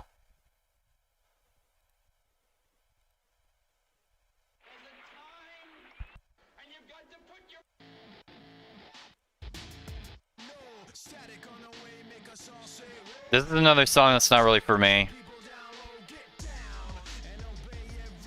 It's going with When They Come for me. I think it's better though.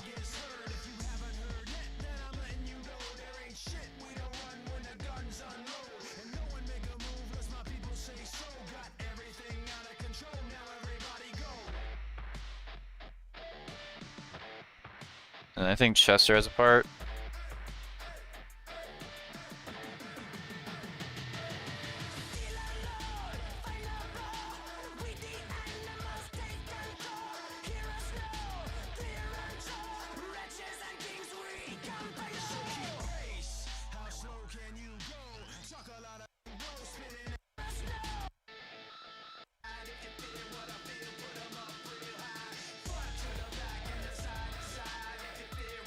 Yeah, I get what this one is going for, it's just not really for me, so it's not leaving decent tier. But I'm putting it above When They Come for me because I think it's better overall. But again, it's not really for me, so it's going there.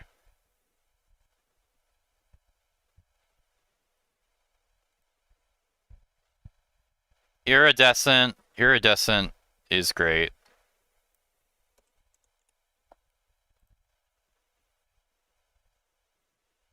I'm not playing the music video. I want the studio track.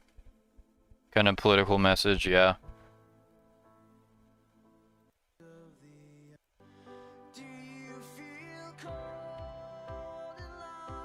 I don't know where I'm gonna put this one, to be honest with you. I think it's better than New Divide, What I've Done, Lying From You, One Step Closer, Crawling, Pushing Me. I'm not sure how much higher though.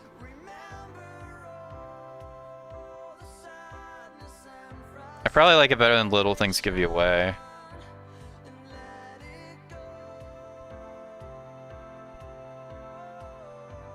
Favorite on that album?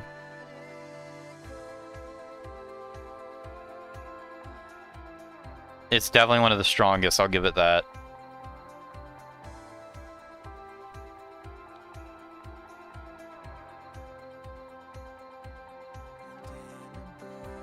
Especially like this part when it builds up.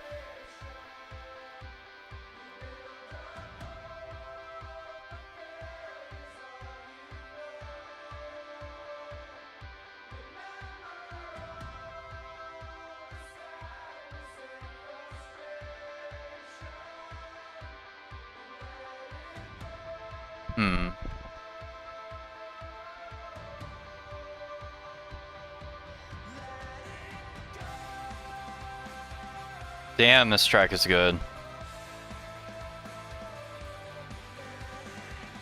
Probably put it at high voltage and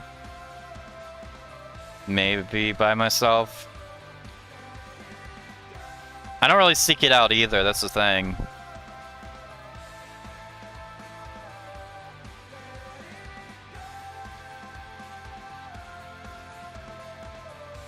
I guess I'll leave it there. It's definitely great. And that brings us to this song. God bless us everyone, we were broken people living under loaded gun. Oh, this song is a masterpiece. This song is too good.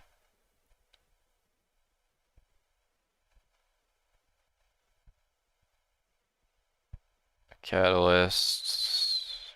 Can I get a good upload? Sure, I'll take this one.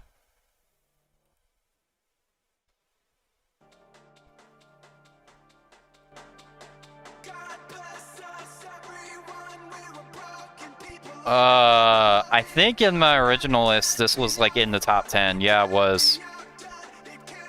I don't know if it still ranks in the top 10 these days, but that's going S tier. It's going above Shadow of the Day. I probably like it more than And One these days. I'm not sure about Part of Me. Probably Part of Me too. It might crack the top 10 again, we'll see.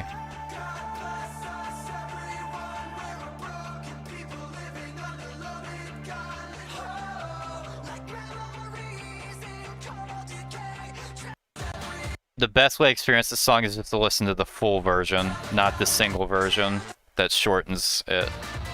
The build-up is fucking amazing. The chemistry between Mike and Chester is amazing. The instrumental is fantastic. The energy, the harmonies, everything. I love this song so much.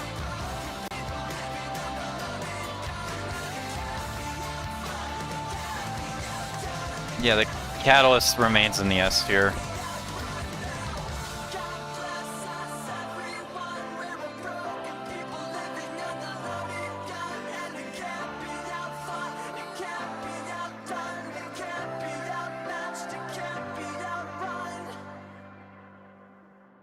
Yeah, the Catalyst, definitive fucking S tier. Definitely amazing track. No disputing that. Alright. The Messenger. I'm not sure what's the thing about this one.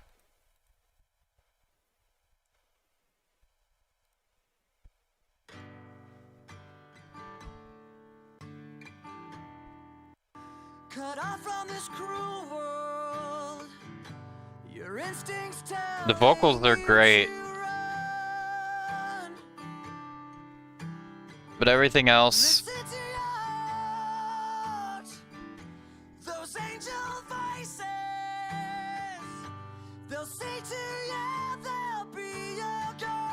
I like The Messenger, honestly.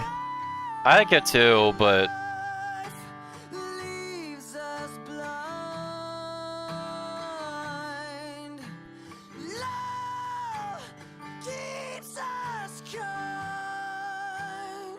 I mean, it's good. It's got a good message. It's the vocals are powerful.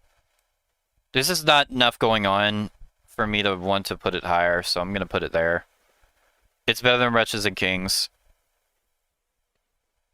Blackbirds, I don't know if I ever listened to this one in full.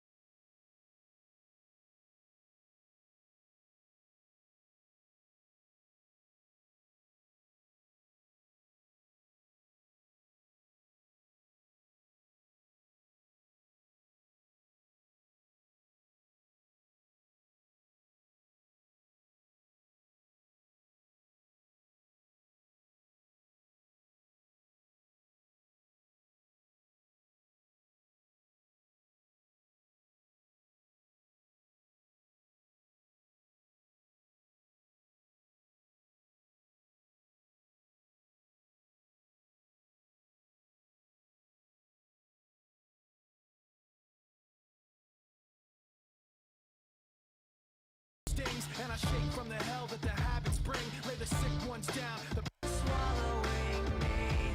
The pain it comes in waves. This one's kind of good. I don't know if I'm gonna.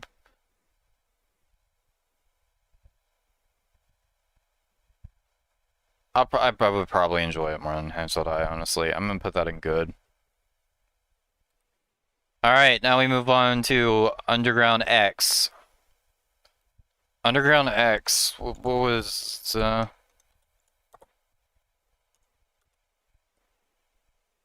this? Okay.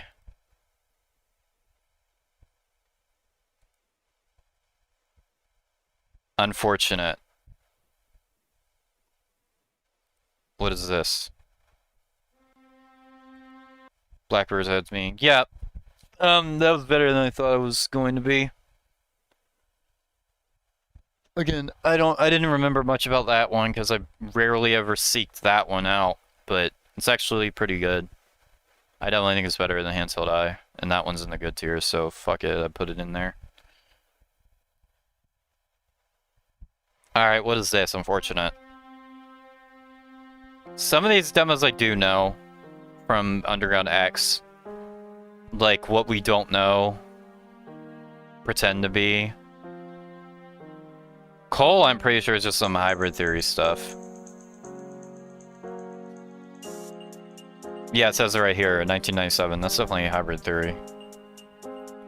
Blackbirds mean change.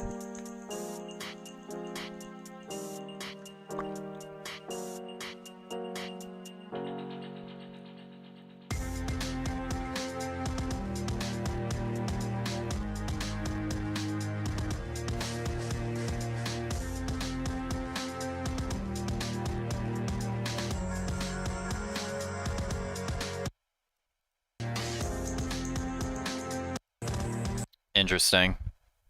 Different from other Meteor demos I've heard. That can go Lockjaw.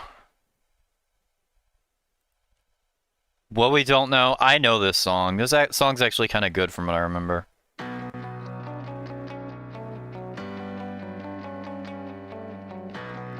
Pretty sure this is the Minutes to Midnight era, yeah.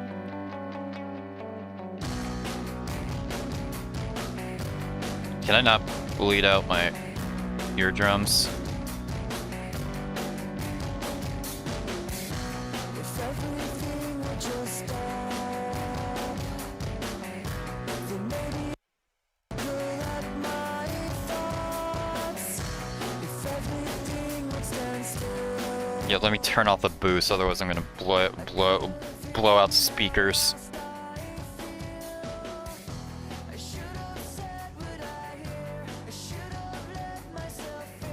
Yeah, this one's actually kind of good.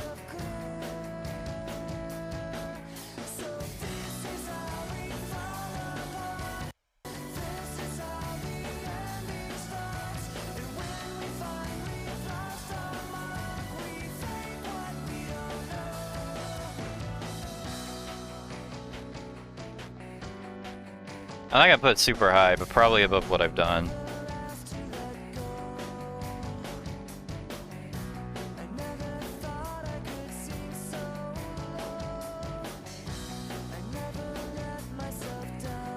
I've not listened to this in ages.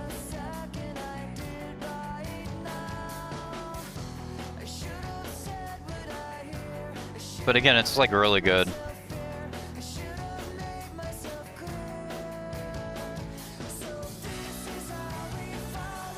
I don't remember if there's anything else to it though.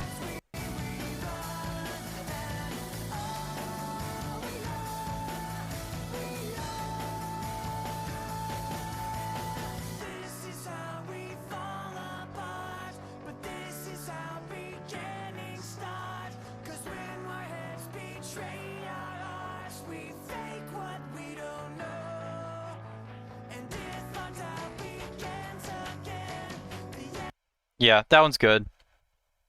Obviously, I've heard that before several times, but I haven't heard it in forever. But I do remember it being good. Yeah, sure enough. I never added it to my playlist though. There are a lot of tracks I didn't add to my playlist, in fairness. I don't know if I've ever heard this Points of Authority demo. Oh, I've heard, yeah.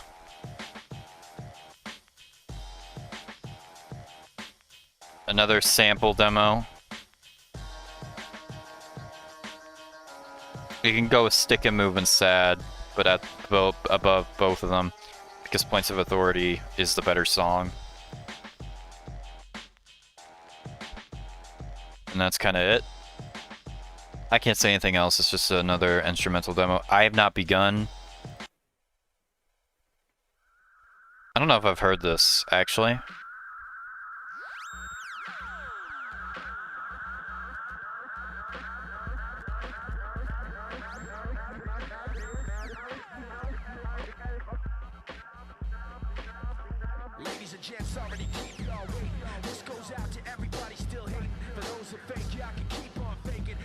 Instrumental's interesting.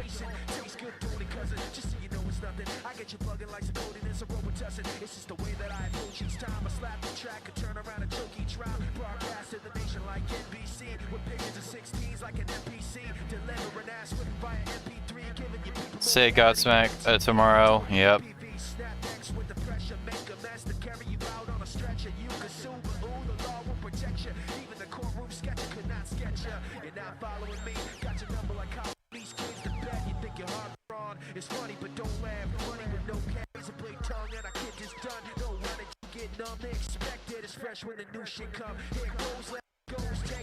That is a full mic song. I have not heard... I think I've heard bits and pieces, but not enough to really say anything about it. That's going with announcement public service and no opinion. Alright. Pale. It's 5 minutes? Really? What is this?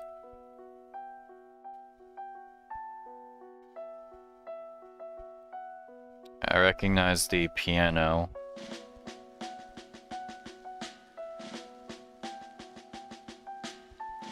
At least I've heard some of this.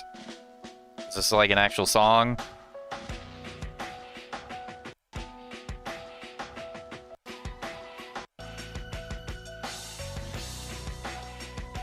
Shooters Down is playing August 25th.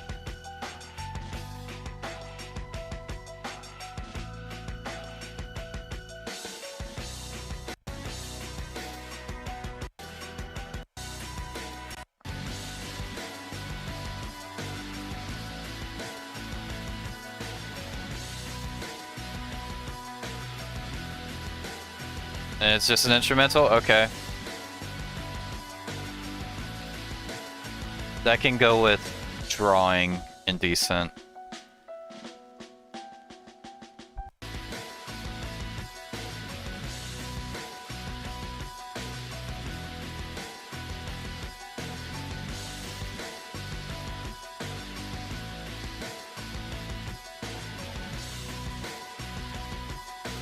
Alright, as an that's just an instrumental. Yeah, it's going indecent. So there's just not enough there? No, I already played that. Pretend to be. I know this song, I don't remember what it sounds like. But like what we don't know, I remember this one being kind of good. So I need a refresher.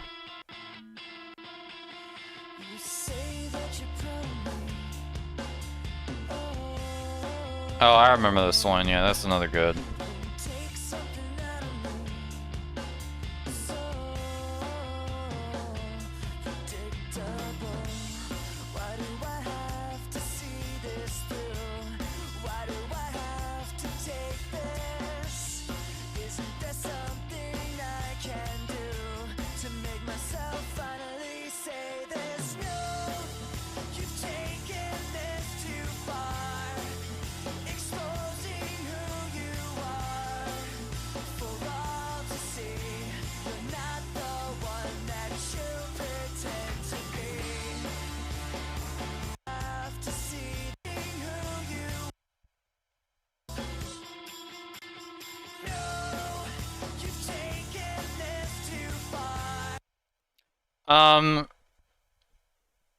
Huh.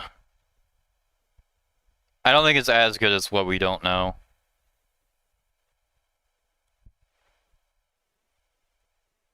I'm willing to put this underneath Pale in the decent tier.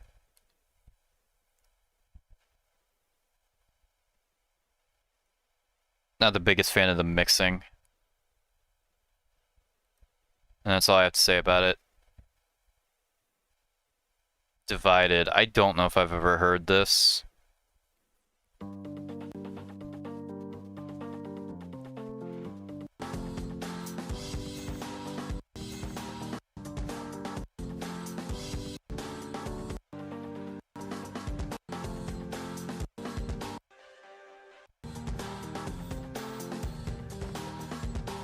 Another instrumental that exists, it can go with Unfortunate.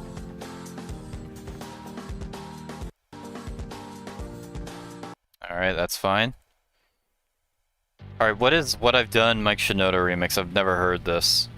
What is this?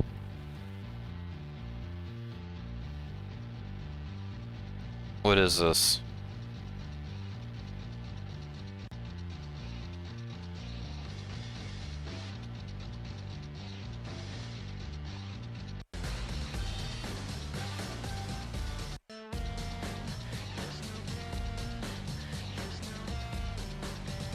Yeah, what the heck is this? Is it like heavier what I've done? Reanimation what I've done?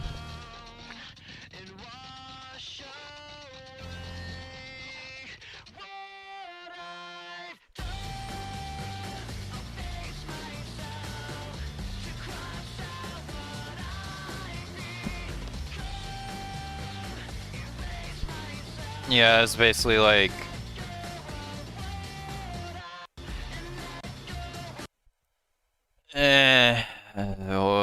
whatever. I don't... Yeah, let's go with I Have Not Begun. In no opinion.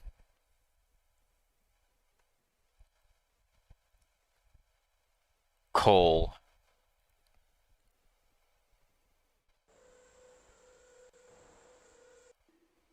This is a Hybrid Theory instrumental demo. Yeah, it's this.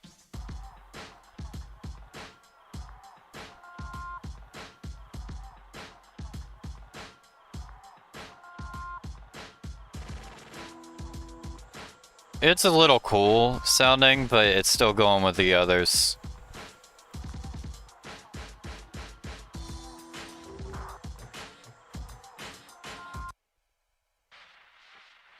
Halo, what is this again?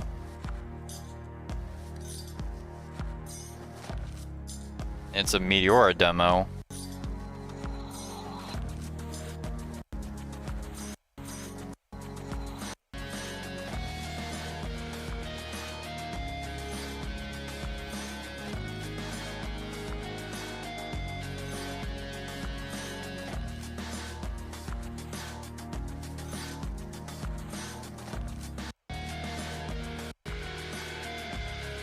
I don't really have a strong opinion on this. That's also going in.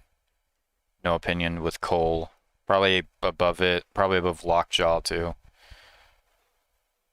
And that's kind of that. There are a few good demos in there. A bunch of the usual stuff. Now we have ISO Nai, whatever you want to call this. I had a hell of a time finding this, I'll tell you what.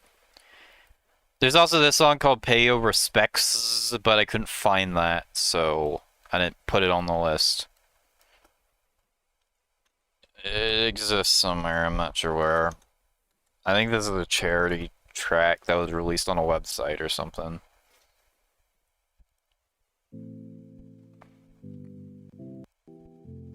I've never heard this before, so I'm gonna go ahead and toss in no opinion, but...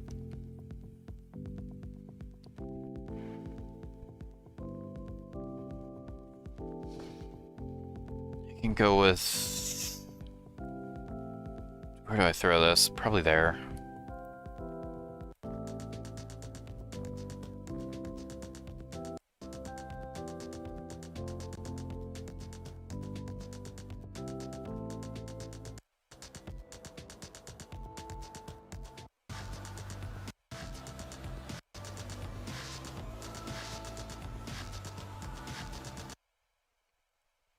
Yeah, I stand by where I put it.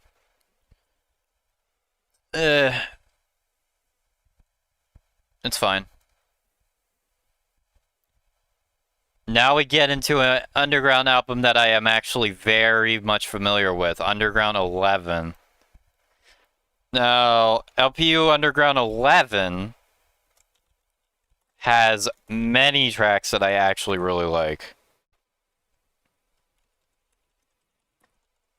Some of them you've heard before.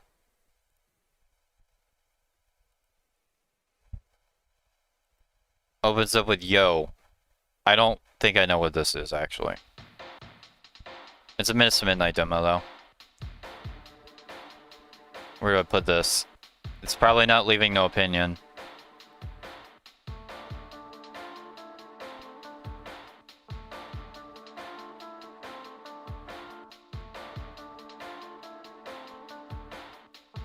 Yeah, it's not leaving no opinion. I can go with Cole.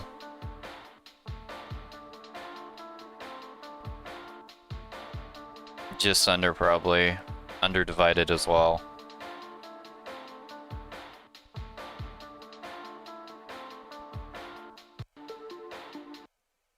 Yeah, I don't have much else to say. Just a Minutes to Midnight demo. It's interesting, I guess. Alright. We all know this song. Underground 11 has quite a few songs we all know. Good old Slip. In the center of the silence, violent thoughts are thrown through the thick smoke, flickering lights brighten the room. All the things that you wanted One of the better. It was actually on the original Top 25 list, I remember. I'm not sure where it would place these days. Though sometimes I feel like it's in a minute. Slip is good, though. Slip is great. I do quite enjoy it. Probably above Dedicated. I'm not sure how much higher, though.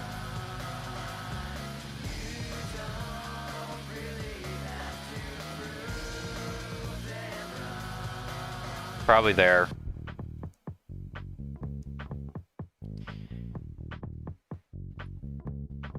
Sometimes you got no control of where you go, taking down a road you don't know, and you feel so lost that you want to hide your face. You don't recognize.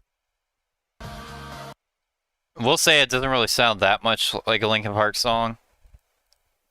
It's got elements that kind of remind me of Zero. I assume this was a Zero song, just done with Chester. I like the bridge. The chorus is great. Harmonies are good.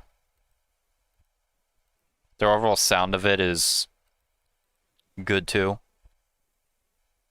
Yeah, Slip.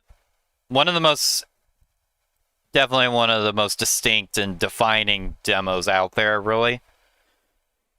Off of the stuff that's not on the Hybrid Theory EP, Slip's probably like in the top 10 of like the most popular demos that people actually know about, along with stuff like QWERTY, Blue, and So Far Away, which we'll be getting to those soon enough, don't you worry. But yeah, Slip, I don't go out of my way to listen to Slip, but I can't lie, Slip does fucking... It's got the energy. So... I mean, I seek it out more than No More Sorrow, probably. I'm not putting it above waiting for the end, though. I think it will sit there. That's fine. Soundtrack. I always found it interesting how they released the reworked version of So Far Away before the actual So Far Away. This got released first. And I can't lie, I think of the instrumental ones, this might be my favorite instrumental track.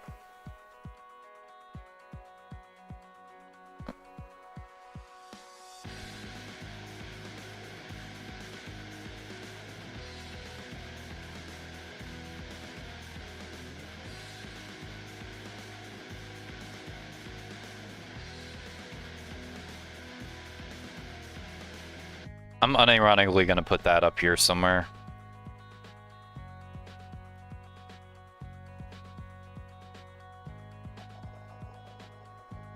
Not much higher,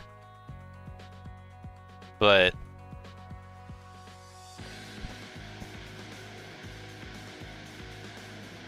again, it's basically So Far Away reworked. It has the same riffs, a lot of the same samples.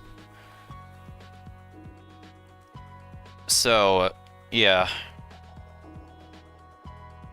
Probably my favorite Linkin Park, like, demo instrumental out there.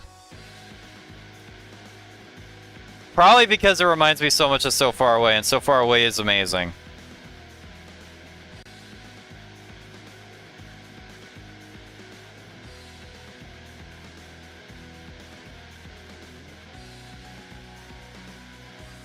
I will not lie, I have gone out of my way to listen to this a few times. I haven't played it on stream before.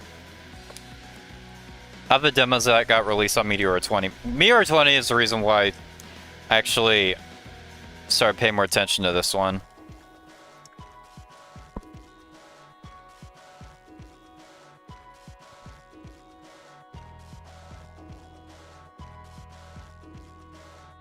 So...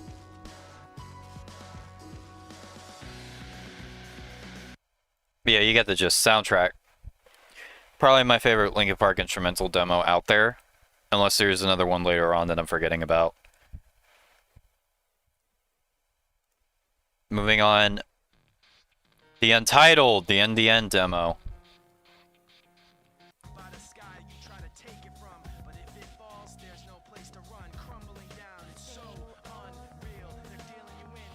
Mike's lyrics on this are probably better than the studio. Objectively speaking. They're not as iconic, though. The mixing also isn't as good.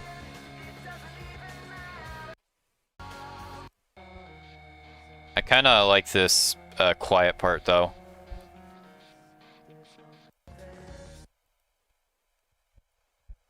If you combine this with the mic versus on this to the chorus in the studio, you could probably get like the definitive best in the end experience.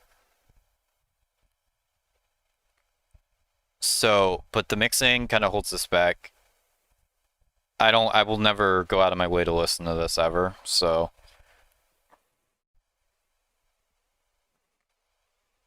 But I guess it can go above pretend to be indecent. Again, I will never seek this out. I don't seek it out, really. The most I ever listened to it was when it was released in promotion for Hybrid 320. Aside from that, yeah, it can go there. Alright. Program is... what demo is this?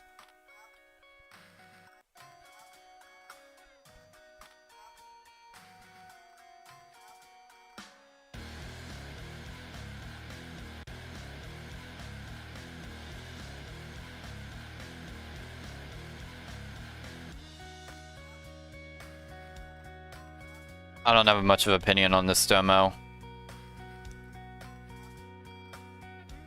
It can go up with Halo.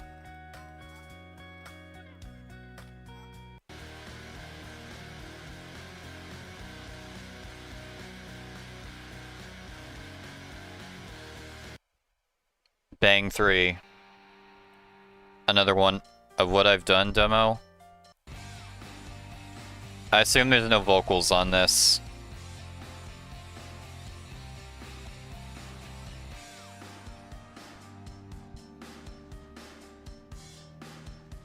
Yeah, it doesn't look like there's vocals.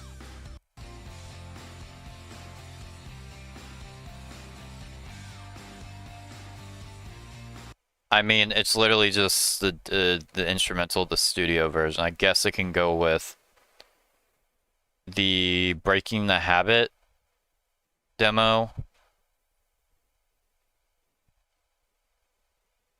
and the Faint demos. Robot Boy Test Mix. I don't know what this is.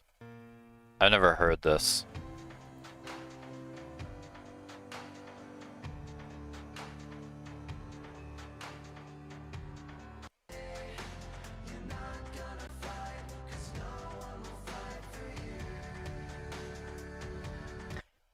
Alright. I don't... yeah, that's going with the rest, the interludes of 1,000 Suns. No opinion. Alright, ranked Robot Boy anyway. Alright, Broken Foot.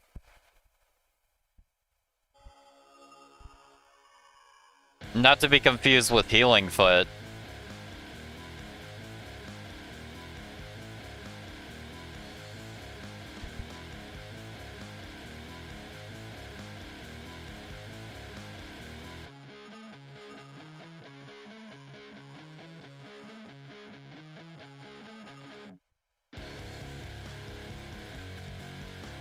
I kind of like this instrumental, though. I'm willing to put this with A6.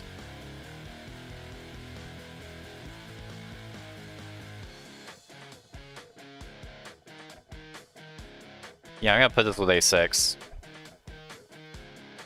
Right there.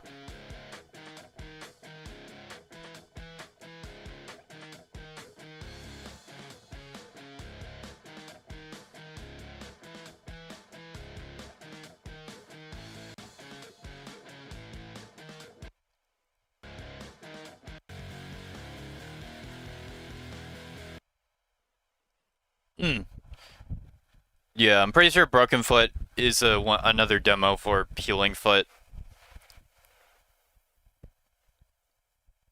Probably one of the earlier ones if I had to guess.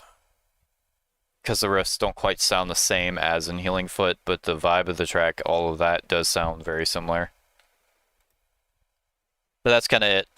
Alright, Esau, A Place for My Head demo. I already ranked the Mark Wakefield version, not the Mark Wakefield version, excuse me. Did I rank any version of this yet? No, I didn't. There's a Chester version and then the Mark Wakefield version, which was released on Hybrid Theory 20. This version, there are so many of these ESOL versions out there. A lot of leaked ones. There are ones where the bridge is soon the Aztec move will heat my room, heal my wounds, and then there's others where it's just you try to take the best of me. There's so many versions, I'm not sure which one this is. I'm not gonna lie, I kind of like ESOL though. Like the versions that are actually mixed well.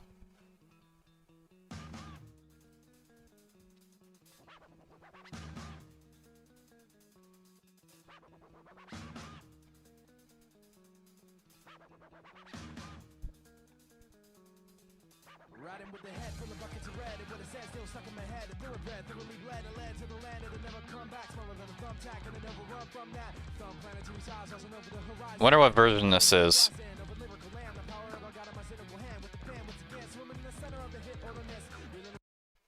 Yeah, there's a center hit or the miss, and then there's the summer of the day of the dream. All my thoughts getting lost in between.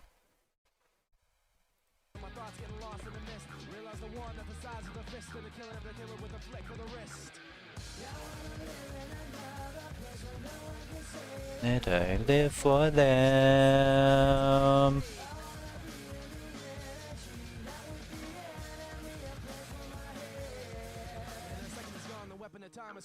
Nuclear bomb. Hungry for a head for a hectic. There's also a version that's like everything's the wrong place, the wrong time, added to the panic of my confine. Yeah, there's so many versions of this track.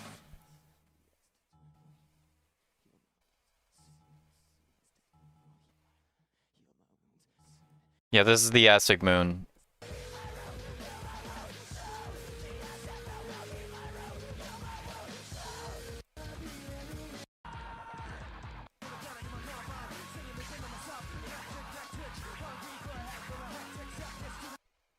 Again, there's so many versions of this out there, but this is the Underground 11 version. I think it's good. I do kind of like it.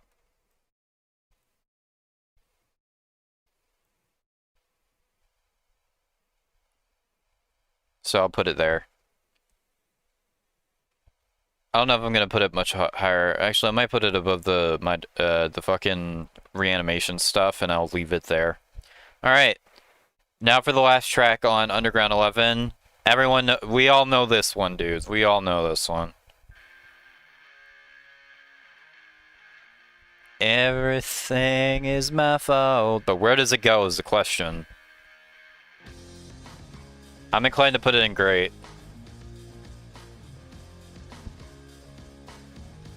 This was also on the original top 25 list as well.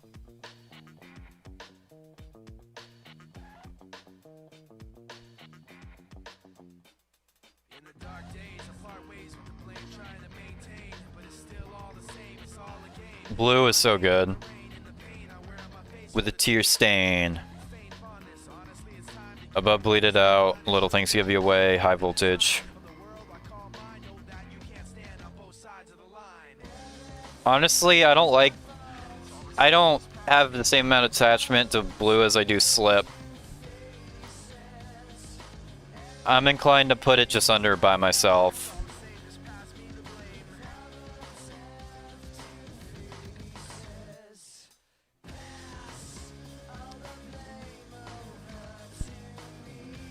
Alright.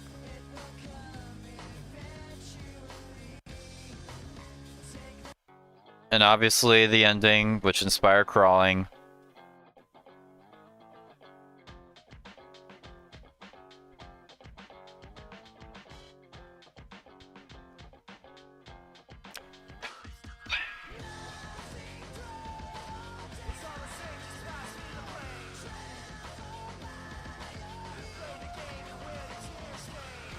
Yeah, that's Blue. Blue, again, I have more attachment to Slip overall. And I think Slip's a bit more fun than Blue is. but Blue's still really solid. And I used to listen to it all the time, similar to Slip and So Far Away and One on all of them. Again, it made it to top 25, the original top 25 Linkin Park songs video. So that had to count for something. But again, I just like Slip overall more. But Blue still makes the A tier regardless, because it is very good. Undeniably so. Alright. Now we move on to the next studio album. Album number 5, Living Things. This album's great. First track, Lost in the Echo, excuse me.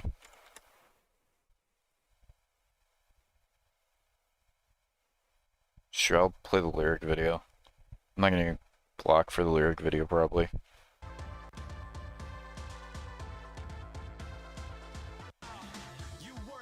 Foundation, never gonna be another one, no.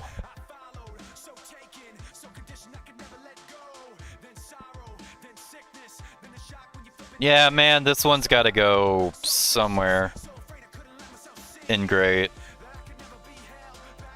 Above Blue, Iridescent.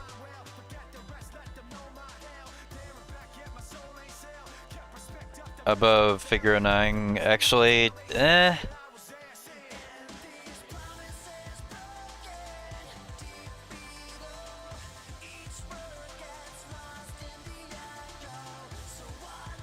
probably just above or below Iridescent.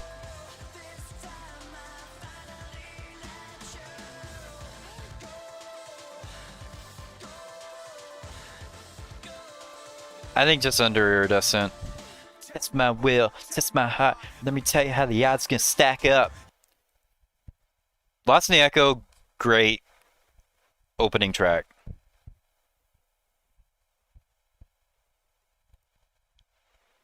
Absolute killer. Again, great vocals, great verses. Great bridge. Probably the best part of the entire song.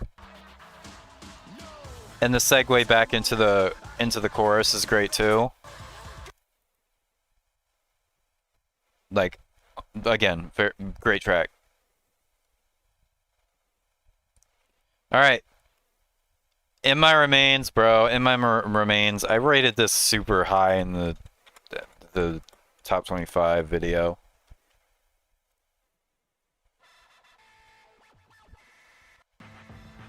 This one just makes me feel good. It's just so nice. It was ranked number 7. I'm inclined to put it in top 10 again. We'll see what goes above it or not. Between it and leave out all the rest, I'm not sure.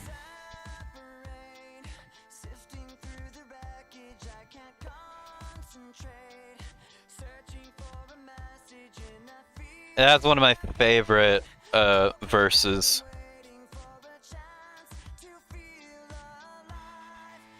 And the chorus, another one of my favorite choruses.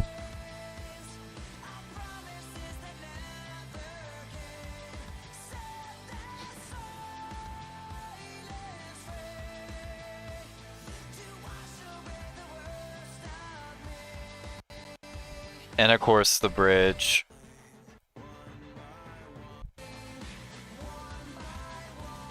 Just absolutely amazing the song is.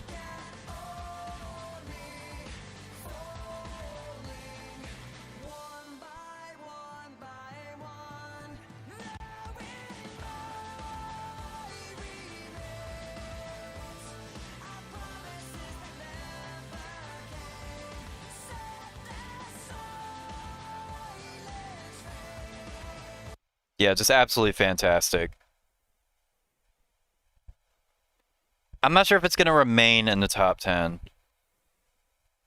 I'm not sure. I'll have to come back to that later. But it just makes me feel good every time I hear it. So that's why I love that one so much. Alright, Burn It Down. Probably the most overplayed track from Living Things. Definitely the biggest track from the album. I have overplayed the song to death, so I'm not inclined to put this super high. It's fun. It's just overplayed for me. But I'm gonna put it in good.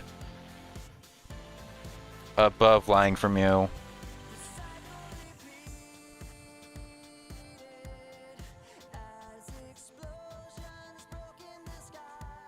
I'm not gonna put it much higher than that probably though. I'd probably rank it in A tier if I didn't overplay it. But I've heard the song enough, honestly.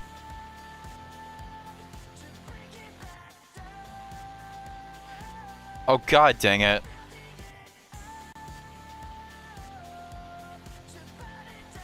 But yeah. I understand why this song was so huge. Why it was easily the biggest song from Living Things. It's really good, don't get me wrong. Again, it's just overplayed for me. But god dang it, I can't play this next song. I can't play Lies, Greed, Misery, because I get every single time I use this song, unless I use like less than 8 seconds from it, I get my videos and streams get blocked, so the only way I can work around that is by playing the live version. Which I have on in my fucking media player. Lies, Creed, Misery, Linkin Park Live. Let me play this.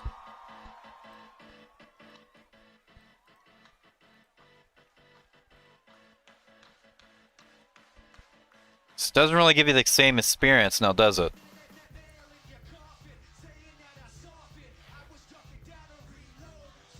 Last Great Misery is an A tier. I fucking love this track.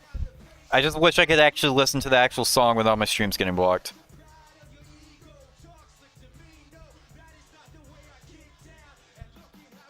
The live version is not bad, but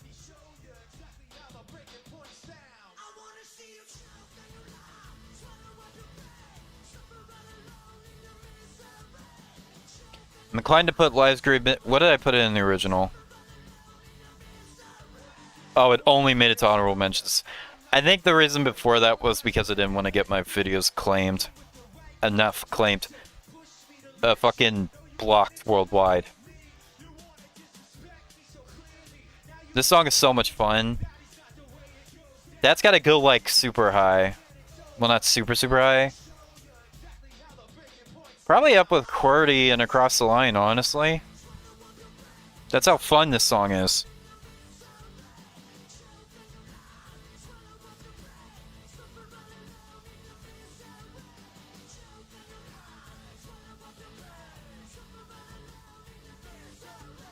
Now, obviously, the best part. The explosion.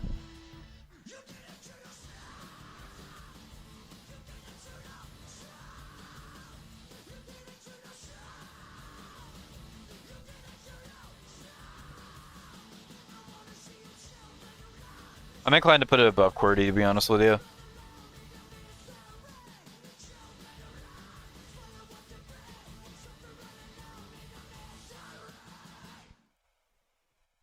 In fact, I'm inclined to put it above Cure for the Ocean Session, too.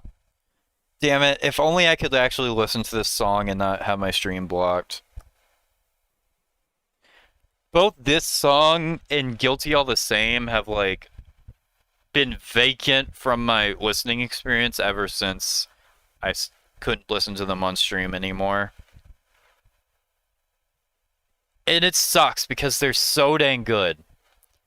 Now I can only listen to the live versions. I can't experience the studio versions anymore unless I listen to them off stream, which I never go out of my way to do so.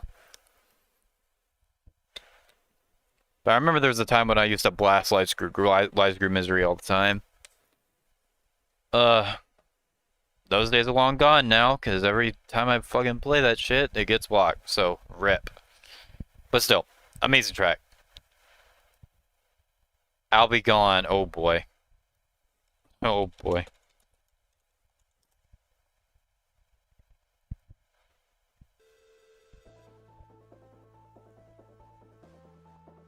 Another Drain Period song I like spam listen to like all day every day. Another A tier.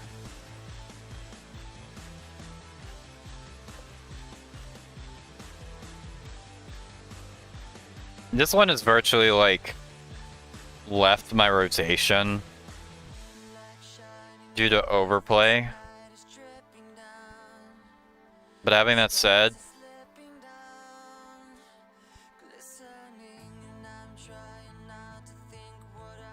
where am I gonna put this? Above Iridescent.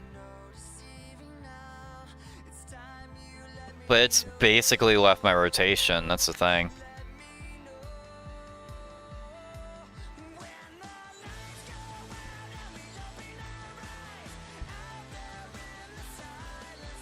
But damn, it's so good. The harmonies are great, the instrumental is great, Chester's voice obviously. The lyrics are powerful. Like, I mean, the fucking title, I'll Be Gone. And I couldn't tell myself. These lyrics, bro.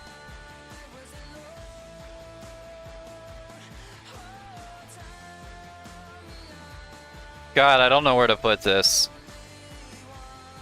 Above Don't Stay. Above Dedicated. I guess it goes there. Actually, above Hit the Floor too. And No More Sorrow, I guess.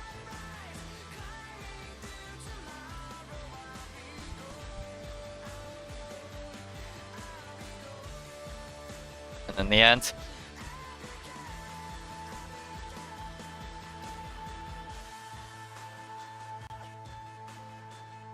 Yeah, I'll Be Gone, definitely somewhere up here.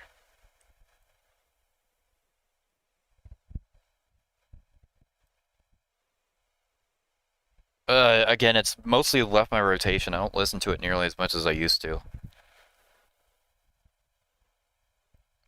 But for a while, I used to like listen to it all the time, non-stop. I guess it's fine there, though. Castle of Glass. The music video for this one is amazing. Song itself is really good. It's not really in my rotation either.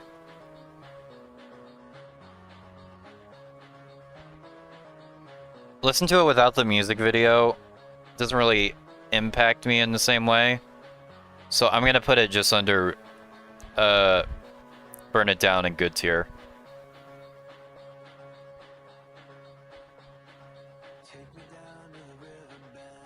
Again, it's good, it's great, but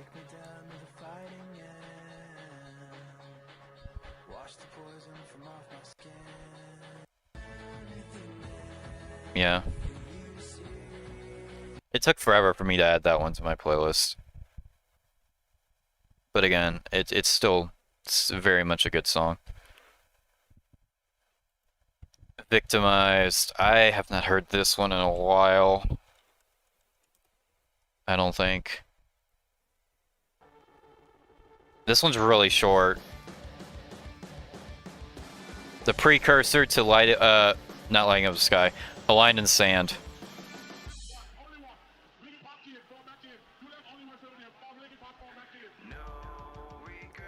I don't know where I'd put this.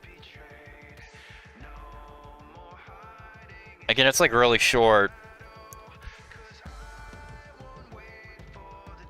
I don't know. Huh.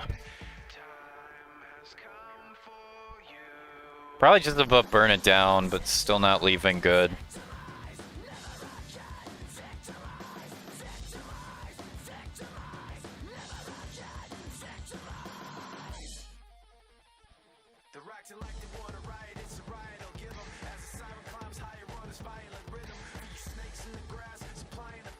I ain't scared of your teeth, I admire what's in them. Again, it's very short, very aggressive. interesting vocals from Chester. Mike's verses are good. It's like Live Scream Misery in that sense. But I think Live Scream Misery is the better song, especially since there's more runtime with Live Scream Misery in comparison to this one. It's good though. Now we move on to a masterpiece of a song, and that's Roads Untraveled. Everyone knows how good this one is. It needs no introduction.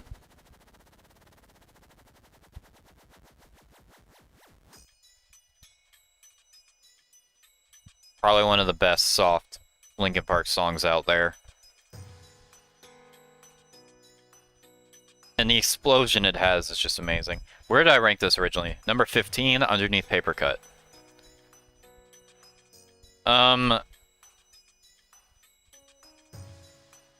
This was also in that rotation with Leave Out All the Rest, Shadow of the Day, Valentine's Day. All the time.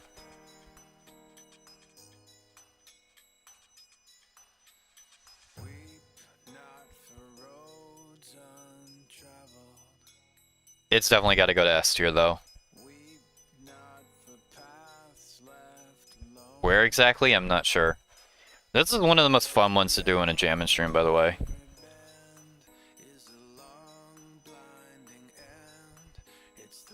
Honestly, I probably like it more than Easier to Run these days.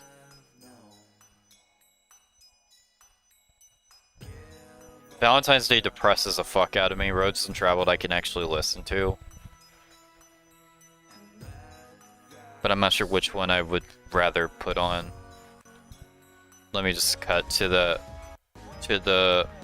solo.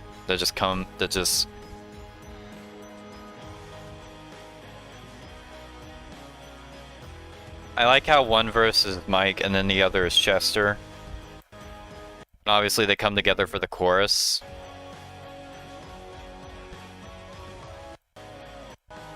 And the harmonization is also amazing too, yeah. Roads Untraveled is an obvious masterpiece. Earned its spot in the S tier.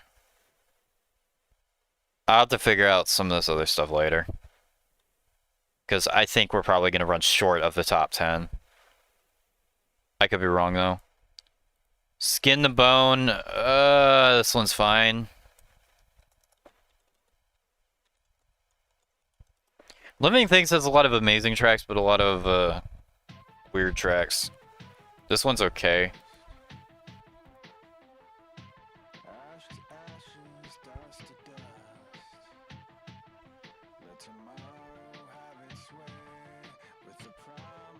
I probably like it better than everything on 1000. All the decent stuff from 1000 Suns. Not by much though.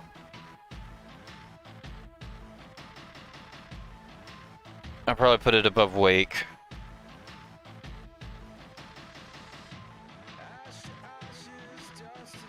But I'm not putting it much higher.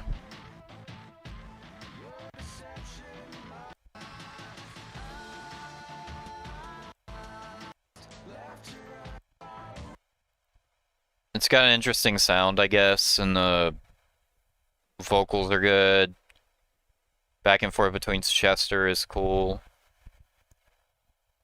I don't have much to say. It's just a song that kind of exists. And which means that we can skip immediately over from that to Until It Breaks. Which, for those who don't know, Until It Breaks is easily my least favorite Linkin Park song. It feels like, and I know that this is what they did, they stitched 3 different demos together in order to make a full song.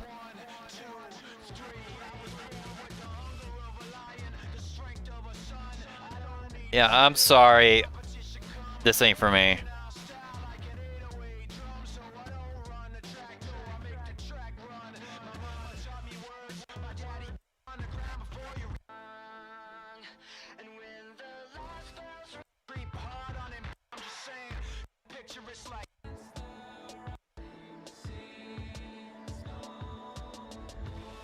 Yeah, see, there's a rap part probably the weakest part, especially the production. I'm not a big fan of on that. Then Chester's chorus, I guess, or whatever you want to call it. And then one of the members starts singing the end. That's probably the best part of the entire song. The rest of it, yeah, no, not for me. That's probably one of the only few songs I'm going to be putting in the bad category. As far as bad songs go, it's not one of the worst I've ever heard, but as far as Linkin Park is concerned, yeah, I'd rather never go out of my way to listen to that song ever again. Tinfoil, another instrumental that I have no opinion on. Instrumental, interlude, what do you want to call it? This one just leads into Powerless.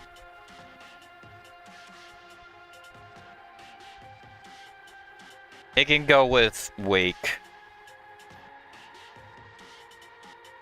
Probably above because it doesn't take a while to start a boot up.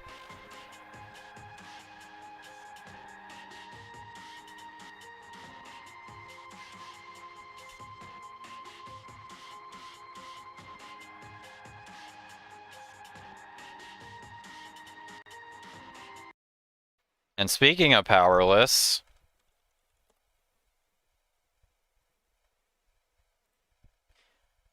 I always liked this song, but I didn't know how amazing it was until these last 2 years.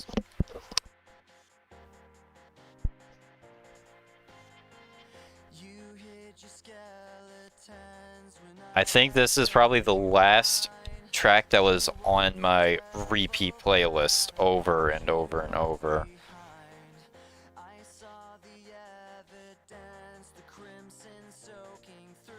Welcome to the S tier.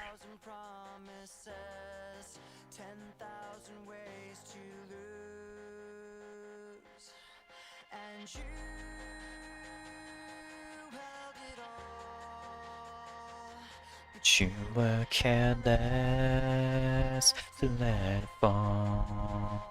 I was listening to this song on repeat over and over and over for like months straight.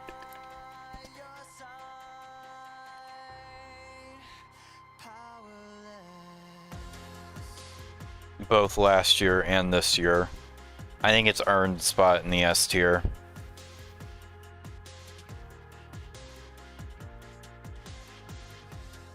Probably the most underrated single from the album. So I'm pretty sure it was a single.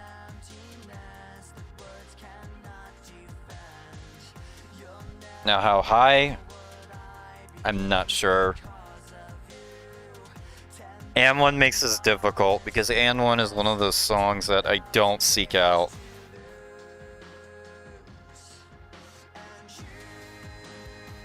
But I have a lot of attachment towards, despite that. Yeah, I'm gonna do myself a favor. We'll figure out what it places at later. But it can go in the top 10 to make things easier.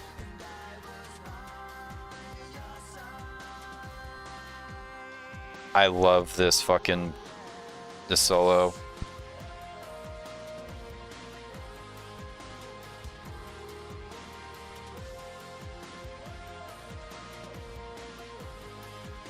Damn, is Powerless such a great song. Song that I needed at the right moment, at the right time, at the right place.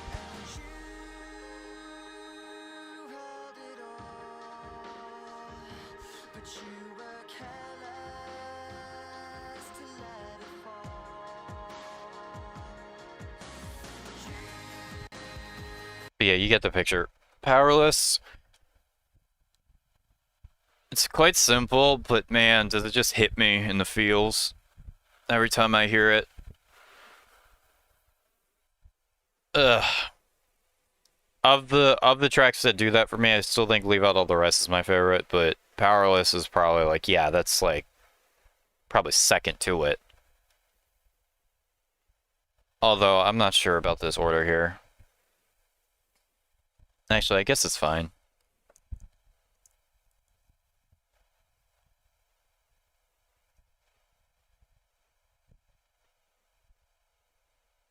I don't know. I listened to all of these songs back to back to back to back, so it's probably easier to do it like this. Powerless, Shout of the Day, Valentine's Day, Rose and Travel. That seems about right. I might move Rose and Travel to both Valentine's Day, though. Yeah, that seems about right. That's a bit easier to manage. Because I listened to all of those, I bulk listened to all of those songs.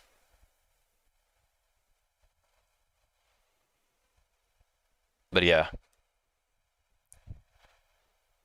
Alright, that is Living Things done. And we are 5 hours in, dear God.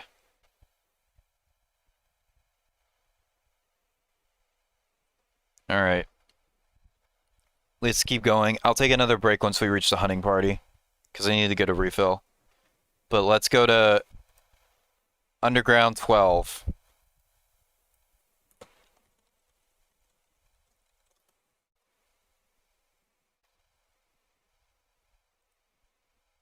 Underground 12 is probably the LPU album I know second best to Underground 11. I have quite a bit to say about some of these tracks here. Alright, so Homecoming is the first demo from Minutes to Midnight. I don't know if I've ever heard this.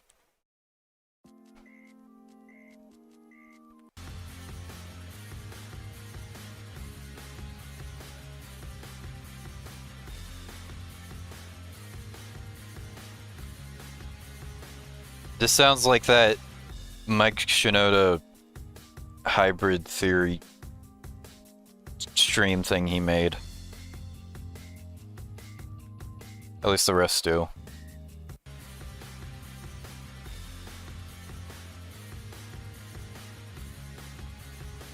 This also gives me vibes of Little Things Give You Away.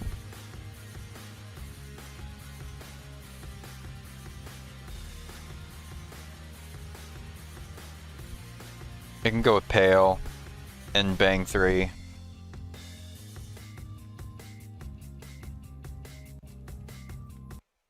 Now I got Points of Authority demo. Okay, here's my question. Is this the vertical limit one, or is this the forfeit the game before somebody else over and over and over?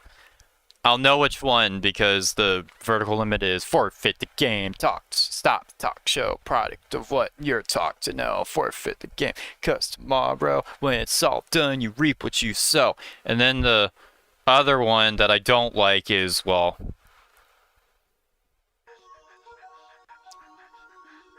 yeah, is this the over and over and over again one? I think it's the over and over and over again one. Yeah, it's the over and over and over again. I'm gonna do ourselves a favor, that's going...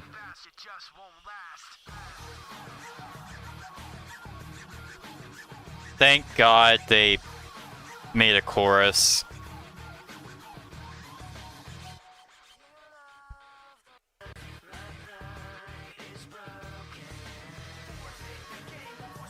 Yeah. Thank God they made a chorus for this song. Because I cannot stand listening to... There's only one cool part of this.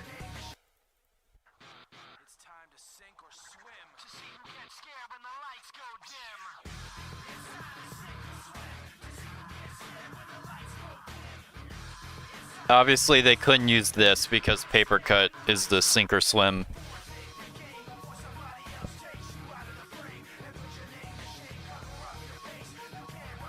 Yeah, I'm not a fan of this.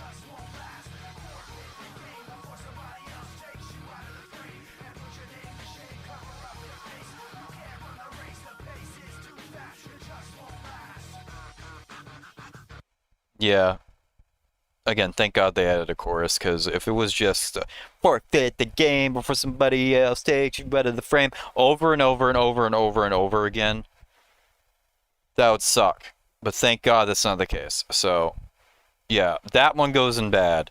There's another demo coming later on Points of authority related. Yeah, I've never been a fan of that one, ever. Alright, clarity. I don't think I've ever heard this. This is Midnight demo.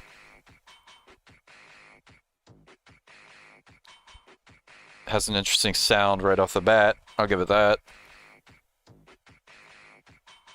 I'm not sure what else to say though.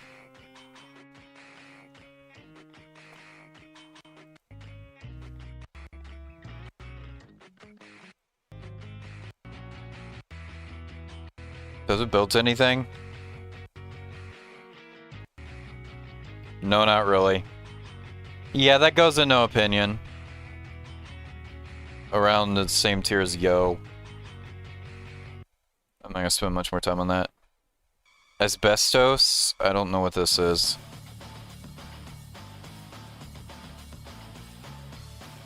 This sounds like a given up demo.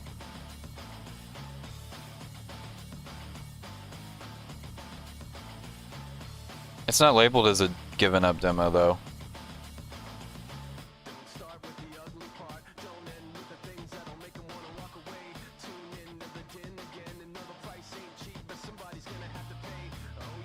Because I might have some vocals on this.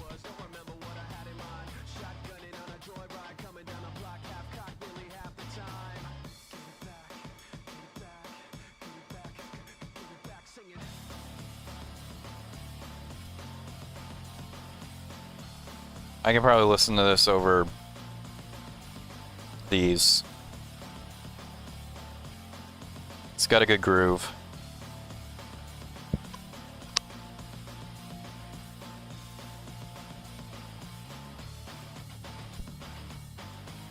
Again, it just sounds like a prototype for giving up.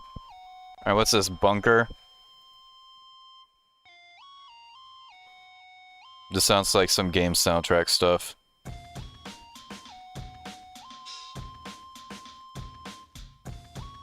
Does this go anywhere?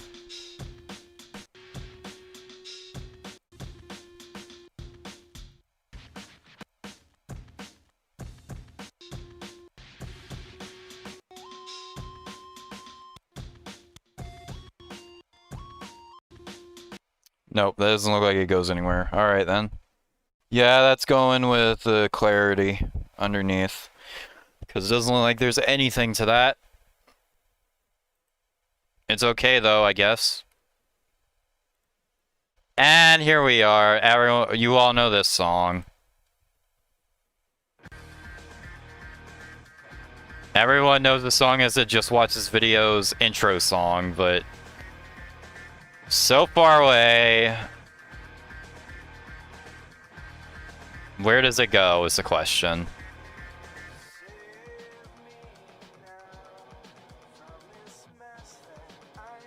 For an early mic singing track, it's really good. And the chorus is catchy as hell.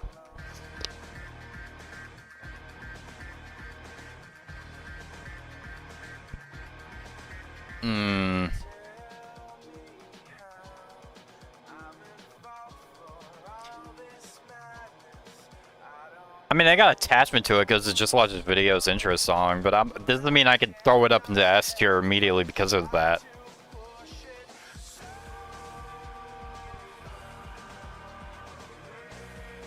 It's got to go high, though. Higher, at the very least. Either just above or just below Slip. So Far Away is, like, really good.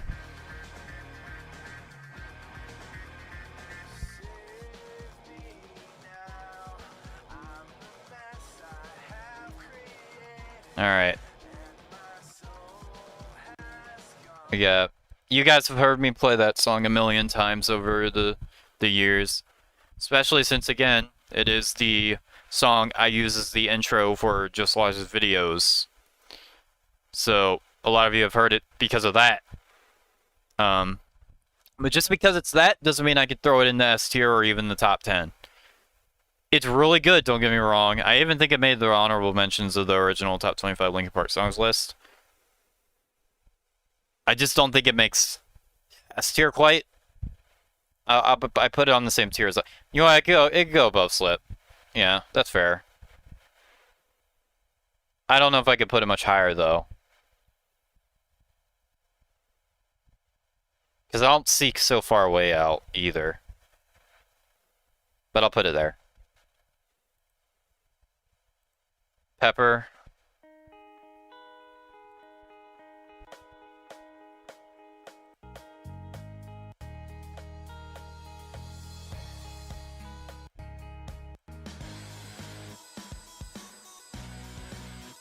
Another Meteora era instrumental demo. I don't know.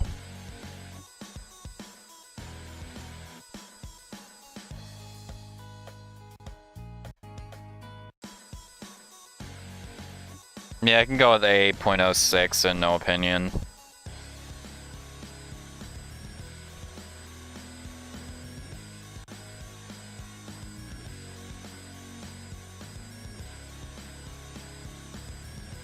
It doesn't have quite enough going on.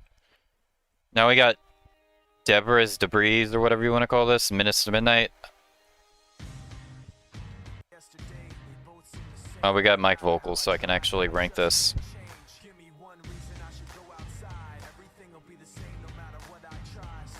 Oh, I've heard this.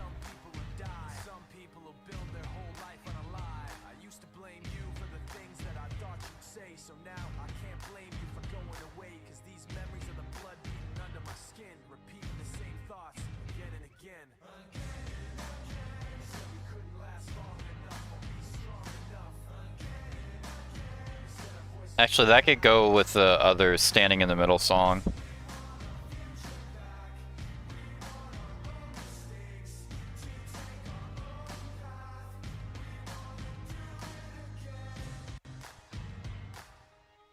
Curly's the mic-centric track. Is there anything else to this? No? Okay. Ominous. Is this the part of me sounding demo? I like this one. Yeah, basically, this is like repurposed part of me.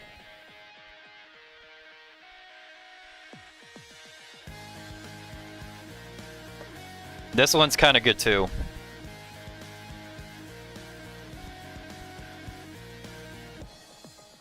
I like soundtrack more though. But I kind of like this one too though.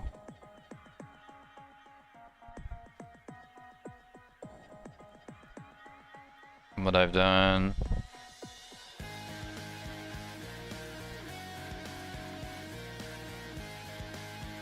Sure, it can go right alongside soundtrack. Again, this literally takes like the bass riff and part of me and does like a whole chorus thing out of it.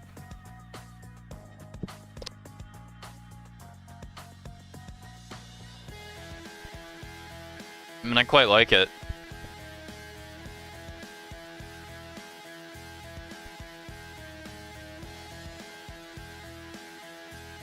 It's quite good.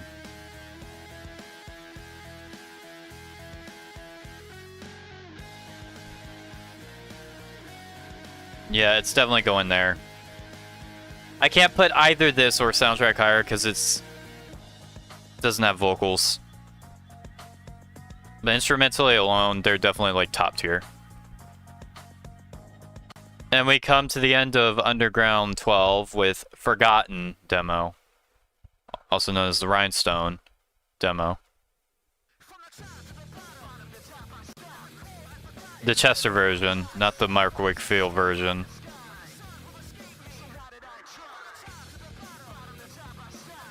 I actually kind of like this. Same reason I like Esau.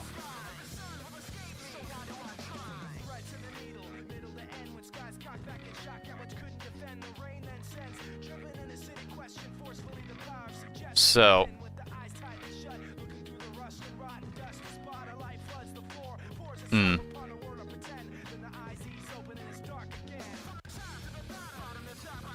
Alright, what's after this? Stage like demos. I've never heard any of this, so that's gonna be new.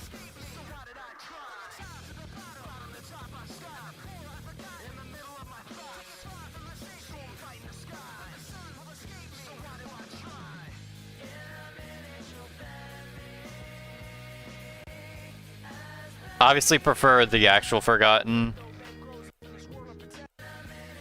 But if there's one thing I like better with this... Are you afraid of betrayal? I think that might have actually been better than just... I like both, though. And obviously I like this outro better, where Mike's just going... As burn me up, say you'll never forget me, but the lies I piled up.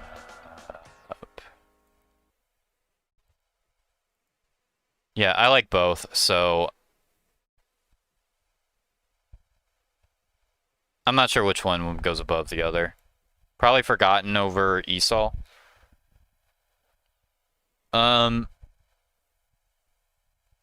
So that's fine.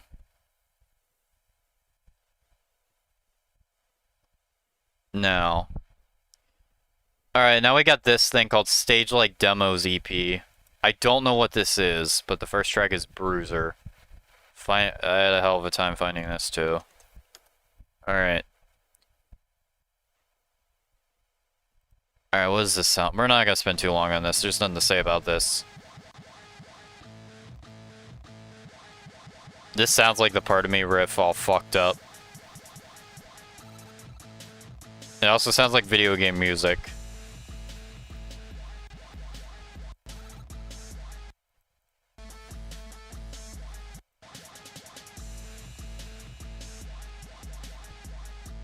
Yeah,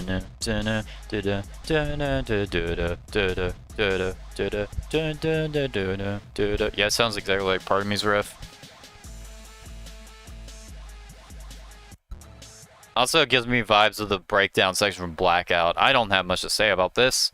Yeah, that's going with Unfortunate. Just, just under Bunker, I guess. Okay. Alright. Space Station.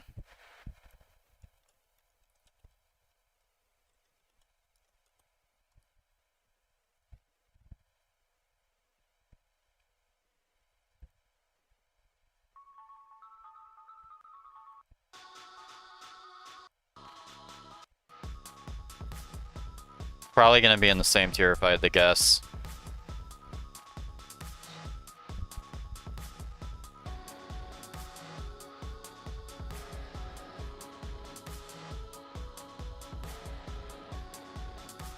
Also gives me Part of Me vibes.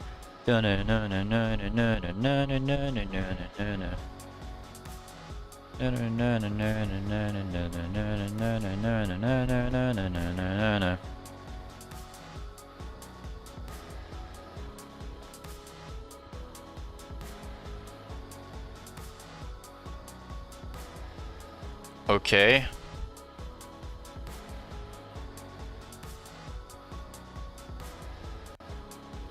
Yeah, I don't regret where I put this. This goes above Bruiser, though.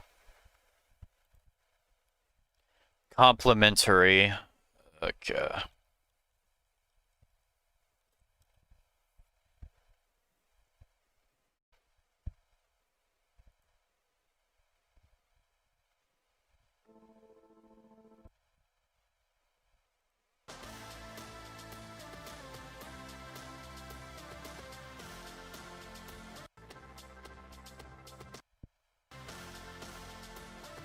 Alright, that's also going here.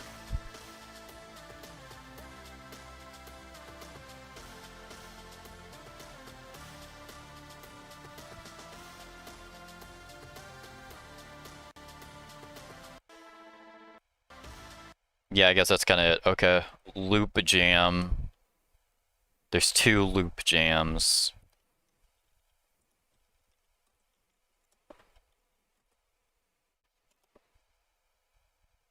Loop Jam 1, what's this like?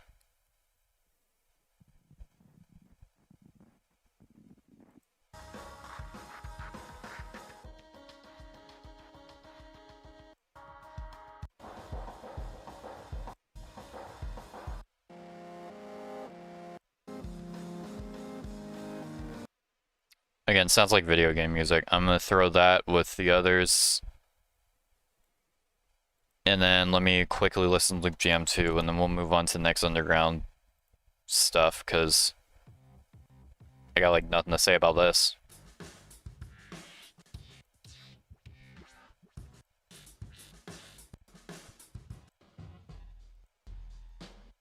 Some of this I might have actually heard before, I just don't remember because it was just nothing. So, I guess that goes there. Alright. Oh, before underground stuff, A Light That Never Comes. Technically on Recharge, but I only did this song from Recharge because Recharge is just not that... I'm not interested in Recharge. I'm gonna be straight up honest with you right now. Flat out.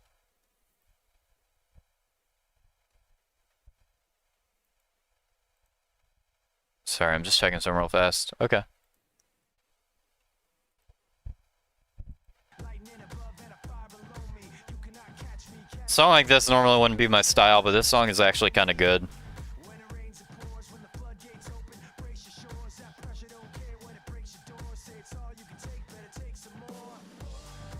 I'm not putting it higher than good though, because it's not really for me.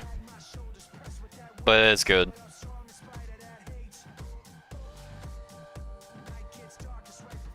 In between...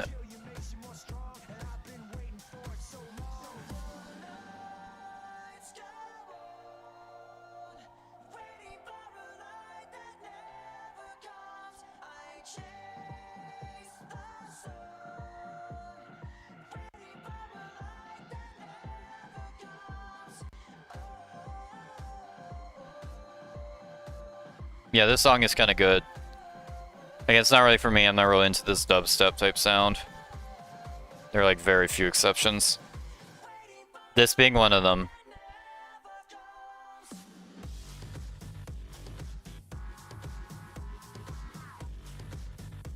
But it's still good.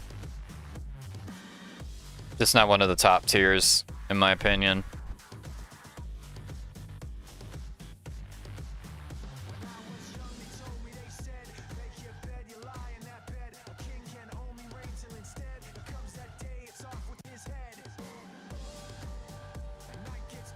But yeah, that's A Light That Never Comes.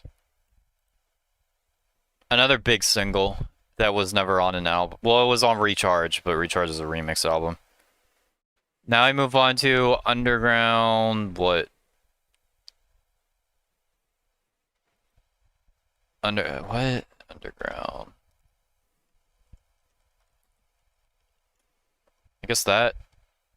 Yeah, okay. 13. Duh. Alright. Basquiat. What?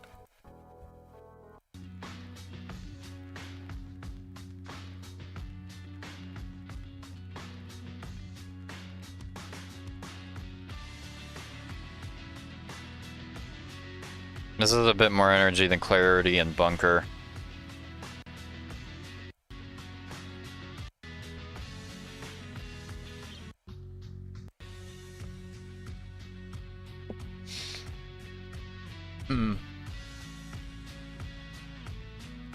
Alright, that's okay. Primo. I know this is the I'll Be Gone demo.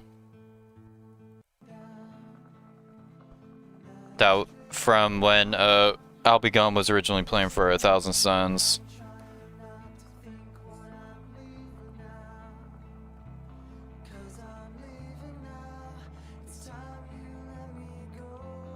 I don't really have an opinion on this one.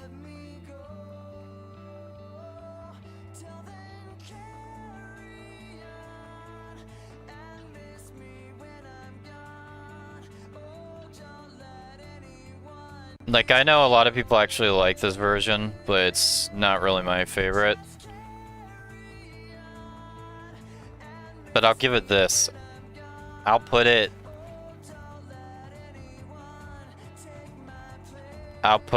with I Have Not Begun.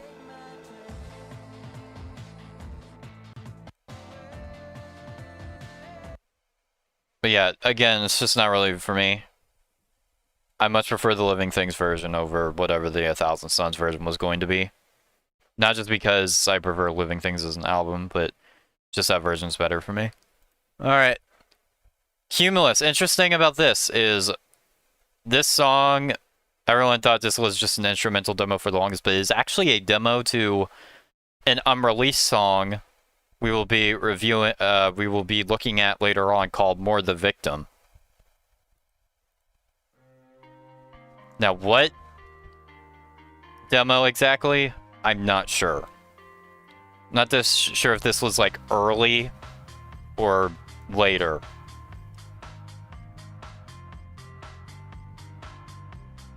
If I didn't have the knowledge that this was the More the Victim demo,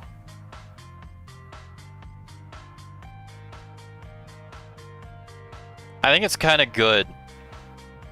So I'd probably rank it up here. Again, if I didn't have the knowledge that it's the More the Victim demo.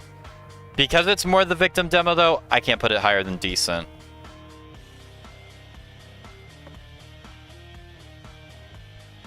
It does have elements I like better than the studio mix of More the Victim, instrumental-wise. But, like, again, if More the Victim was never released, then this would probably be in good tier. Because it's a good instrumental demo that I actually would kind of like. But it's not. It's... More the Victim does exist, so I'm not going to put it super high. Alright. But it's interesting that they came out with this instrumental demo before the song More the Victim ever came out. Alright. Pretty Birdie, Somewhere I Belong demo. I've heard this. It has a different riff from what I remember.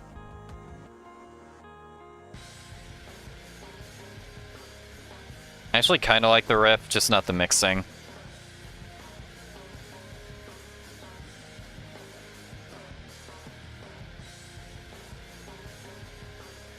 It can go a program, I guess.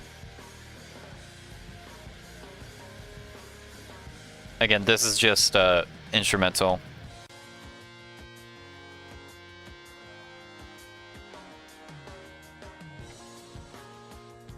Alright, we got Universe. I've never heard this.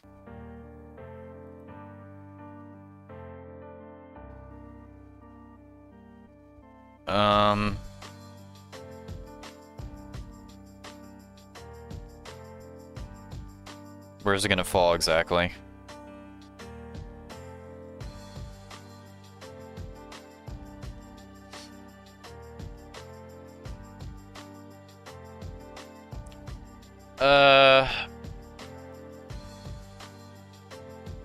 Probably above Basquiat, but not much higher.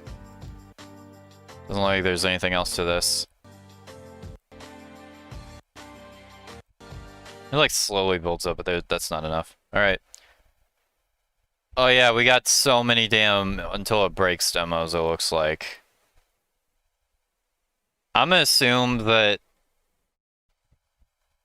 these are the separate songs that Until It Breaks meshes together.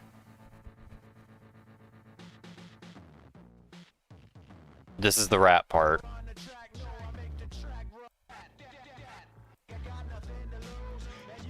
I mean, I don't like Until It Breaks, so that's going at the very bottom of no opinion.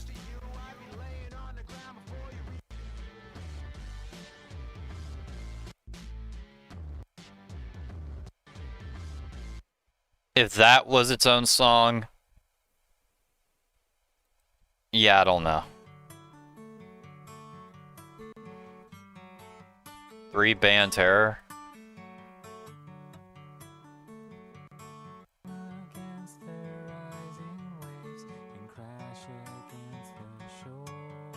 Okay, this is the second part.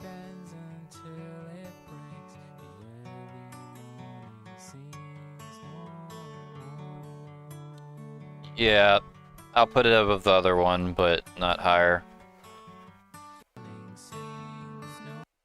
I mean, if they release a song like this, probably still be the weakest on Living Things, but not bad.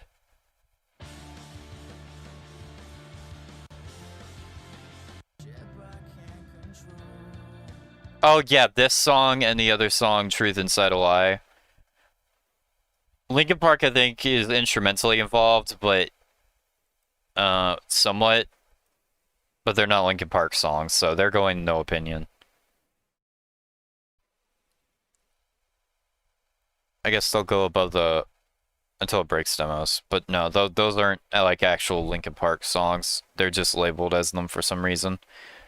Okay. Foot Patrol is another Until It Breaks demo. Which one is this?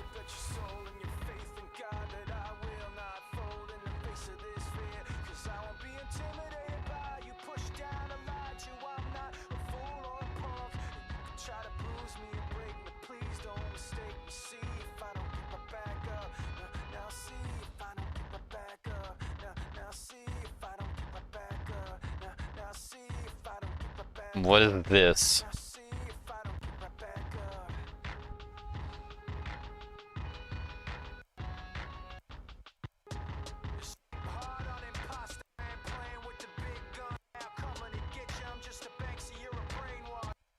Okay.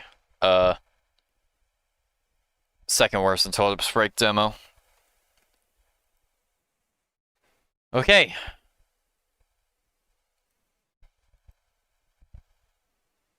That was just kind of whatever. Holding company. What's this? 2011 demo?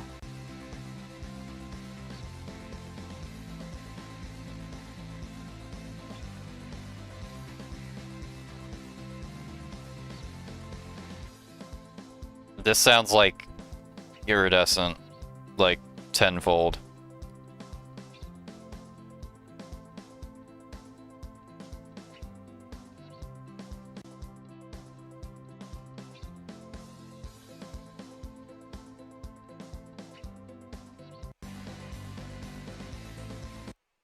So this one technically comes after Iridescent, because Iridescent was on 1,000 Suns in 2010. So this one technically comes after. I don't know where you. I mean, it's just an Iridescent sound alike, so I guess I could go up here somewhere, but I'm not gonna put it much higher. Okay, Hemispheres. I've never heard this. Part. For some reason, it's not on the playlist.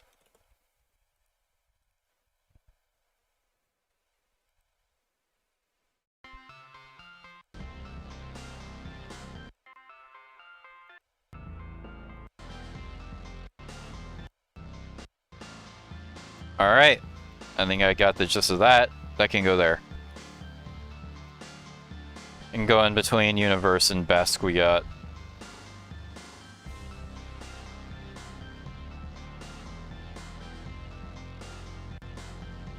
Kind of sounds like it'd be a Dead by Sunrise demo.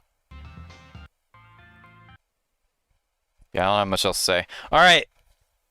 We got another next batch of underground stuff out of the way. Now we can finally get into the moment we've all been waiting for, the hunting party. You all know how I feel about this album. So, before we do that, I'm gonna get a refill. But when I come back, we're gonna go through the hunting party, breeze through all of this other underground stuff. Maybe there will be another break in between for one more light, and then after that, smooth sailing until we reach Meteora 20. Then we can finally end it. Because we've been going for 5:41. Yeah, we've been going for 5 hours. So, but we're closing in on the ends. So yeah, we'll get there soon. So yeah, I'm gonna be right back.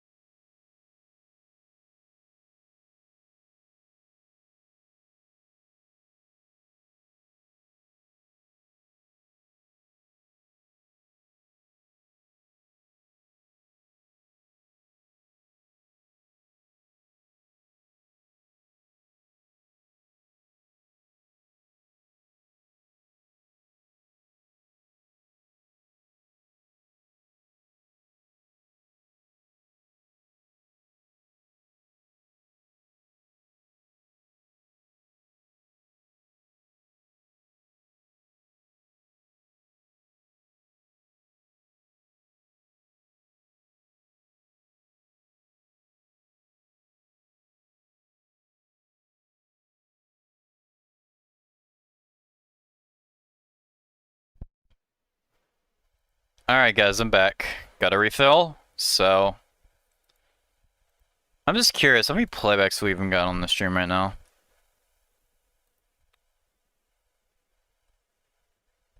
55? 3 likes, not bad. I didn't expect too much on this day. Probably would have gotten more reception if I uploaded this as a video, honestly, but... That's fine. I got a lot of 10-year anniversary stuff that I need to work on, as is. And also Godsmack. I need to see Godsmack tomorrow, so... But yeah, okay. The Hunting Party. Everyone knows how much I love this album. Track 1, Keys to the Kingdom. Do I even need to play this for you guys? I think you already know. I think you already know where I'm going to put this. Yeah.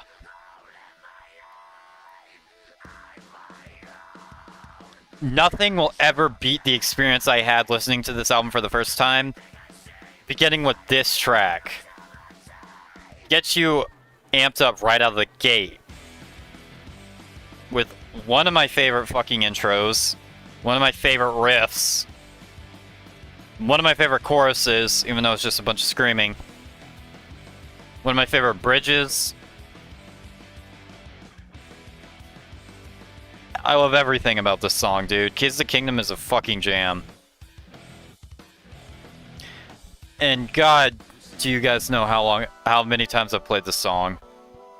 And used it in videos and trailers and all the other types of shit.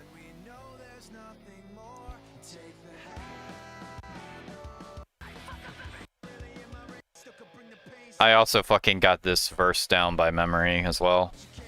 This is not the same though, got a different method, but I still can bring the pain. So, yo, I got the same flow, I got the same flow. How's y'all can get you, never really in my range though. Yes, I'm half fang glow, half fried panko. All prime time, I'ma let the bass bang low. All you fucking lames go aiming at my name, no. Careful what you shoot because you might hit what you aim for. Careful what you shoot because you might hit what you aim for. By far the best opener on any Linkin Park album, hands down. And Paper Cut is a solid runner-up. Like, that's easily, like, the #2 spot. But Keys to the Kingdom is just on a whole other level of fucking amazingness. I love this song so much. Nothing will ever beat the experience I had listening to this track for the first time. I don't think I'll ever get to experience anything like that again. So, yeah. That should tell you how much this song means to me and how important it was and how crucial it was for the time I heard it. So, Keys to the Kingdom's like definitive top 10. No disputing it. Now, and not just top 10, the third, #3. I think it was #3 on the list too. Yeah, it was #3. Just about forgotten. Looks like not much has changed in that regard. Probably because it wasn't going to, but in any case. All for Nothing is up next. I'm conflicted on whether I'm going to throw this in S or A.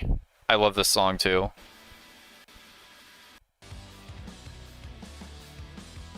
Has guest vocals on this one. What did I rank this in the original top 25? It was #10? That's pretty high. But I guess I can see it because I was obsessed with the Hunting Party at the time.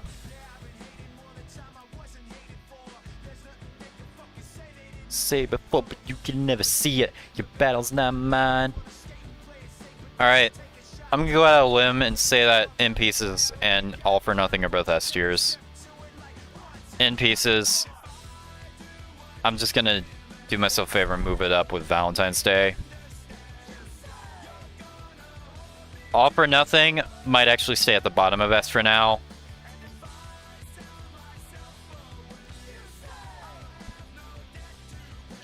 God, the song is so good.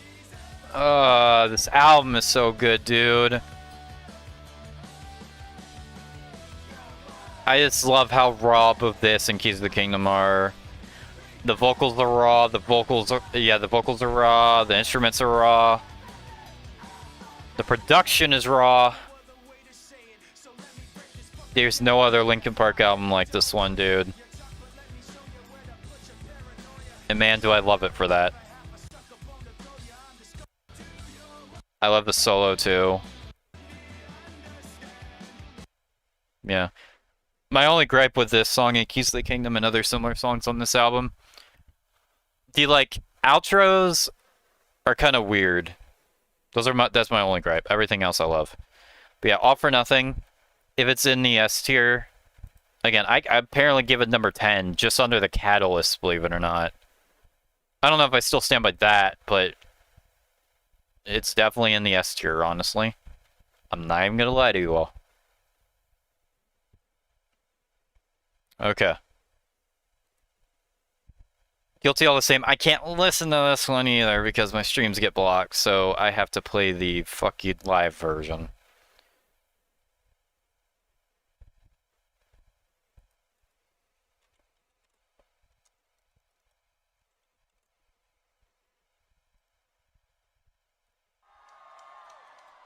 This song like takes you on a journey from beginning to end.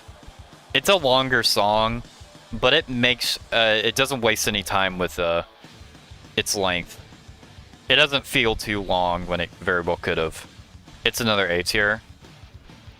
I don't even think I put it on the list, did I?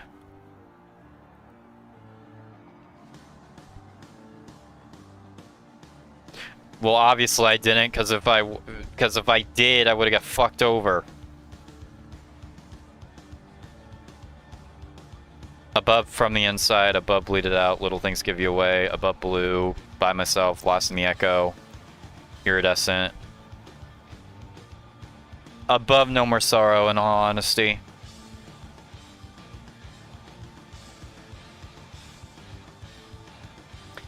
There's more songs from this album that I'm gonna rank higher, so I'll put Guilty All the Same there.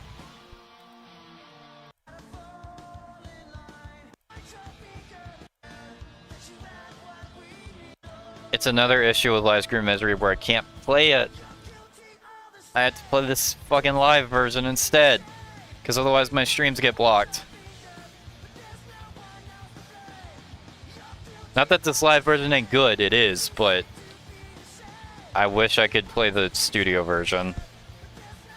But I can't.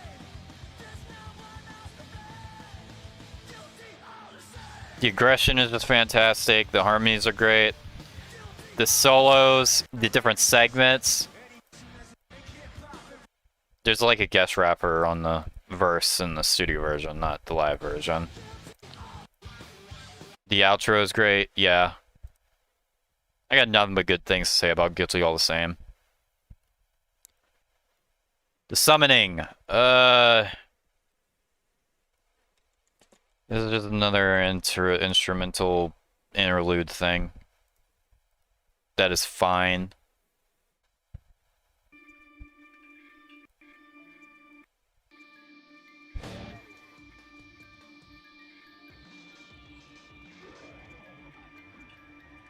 It's like the lead into War, I'm pretty sure.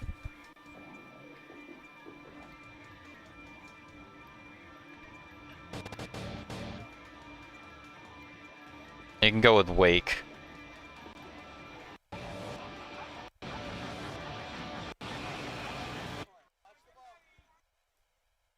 Yeah, I could go just under Wake, honestly. It's just an interlude thing. Actually, if it's an interlude, I'm not gonna put it anywhere. I'm just gonna put it here somewhere. Probably above the 1,000 Suns interludes, but not much higher. Alright. Let's lead into War. So we'll move on to War next. War is fucking Chaos, the song. Which, you thought Keys of the Kingdom was Chaos, the song? No, this one's even more. Got very old school punk feel to it. Very aggressive vocals. Very unprofessional production. Raw as hell. I even put it in the honorable mentions. Yeah, I did. Only war. This one's going above From the Inside and Bleed It Out. I might not put it... I don't think I'm putting it higher than that, though.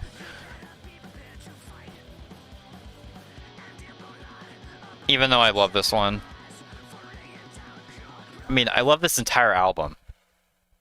You couldn't get that already.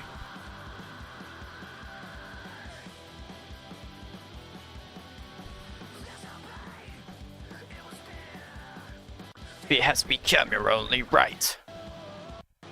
Plus side is very short. It gets straight to the point. It does exactly what it needs to. Very enjoyable. Wastelands. Wastelands is probably of the songs that I... Yeah, Wasteland's probably my least favorite song on the Hunting Party. The actual song of the actual songs, not the interludes and bullshit. Not because it's bad, it's just like the most basic Linkin Park type song on the album. Still, a good song is a good one, and I think I put it in the honorable mentions too. No, I didn't. I put Rebellion in there. Act as a delayed attack. Everything's razor blades.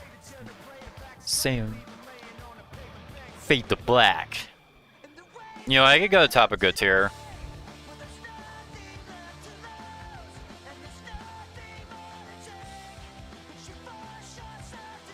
Actually, never mind. I like it better than From the Inside and Bleed It Out. Actually, no. Just above From the Inside, but not Bleed It Out.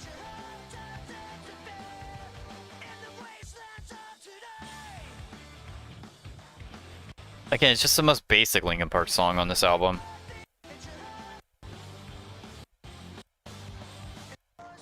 Like, of the lineup, it's probably the one I go back to the least. But it's great, though. Alright. Until It's Gone is a masterpiece. You all know how I feel about this one. What did I give it? I ranked it number 6? On the video? This song's so underrated.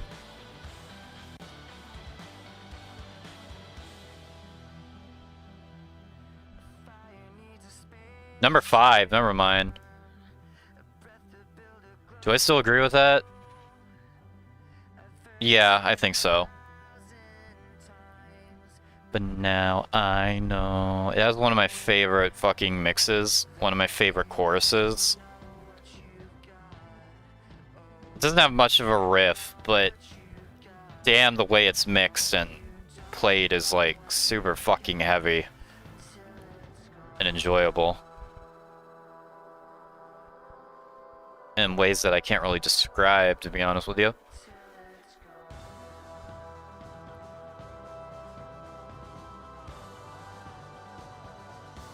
Until it's gone.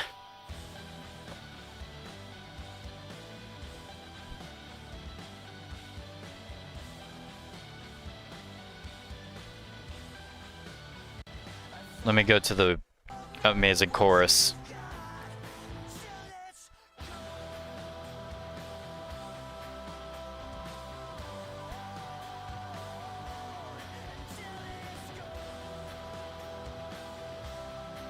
I love it so much. And then the breakdown, dude. Oh, it's so good.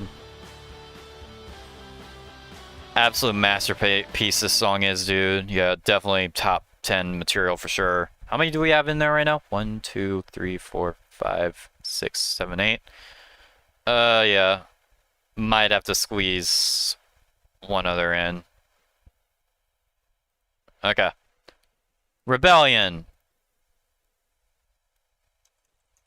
Rebellion was in the honorable mentions for the top 25 list.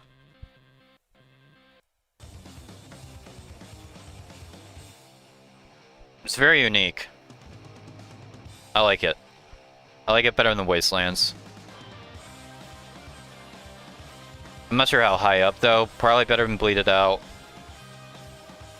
Probably a better song than War. But I might leave it there. I don't really seek Rebellion out. But still.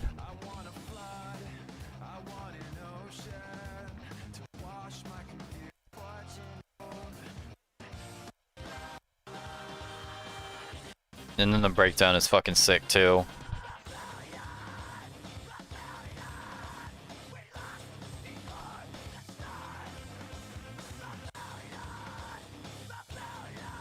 Yeah. So Rebellion, another solid, fantastic track. Mark the Grades is a underrated masterpiece. This song is so underrated and so amazing.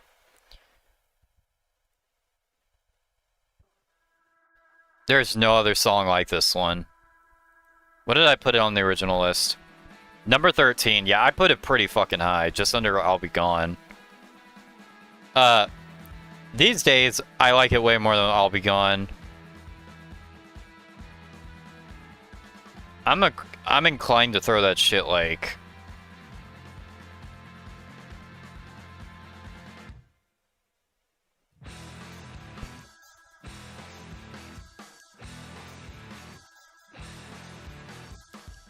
I'm unironically inclined to throw this in the S as well. I'm not gonna lie to you. Honestly, I think I like it more than All for Nothing these days, I'm gonna be honest.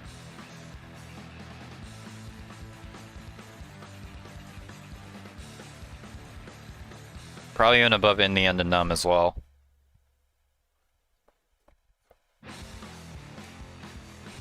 This song has so many great parts. So many great instrumental sections. Amazing verses. Nice harmonies. Fucking great chorus.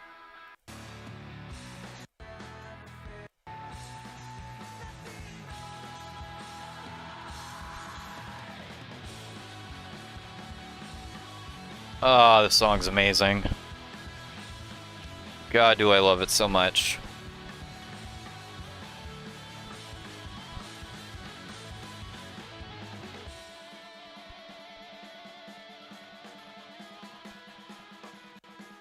There is no other Linkin Park song like this one.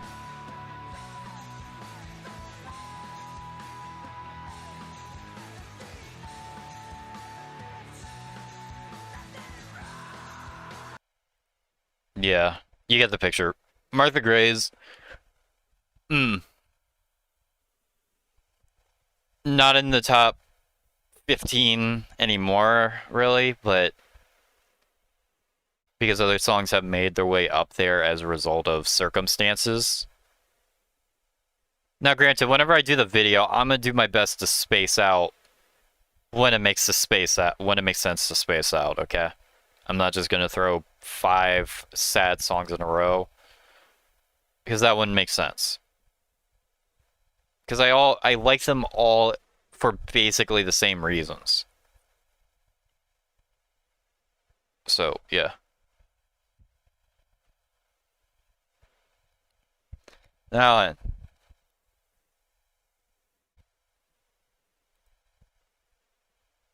Drawbar is a lead-in to Final Masquerade.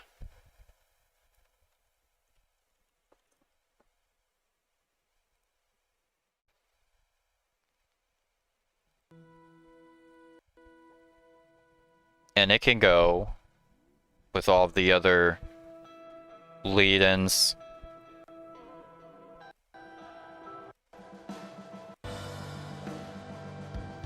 Probably just above Tinfoil.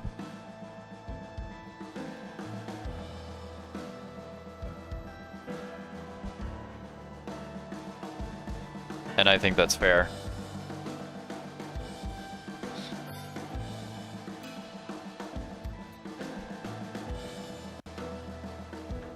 Yeah, it's the lead in the Final Masquerade.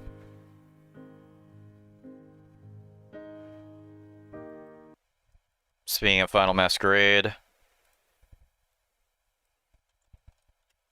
Must I get into how fucking much this song means to me? Once again. You already know where I'm throwing this.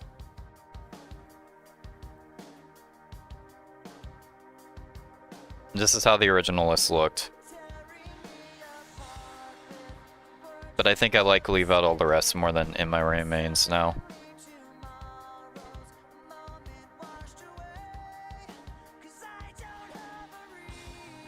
One, two, three, four, five, six, 7, 8, 9. Okay.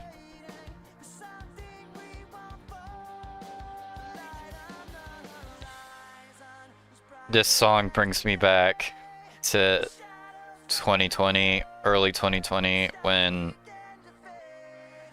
I thought I wasn't gonna make it out of the rough patch I was going through, and I thought it was gonna be the end. And then I got the idea to do the cover for this song. My God.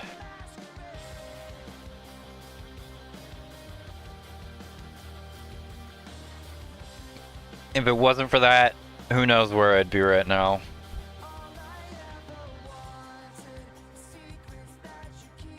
Another fucking masterpiece.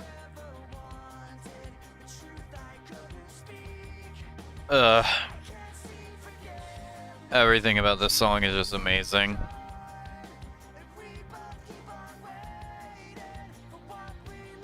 And there's a reason this is like the biggest song from the album.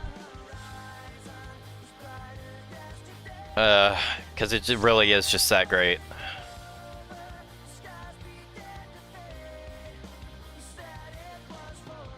Like legit.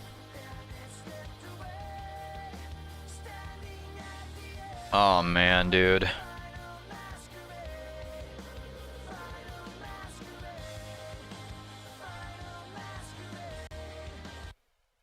Alright, you get the picture. I absolutely love the outro too. The harmonies on the outro are like amazing.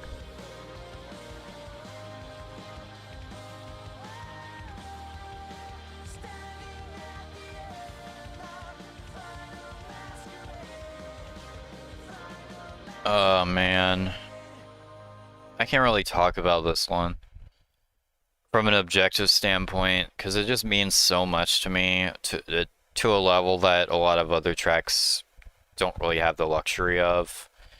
Now, of course, there are songs that I love, but Final Masquerade just hits me on such a deep level that no other song really has.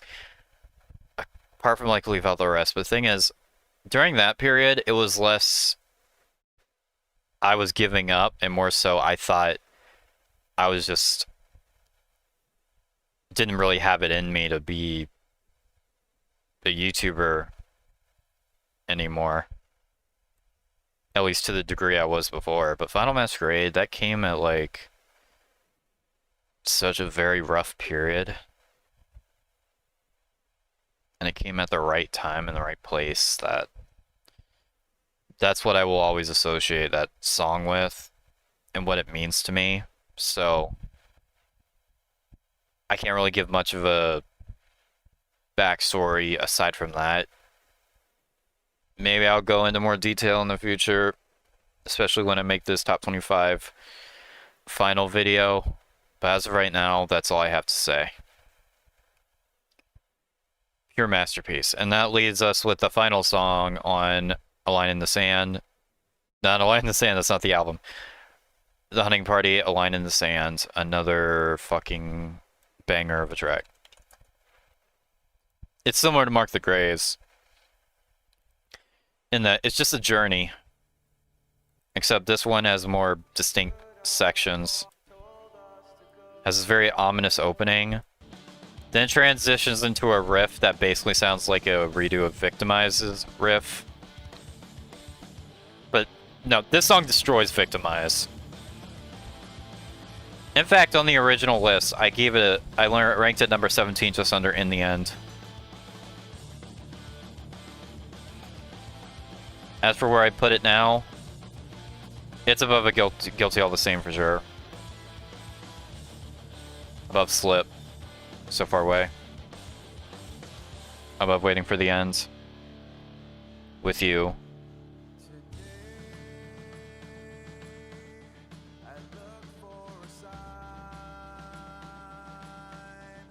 Probably above Across the Line and QWERTY and all of them too. I put it just under Cure for the Itch. Just above a Cure for the Itch. You know, I'll do the same thing again, fuck it. I think that's fair.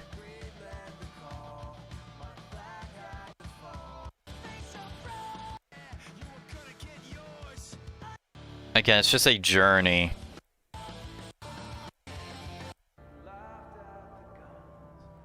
All the way from beginning to end. Ugh. The hunting party in general is the journey as well as just a fucking punch in the face in terms of energy. And there is a reason why it is like one of my top favorite Linkin Park albums. It's not my overall favorite because Hybrid Theory, I think, is probably the better album. Same with Meteora. Just objectively speaking.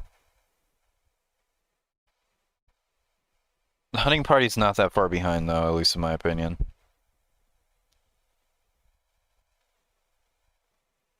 I'll never forget the experience I had listening to it. Never. Alright, we've reached a dilemma here where there is no other top 10s. Nothing else on this tier list that is still left will be in the top 10, so last minute decision, Catalyst goes top 10.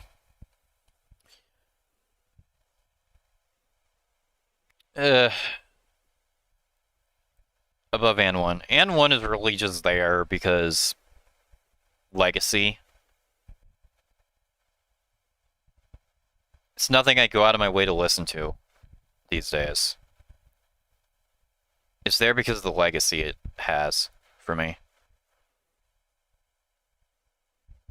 But that's really about it. So, I think that's the definitive top 10 right now. I don't see any other reason to add or remove anything from the top 10 at the very least.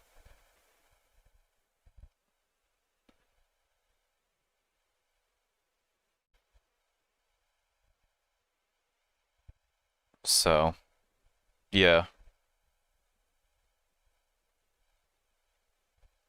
Now I'm thinking about it, I probably have more attachment to Waiting for the End, So Far Away, Slip, and I'll Be Gone than With You.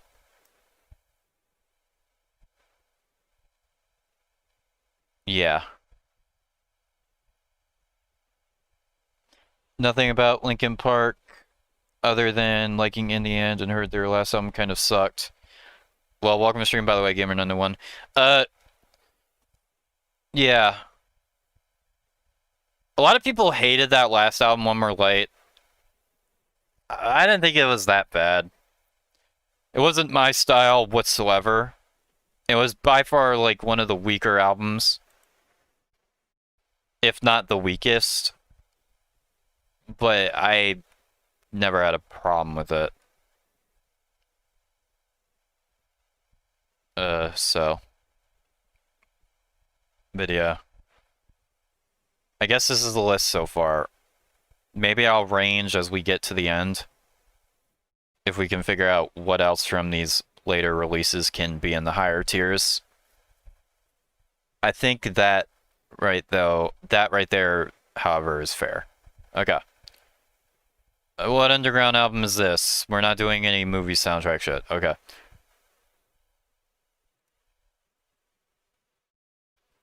XIV.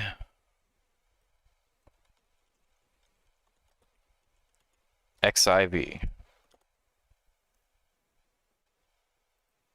Alright. Honestly, from these later underground albums, I don't know what I have or haven't heard.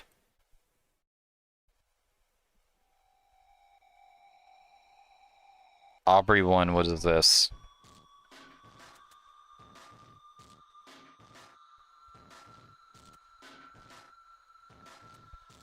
Probably not leaving no opinion tier, though. If I had to guess.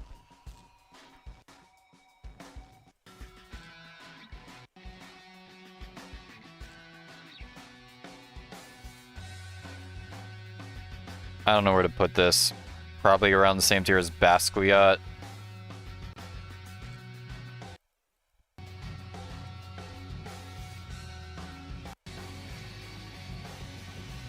Oh, never mind. It's got a little bit more energy. Maybe I can go here.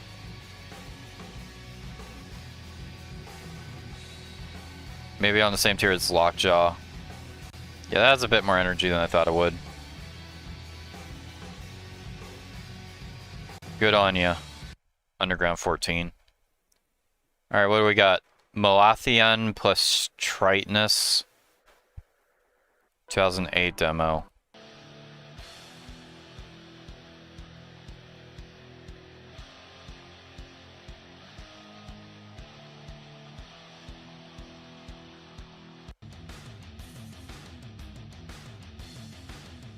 This is a bit heavier than I thought it would be. That automatically moves it up here somewhere. Is there anything else to it?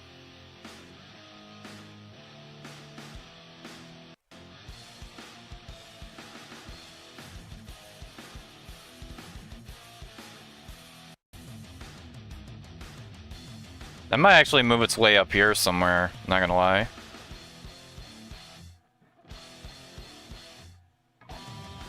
This sounds like a hunting party demo, not gonna lie. I know it's not, but I can go with Pale.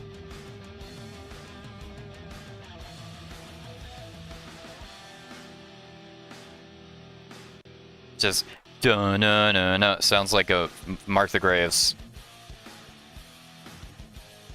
Alright, and that's 2008. Berlin 1 version C, what's this?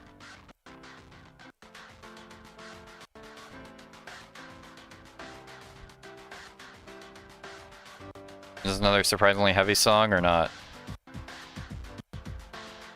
No, it's not. Okay, that can go with Clarity and Basquiat.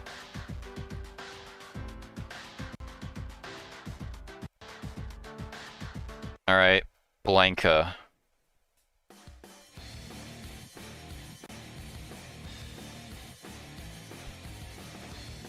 What does this riff remind me of?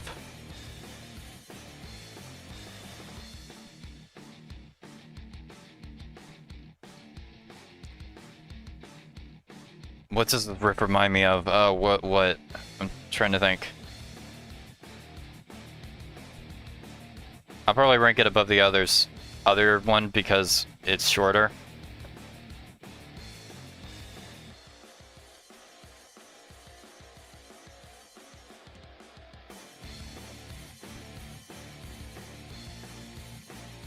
Yeah, I don't know what riff this reminds me of.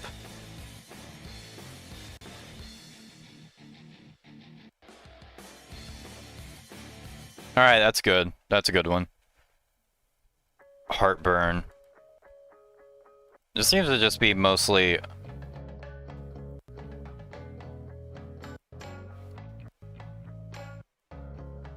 This sounds like an acoustic demo.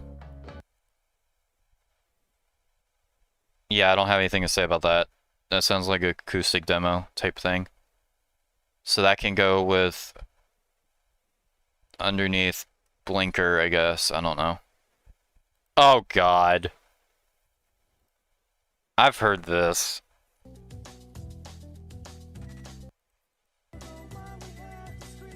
No, dude. No, dude. No. I know it's not meant to be good, but no, bro, that goes there.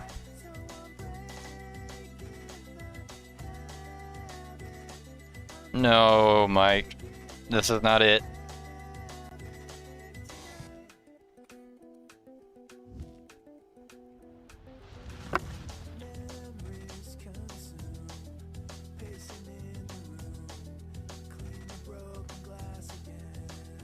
Yeah, this is not it. I get it. It's him he's recording this to show Chester how to, what's the word? What's the right pitch is. No, it's not pitch. God, what is it?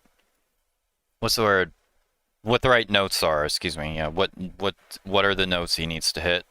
But still, not it. Not it at all. I guess it's an interesting look into the time period, but still. Dave S. Beat Feet Joe. WIKI. Here goes beady beady. We got another troll song, it looks like. That goes with the others. Okay. Froctagon, what is this?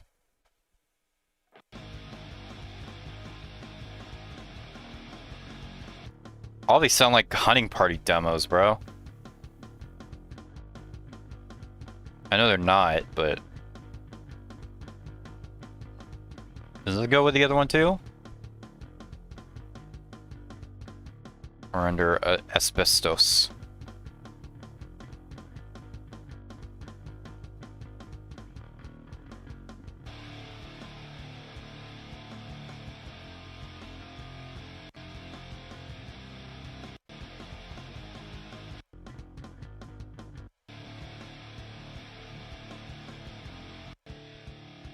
Okay.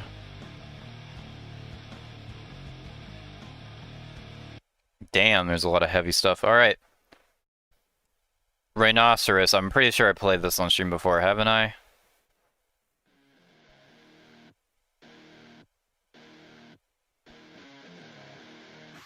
Yeah, I think I played this, yeah. Recently, too. 2 B tiers with different ratings next to it.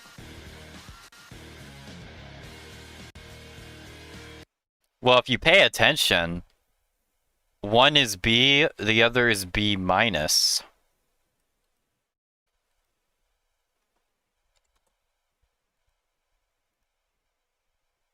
That should make it less confusing. I didn't realize the dash wasn't there. That's fixed now, though. Alright. There, that's less confusing now.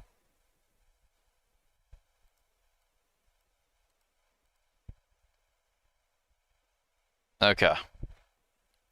Yeah, I'm throwing B minus in here because I started throwing B minuses because a lot of stuff I think is good, but there are just 2 levels of good.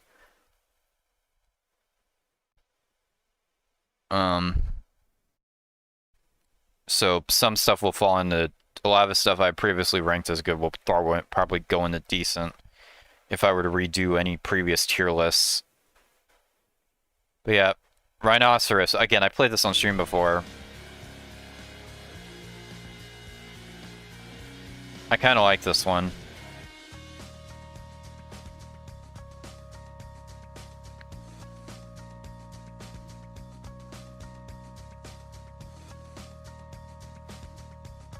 Yeah, I kind of like this, so...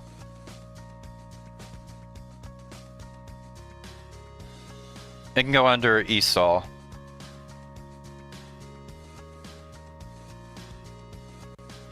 Weird word for me, because it could mean either good or average to a different person.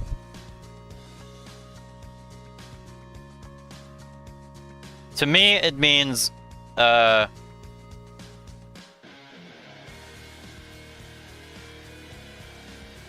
me, it just means, 1 tier below good. Like, it's the good stuff that isn't that good.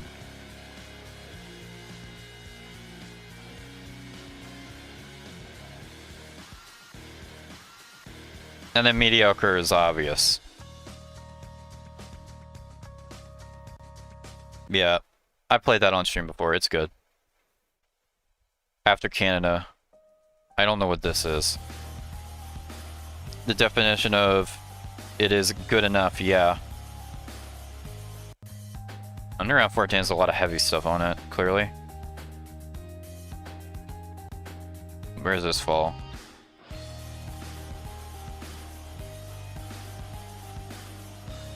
I can probably go with Pepper.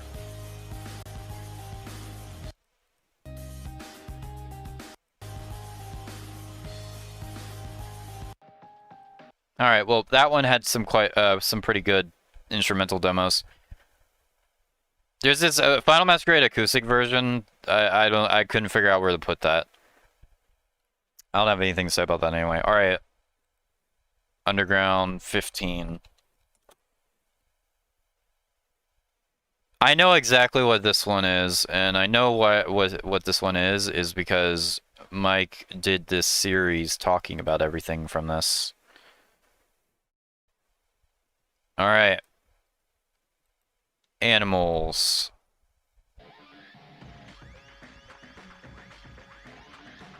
Just popping in to say the catalyst better be S. You're in luck, Isaac, because the catalyst isn't. It's not even in S. It's in the top 10. I separated the S in the top 10s. So yeah. Describe the Mario Bros. Movie to people. I said it was close to good, but wasn't quite there for me. Yeah. Yeah, that's fair. Yeah, welcome to stream, by the way, Isaac. But yeah, you're in luck because the catalyst has it transcended S tier. It is squarely in the top 10. Let's actually, like, go. Hell yeah, bro. Isaac got his wish. Indeed he did. That's my favorite. Yeah, the catalyst is amazing, bro. I think it's Puddle's favorite Linkin Park song, too, from what I know. Yeah. It's not my personal favorite. My personal favorite is Faint, obviously, but it's in the top 10 for sure. It's so good. This sounds like an Until It Breaks demo.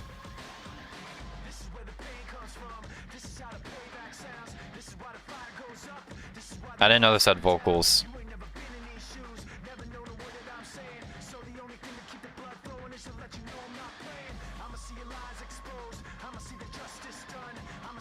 Does this have a chorus or not? That can go with the standing in the middle on other tracks.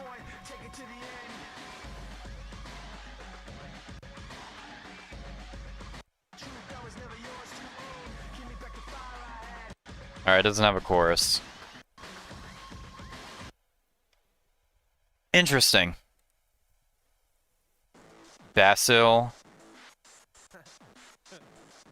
Yeah, and I'm taking my time. I'm shaping and shaking the rhyme like I'm staking my claim. Is this a verse? I'm making it simple and plain. Then I'm sick of the game, sick of the simple and same. I got that reality rap back to the basics. This sounds like Hands Held Eye.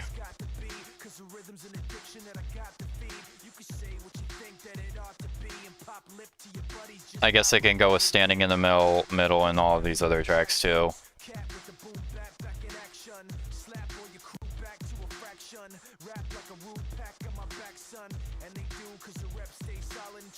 Alright. Okay. Pod's 1 of 3. These are like old demos too, 1998.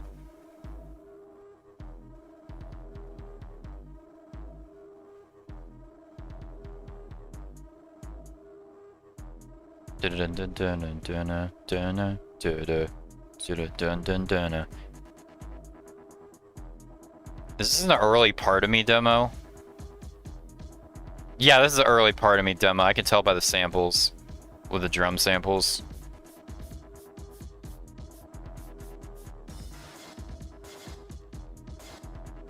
This is like an early Part of Me.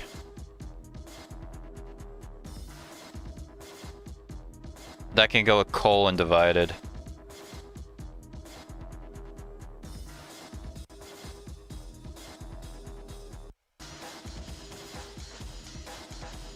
Yeah, this is definitely a Part of Me demo. Some kind of early version of it.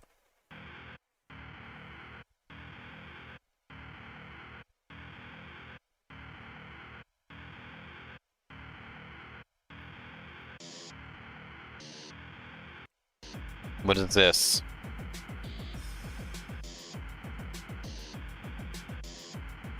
Goes with the other one.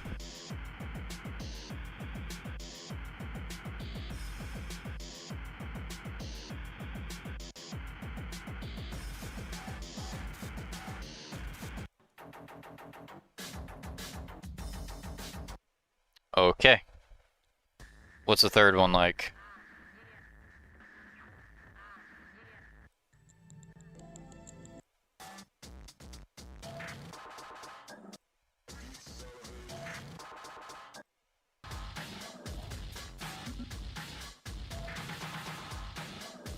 That one goes with the others.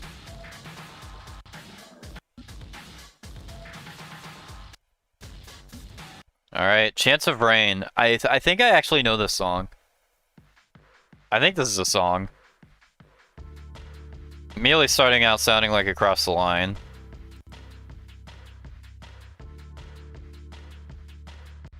I think this is an actual song, if I'm not mistaken.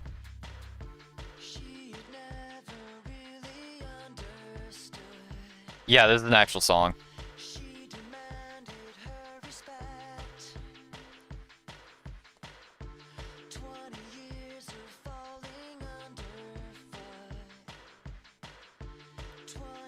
The groove reminds me of Across the Line.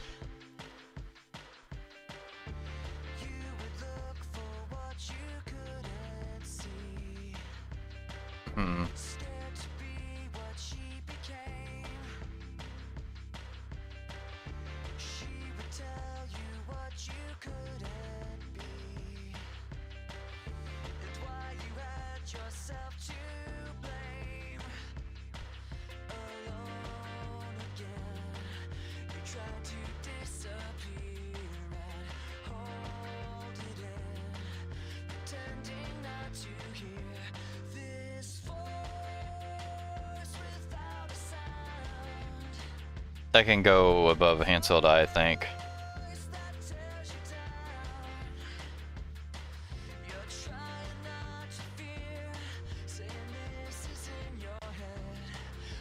Yeah, I figured this was an actual song.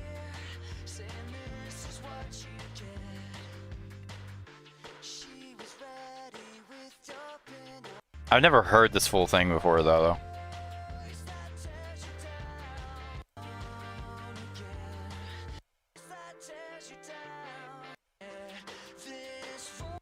I think of the Minutes to Midnight demos, however, what we don't know is still like the best one. But that one's good too. Too legit. What's this? Got some riffs. Is it another song? This is sounding like a Dead by Sunrise song.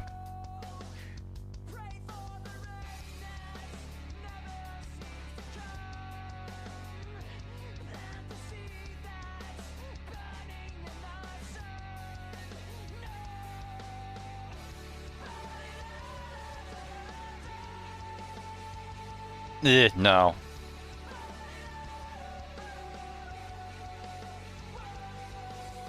What is this?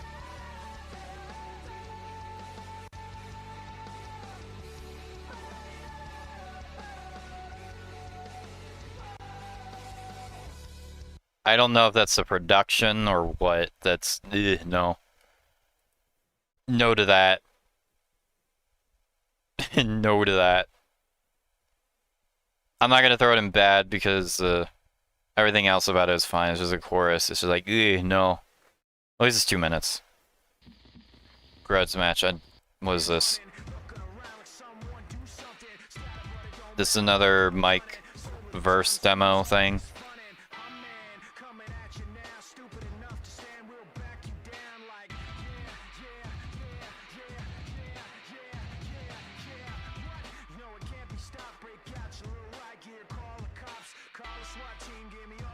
Alright, that can go to the top of that list.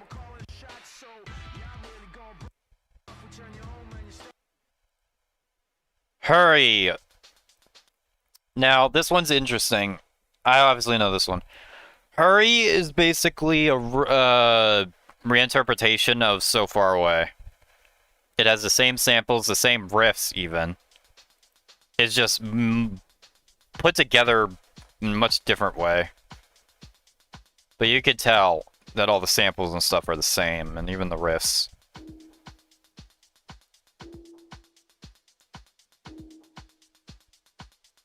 I kind of like Hurry, too.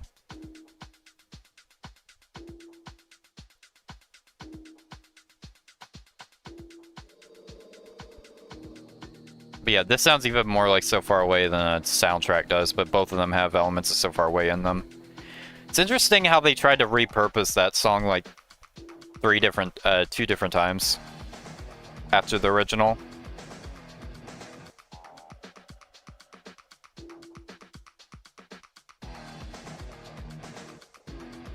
A lot of people mistook this for like an actual So Far Away demo, but it's not. It's a reinterpretation of that song. I'm inclined to put this above Cumulus and Decent. I'm not gonna put it much higher though, because it doesn't have that much, and we already have soundtrack a So Far Away reinterpretation in good. We don't need a second one in good. Even though I'm biased because So Far Away is an amazing song.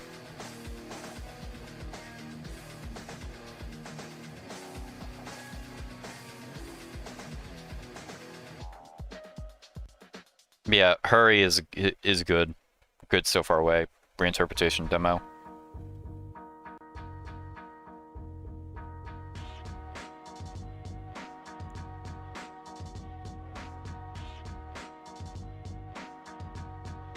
Is this a Dilate demo?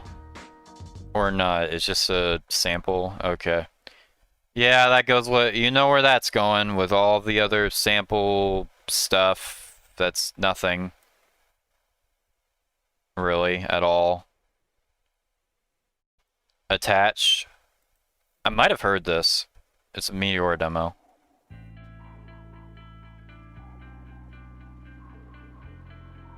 Is this instrumental or not?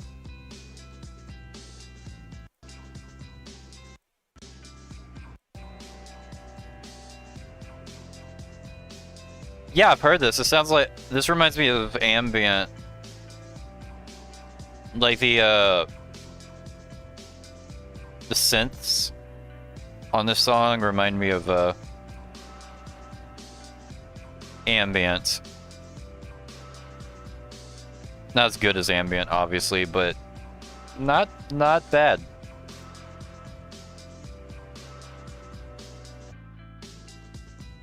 I'm willing to put it there.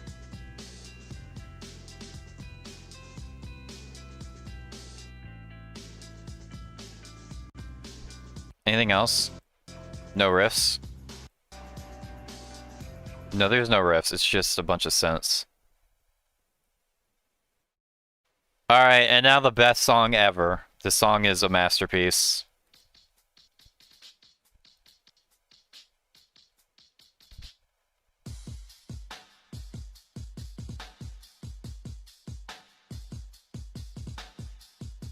Chair. 10 out of 10. Just kidding. This is literally just part of me without the guitars and without the vocals. It's just the drums and the turntable stuff.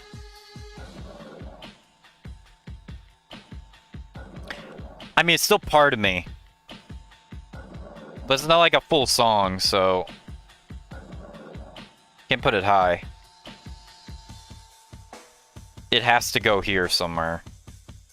I can't just give it credit for literally just being part of me.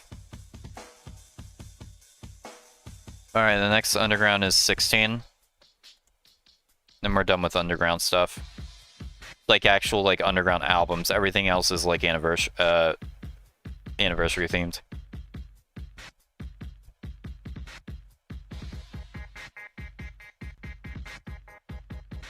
Alright, but yeah, you get the just chair masterpiece of a track, must I say. Alright. Now we got Underground 16. Catalyst demo. I don't think I've ever heard any of these.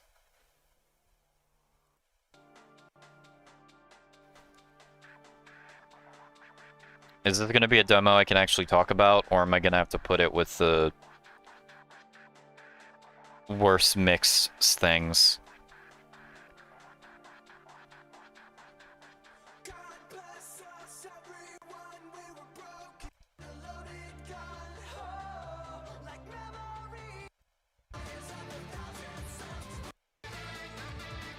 Yeah, this is another one of those situations.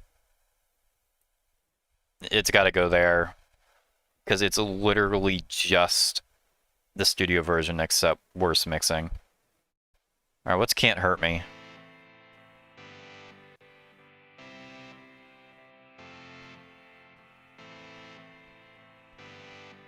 Can't Hurt Me implies it's like a One More Light era demo. Or almost, anyway. Because I assume they didn't just decide to do the route they went. Or maybe.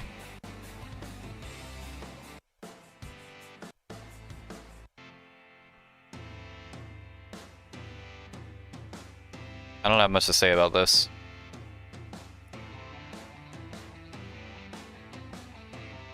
Goes about the pods under coal, I guess. Is there anything else to it?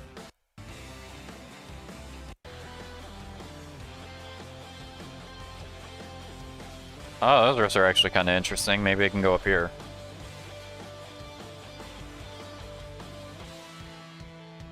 Alright. That was interesting. Alright, Dark Crystal. What do you got?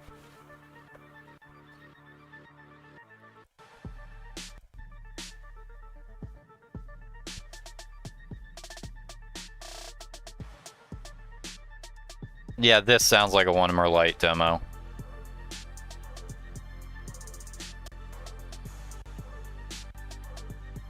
Not really for me. It goes with these.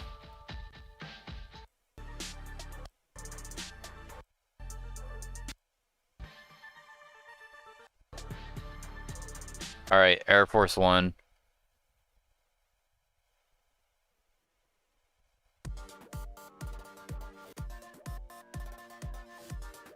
Yeah, definitely not for me. That's going right underneath Dark Crystal.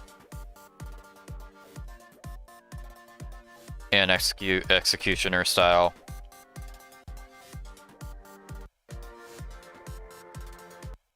Sounds like Light That Never Comes.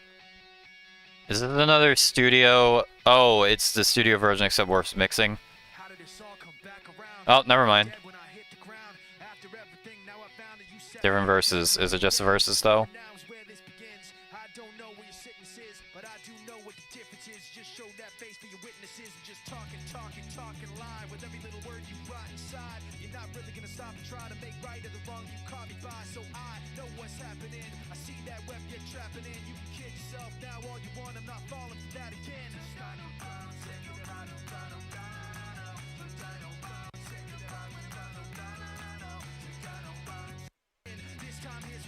Okay, there's no chorus on that.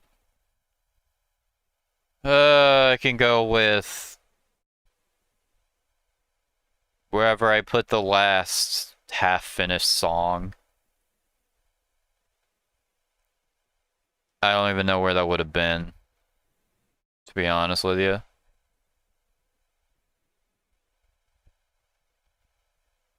Wherever I put the leave out all the rest one. Yeah, down here, yeah.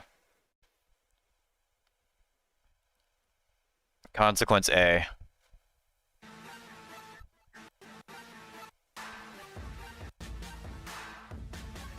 Yeah, it definitely sounds like in A Thousand Suns demo. Can go with them.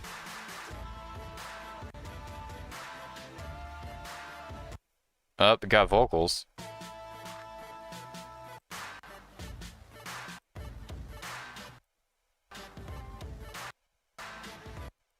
Yeah, they're on the same tier.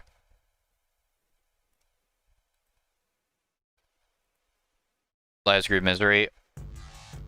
Can I even play this?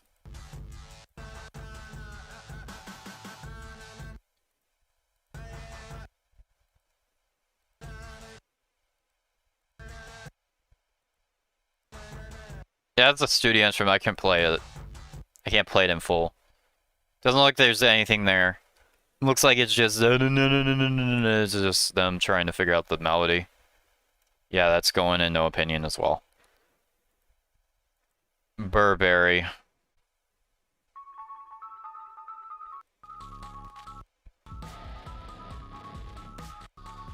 I mean, I've heard this before. I got nothing to say about it, though. Alright, let's go ahead and end this underground stuff. I don't have anything to say about these underground demos anymore.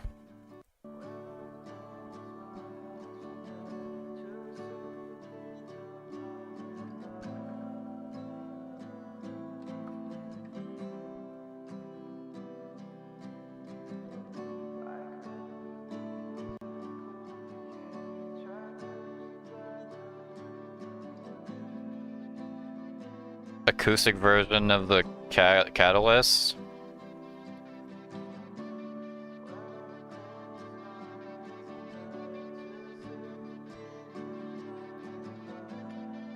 I guess it can go there. Okay, that's all the Linkin Park underground stuff done and out of the way. Now we can finally move on to the last major studio album and then the anniversary releases. So, the infamous One More Light. An album that a lot of people hate. But if I'm being honest, I never had a problem with it. And I'll tell you why. First track, Nobody Can Save Me. I actually kind of like this one. I think it's good. Again, this sound is not for me at all. When it comes to Linkin Park, this is not my type of feel or sound whatsoever. Not for me.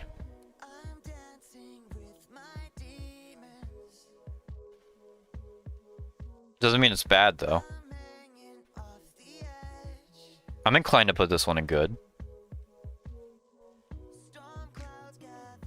I'm not sure how high, though.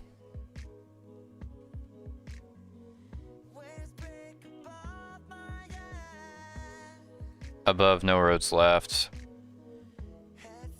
Rhinoceros. I like it more than New Divide. I'll leave it though, probably.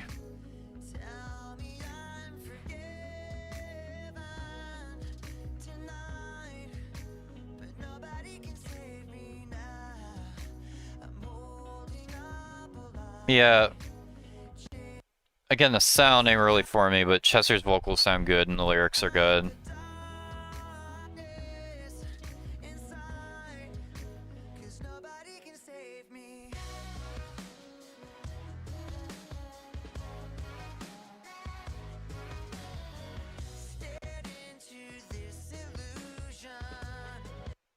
I don't know. There are other songs on this album that I think are a little worse than this one.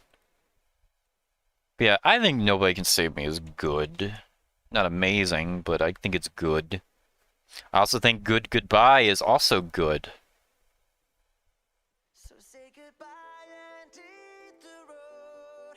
Pack it up and I think it also goes to good. you better have some place to go. 'Cause you can't come back around here. Good goodbye.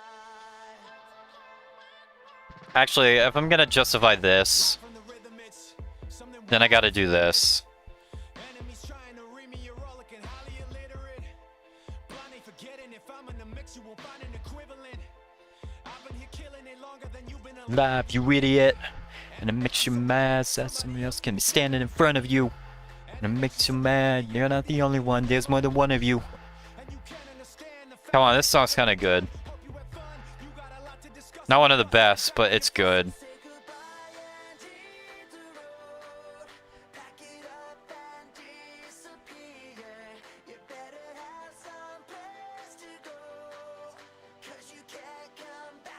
Like, this song's catchy as hell.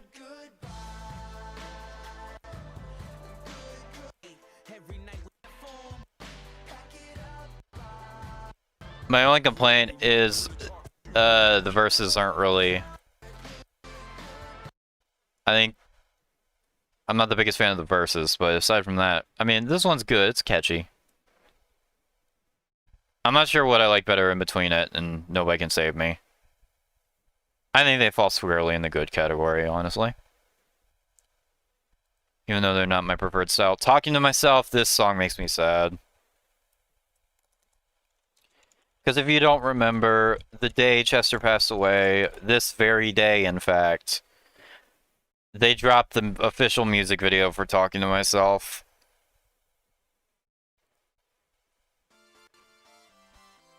So this song is sad to me. But it's my favorite track on One More Light by far. It's the closest sounding like actual Linkin Park on the entire album.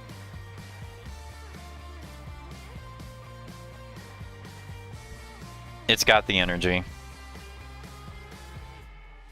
And I believe in the top 25 video, I gave it honorable mention, yep. Lights are on, but nobody's home. I don't really seek it out that much, probably because it makes me sad. All I can think about when I hear this song is just that day. The fact that this song and this music video came out on this day. How many got left? Just One More Light, Hybrid Theory 20, and then Meteor 20, and then I'm done.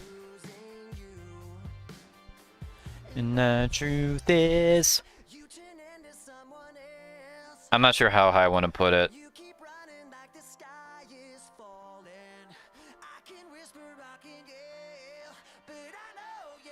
Probably there. But yeah, this song makes me sad because it was a song. Cool, I fell asleep. Oh. Yeah, this song makes me sad. It was a song. It was the music video was released on the day of Chester dying, which is today, obviously. Well, technically today, but we're about to go into the 21st. But yeah, this song just has a certain vibe and energy the rest of the album doesn't have. That's why it's my favorite by far. One of the gems of it. Alright. Battle Symphony is up next.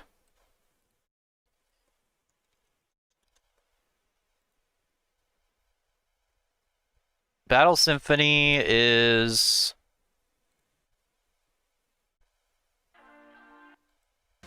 not really for me, but...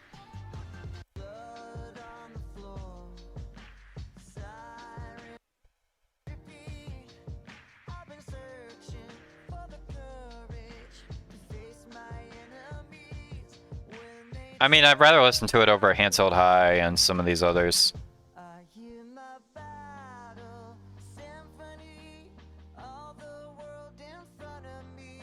I'll put it there.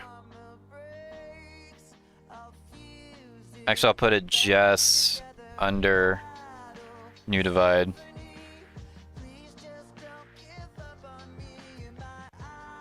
I like this part. Yeah, this part has a bit more energy.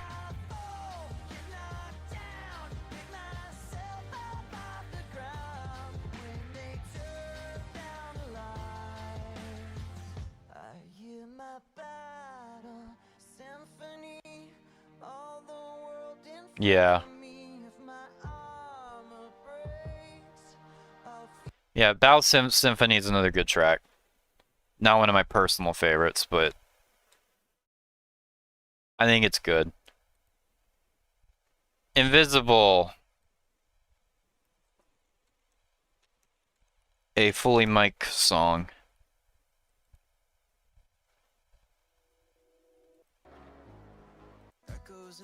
Reminds me of something you would later go on to hear on Post Traumatic.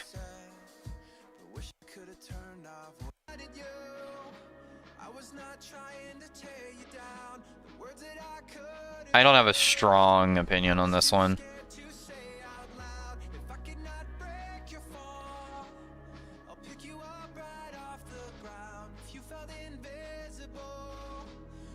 Probably underneath Battle Symphony.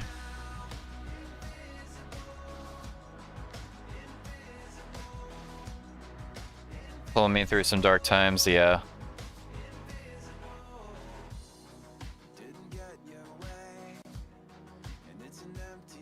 Yeah, as a mic track, it's good.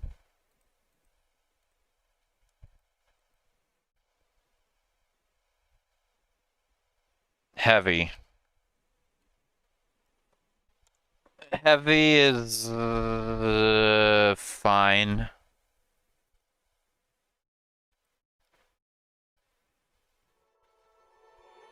I don't like my mind right now. Stacking up. Heavy was just really overplayed for me. Wish that I could slow things down. Well, just overplayed in general because it was the big single from One More Light. And I drive myself crazy thinking everything's about. Yeah, Yeah, I drive myself crazy 'cause I can't escape the gravity. I'm holding on. Why is everything so heavy? Holding on. So much more. yeah, I'm gonna throw this one down here somewhere. Keep dragging around what's bringing. Halfway Right is Just let go. after Sorry for Now. We're not there yet. Why is everything so heavy? You said Yeah, this song was like everywhere and overplayed, and I didn't hate it near as much as everyone else did when it first came out. to let my mind stay so fucking messy. But again, it's not for me Not the center of the universe, at all. but you keep spinning around me just the same. It's not for me. I know I'm not the center of the universe, but you keep spinning around me just the same. I don't know where to put it. Why is everything so heavy? Holding on. Maybe just above Skin to Bone, to be honest with you. I can't carry.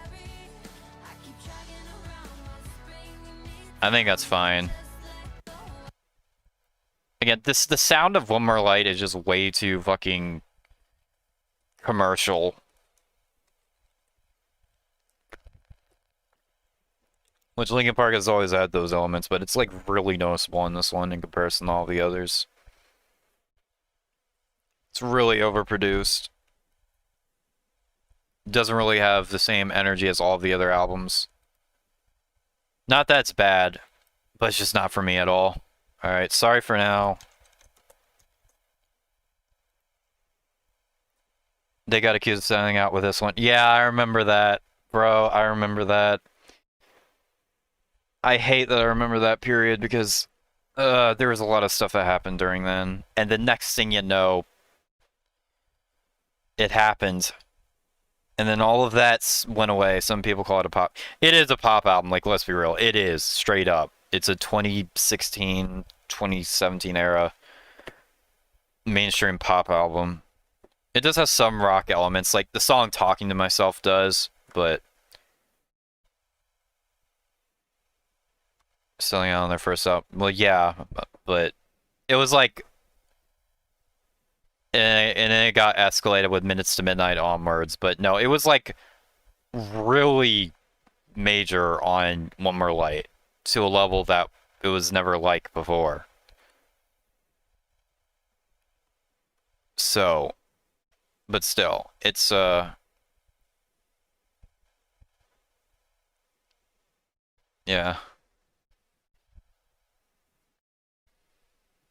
I don't think One More Light deserved the backlash it got. I don't think it was that bad.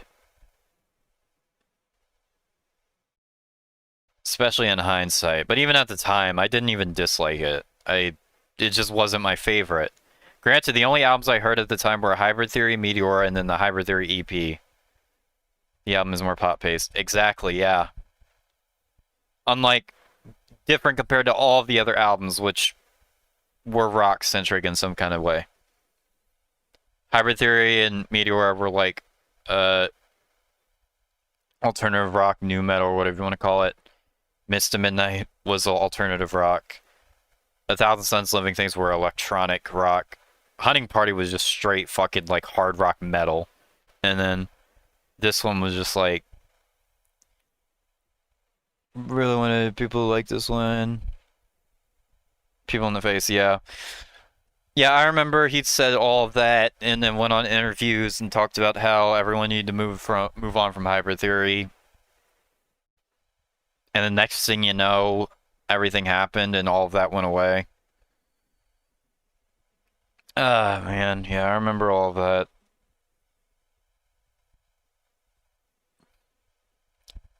Yeah. Again, it's not my favorite Linkin Park album, but did it really deserve the amount of backlash it got? No, not really. There's been so many worse albums. Examples of this type of thing. Of selling out. Well, some probably do sell out. Big examples of, like, actual selling out compared to this. Alright, what song are we on now? Sorry for Now. Yeah, I looked it up. Favorite? Some ways it is Donner Chester, yeah.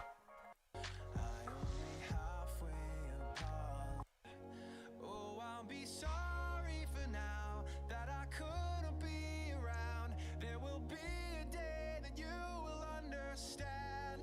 You will understand. My dilemma with this song is I think it's better than Invisible, but the samples are worse.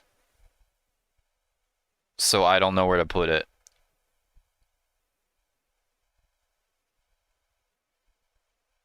And I think Chester does like a mic verse here.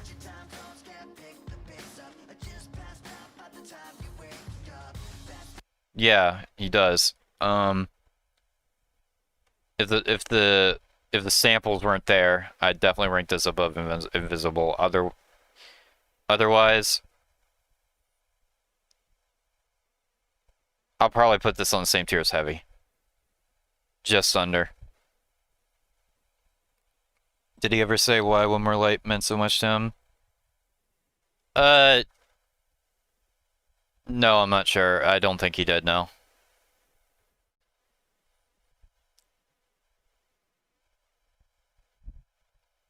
Alright. Halfway Right. I actually like Halfway Right. Okay. I actually kind of like this song.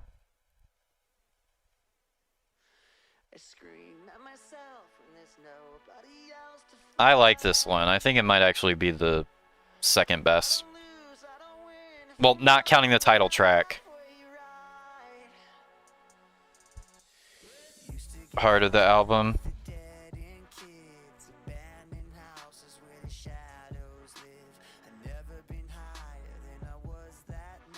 Yeah, I like this song.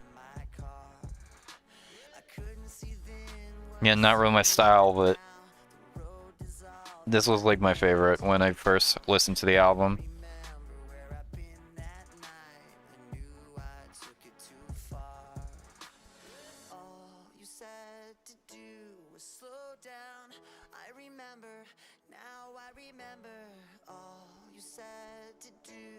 I think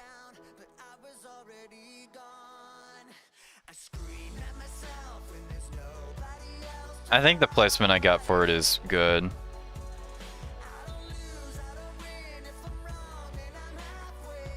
Yeah, this one has a bit more energy than the others do.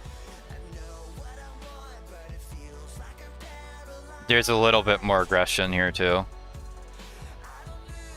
Not like actual aggression, but like grit in the singing at the very least.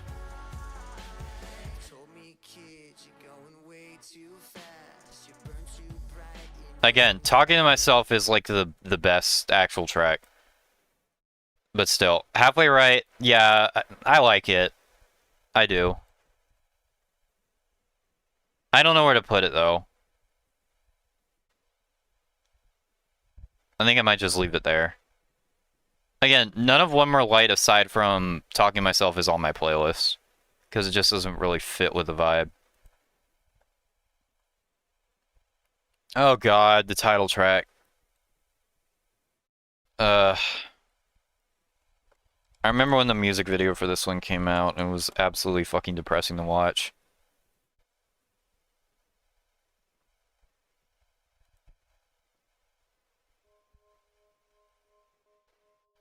This song just straight up hurts to listen to.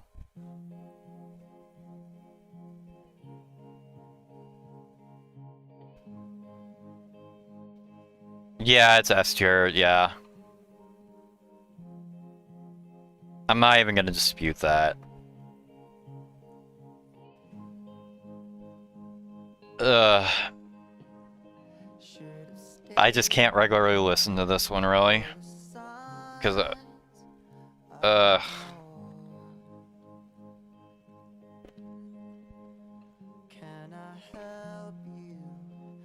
what a song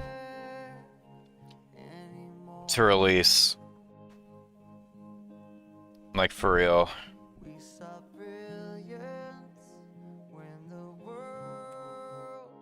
I mean, at least this wasn't the song they chose to release as the next single on the day of what happened, so I was talking to myself. Because if they released this song on the day, that would have been fucking rough. But yeah, man, this song is great. It's just hard to listen to. But it's super powerful. Yeah, it definitely earns the amazing tier, even if it's not one that I seek out.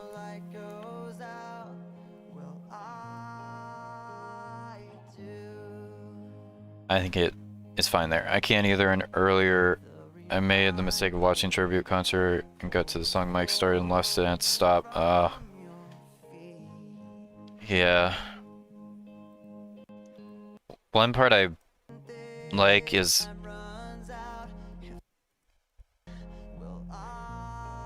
one thing, like once you get into the mini solo, there's just this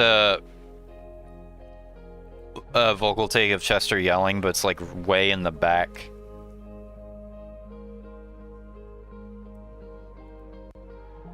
Yeah, right there.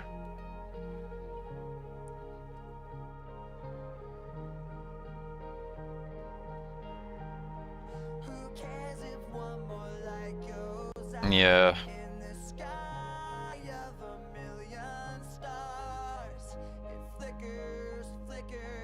I didn't put this in the last video, I don't think, but I did put it as a honorable mention in the first top 25.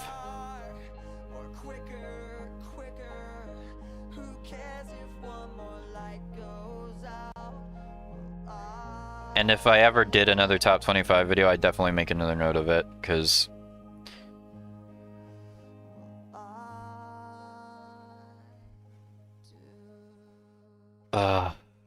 fuck. It's a masterpiece. The fact that it was on the last album too is just, it's hard to take in.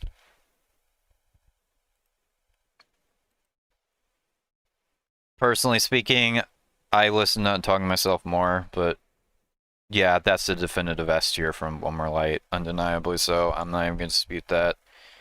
Sharp Edges. Sharp Edges is fun. Is the name of the tour. We had tickets, and I just can't listen to it. Yeah. Yeah, Sharp Edges isn't nearly as depressing.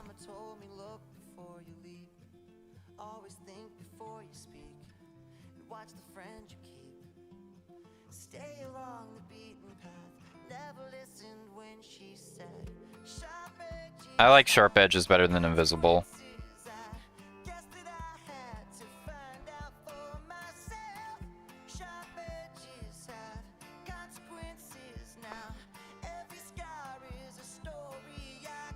Sharp Edges took a while to grow on me.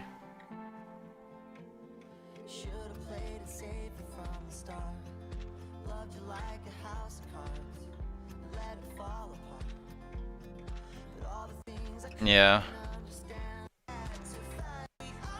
Yeah, this is my favorite part of the song.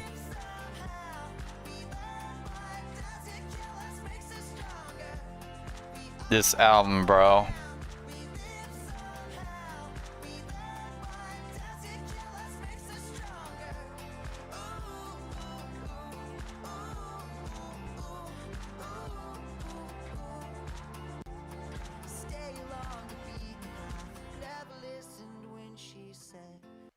But yeah. Sharp Edge is nearly as depressing as the other tracks from One More Light. It's just fun. It's got a good message too. So yeah, I'm fine putting it there underneath Battle Symphony and good tier. Yeah. The only tracks I ranked low from this album are Heavy and Sorry for Now. Everything else got good to... Yeah, everything else either went to good, and then 2 tracks went into amazing and great. Personally speaking, I kind of enjoy One More Light as an album more than I do 1,000 Suns. Overall. Kind of a hot take, but yeah. Even though 1,000 Suns admittedly has the better... Like, the high points from 1,000 Suns are much higher. But the low points are, yeah, I think lower. But that's just me. Had to take Sorry for Now. Yeah. And that leaves us with the Hybrid Theory 20th Anniversary Edition and the Meteor 20th Anniversary Edition. We're past all the main studio releases. Now it's time for the anniversary stuff. Let's do it. Dilate is first up. This song is, I don't know how to feel about it.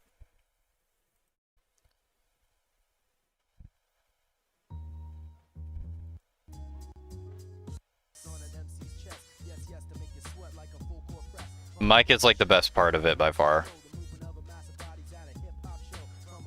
But it's another Zero song.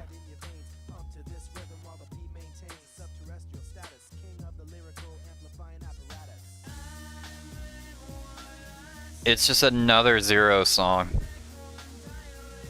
And I can't stand a production on Zero songs.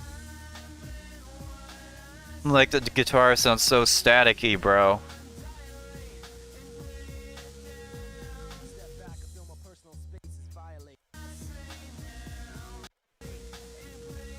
And the vocals are just kind of okay. They're very average.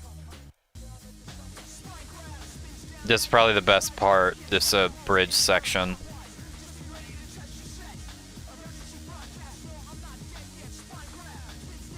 Yeah, this is the C tier. It was cool to see some new Zero, like unreleased Zero stuff make it out. But again, it's Zero. I don't care. I just can't stand this production.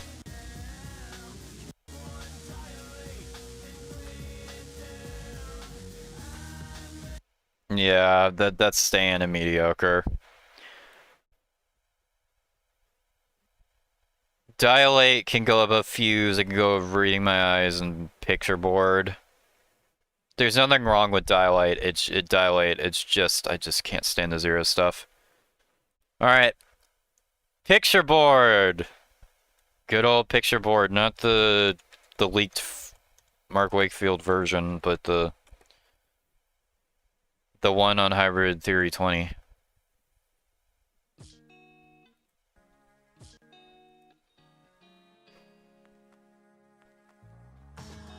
I like played this one constantly. Until it's time. Yeah, Picture Board's definitely going in the great tier. I listen to this one so much. Yeah, Chester absolutely destroys it here.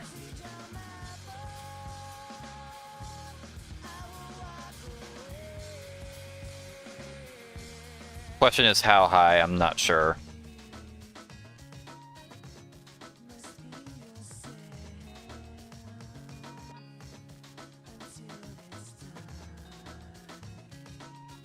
I'm trying to think.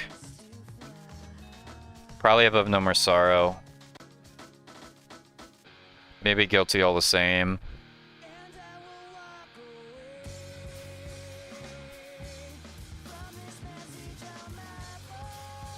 Maybe up here with Slip, honestly. I love this bridge though. Night in the corner in the back of the hall is where we sit all alone, listen to the rain fall.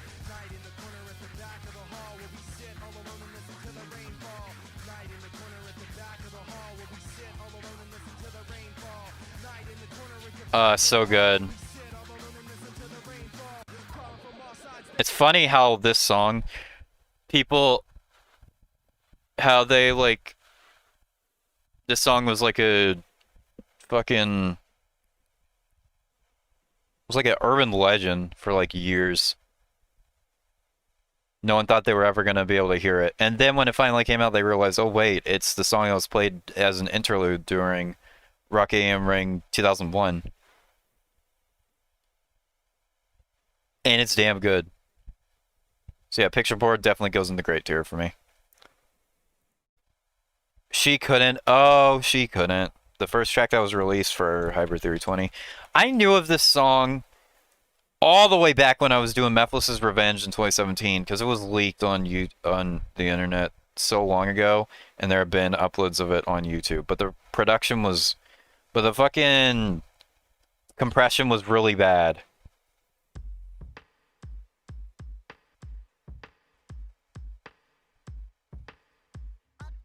And because of that, I wasn't actually able to understand just how unique and really good She Couldn't is as a song.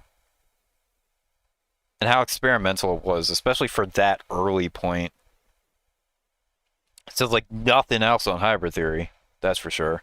The only reason why I didn't make the album is because of the sample. They couldn't get that cleared. But they got it cleared to release it on Hybrid Theory 20. I guess they couldn't do the same for Fuse. But for this, they could.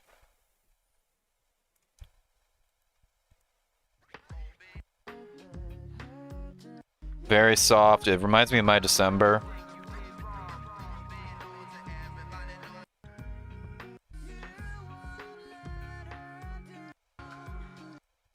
It was so nice to actually get this song in good quality. Because again, I remember discovering this while I was, just after I finished filming Mephiles' Revenge. After I was done filming, I relaxed and started to just booted up YouTube, and then I saw this in my recommended. I was like, this video of like Linkin Park, She Couldn't. I was like, oh, what's this? I never heard this before. Turns out it was like some really old Hybrid Theory demo. Can't even find it anymore, I don't think. This wasn't the video.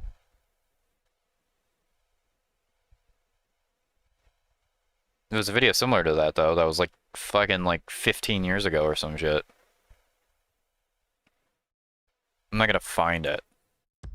But really, I wasn't able to figure out how great She Couldn't was because I didn't actually pay attention to it that well. Especially during that point when I was just blasting like System and Part of Me over and over and over. But no. This next minute or so of the song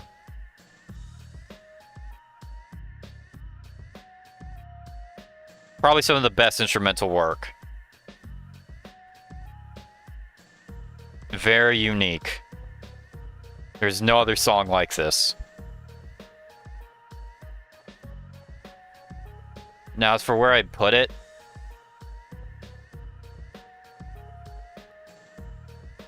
I'm not sure. Probably just under Blue.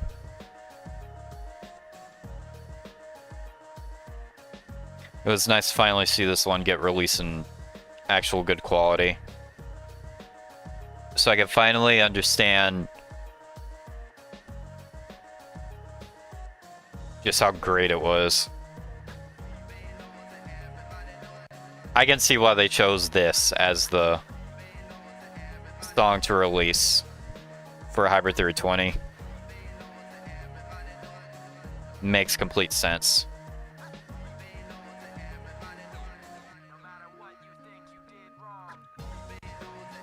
And it fades out with the chorus. There's only real gripe I have is it's a little long, but aside from that, She Couldn't. Really good.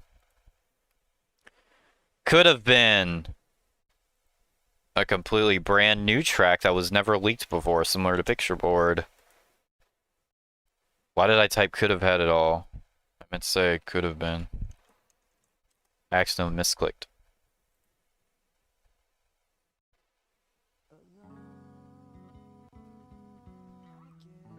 This is another very unique song.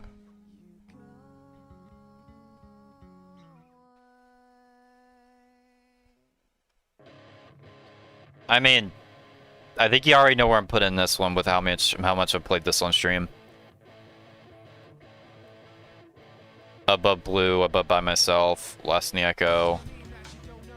I'm not sure if it's gonna much higher than that. Because, like, I don't seek it out anymore. But I used to listen to it, like, all the time at one point.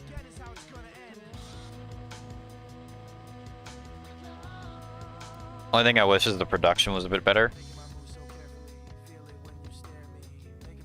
But still. Feel it when you stare at me. Feel it when you stare at me.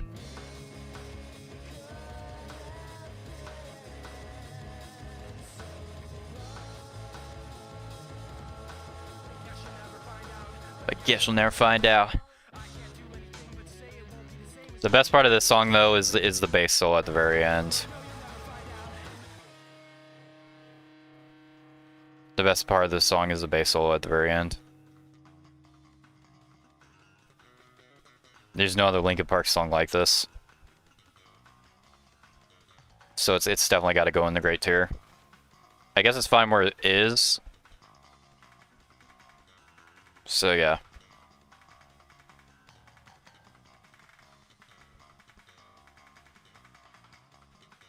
But yeah. I don't have much else to say about it. It was one of the most played tracks when Hybrid Theory 20 first came out. Reading My Eyes, already did that. Yeah, some of these are already labeled here, I already did them. I didn't do Esau 0. This is the Mark Wake. If you ever wanted to hear what Mark Wakefield sounds like singing A Place for My Head, here you go.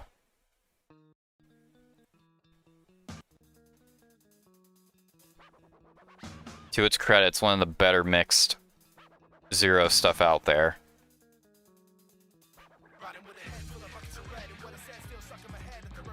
Is this the center of day of the dream? Living my thoughts, getting lost in between. Is this version?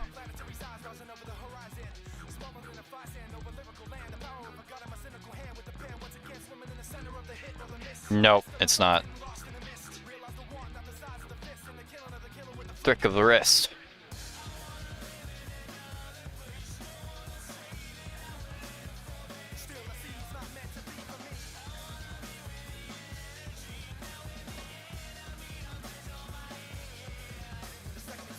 Yeah. Bomb. Yeah, if you ever wanted to hear Mark Wakefield do A Place for My Head, I guess this is for you, but I don't know. Brief for a head full of hectic. Added to the conic and confine. Again, there are so many versions of this song.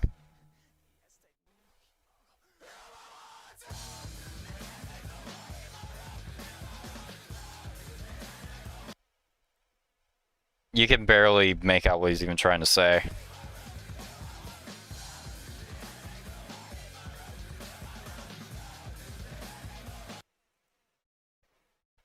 Yeah. I think you get the gist. I'll give it above the rest of the Zero stuff because at least you can hear. At least the production isn't that bad. But aside from that, no, bro. Still no. Stick and Move, alright. I fucking love this song, and I don't know why.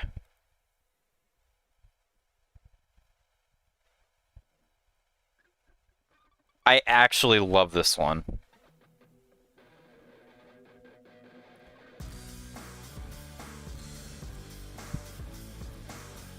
Unironically, I think it's an S tier. I'm not even kidding.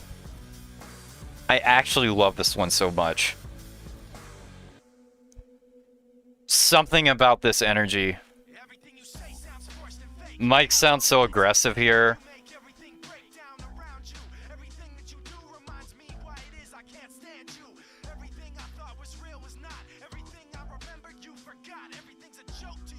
This is one of the funnest songs to play to start a stream.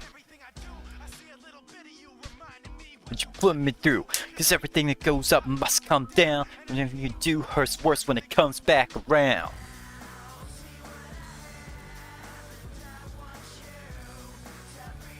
Yeah, unironically, I think this is an S tier. Not even kidding right now. I'll put it there.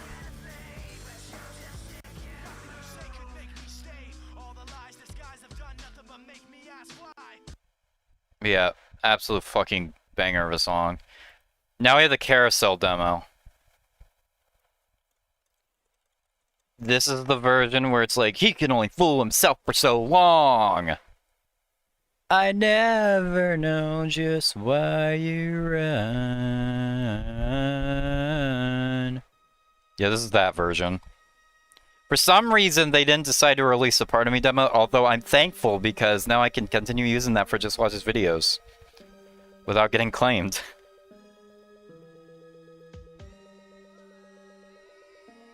Can't get away with this, though. Not that I care to, anyway.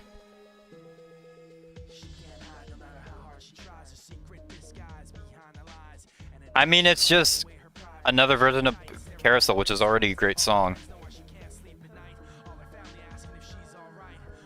So you already know this is going good. I don't seek it out because I seek out the EP version. Oh wait, there's multiple versions of this too, I forgot, yeah. This version just has the turntables, it doesn't have the she can only fool herself for so long, like the one I was talking about.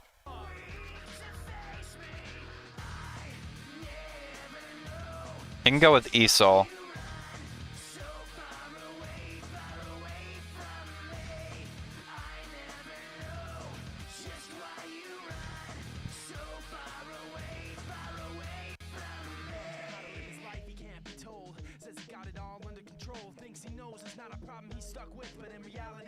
Be a problem, just quit. I want to go to the bridge.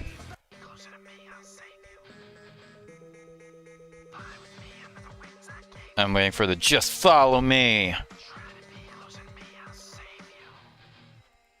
Just follow me.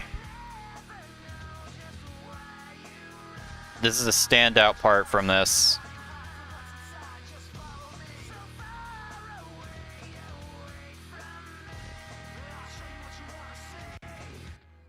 Yeah, I think it's a fair place for the Carousel demo. I still prefer the EP version, but still good. Points of Authority demo, also known as Vertical Limit. This isn't the forfeit the game, this is the forfeit the game. I think it's, yeah, I think it's forfeit the game. It's like forfeit the game, stop the talk show, product of what you're taught to know. Yeah, this is that version.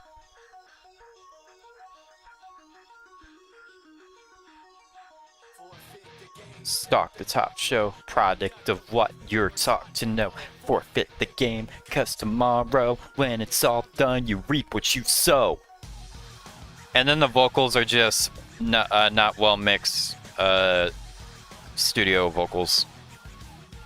It's just the verses are different in this version.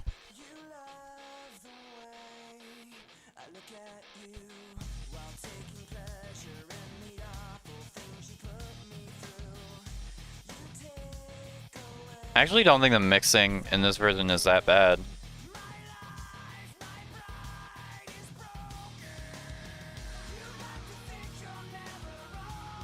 I don't think I can put it high though because of that.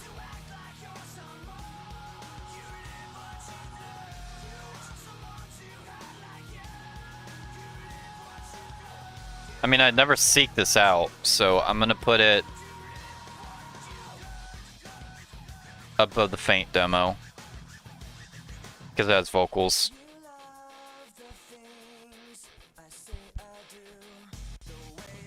I mean, hey, that's better than ending up in the bad tier because you just repeat the same word over and over and over. Alright, the crawling demo. The I hate you so much right now. This is the one with also the rap verse. Also known as Under Attack.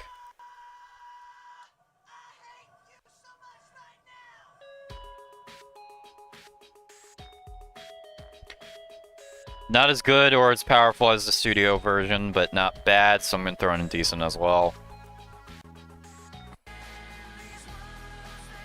It does have a more of an ominous feel to the vocals than the studio version does.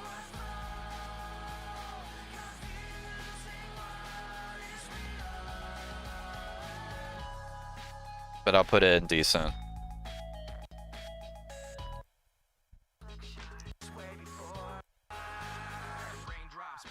Yeah, this is the one with the verse. Yeah, raindrops.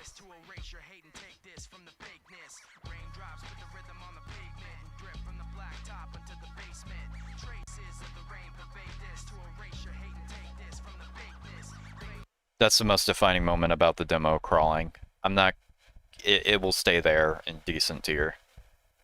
Actually, no, it's not better than the Untitled in the end. It will go underneath it. Vertical limit goes higher because it's points of authority and its mixing is actually not that bad. Alright, By Myself. Also known as Super Zero.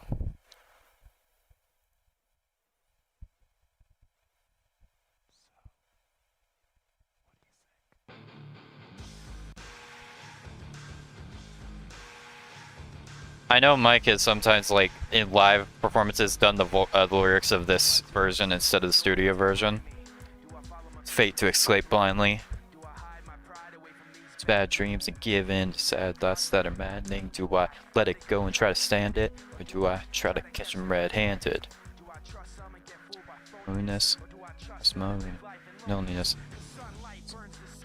And the man who's lost within.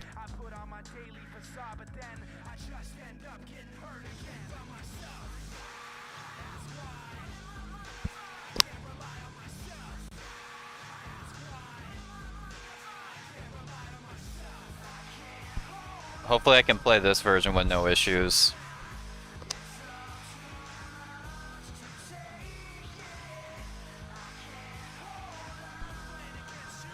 Can't win. This one goes just under attack because I don't think there's anything else to it. Yeah, it's just it's basically just a worse mixed and version and of the studio release, so it goes decent. Now this song isn't actually on the list because sometimes it's not labeled as Linkin Park song, but they released it on the box set, so I'm counting it. It's going down. It's going down. The rhythm projects round. Next sound. The melted fire. I can't even get the lyrics right ever. You know the song though. I played it a million times. Question is, where does it go?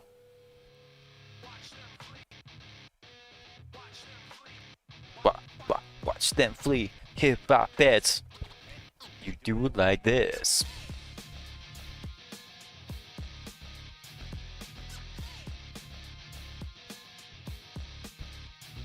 It's going down, it's going down, it's going down, it's going down.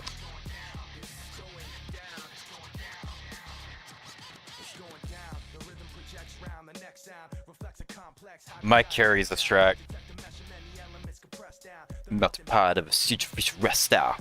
Ammunition never vocal caress with lungs that gas for breath from emotional stress with special effects in a distorted collage. Breaking barrage going down, rushing on timeline, separation narrowed down to a fine line to blur the edges so they blend together properly, taking you an audible odyssey. Now it's going down, logical progression on the timeline, the separation narrowed down to a fine line to blur the edges so they blend together properly, taking you an audible odyssey. Now it's going down. Lyrically, this is above both Dedicated and Step Up.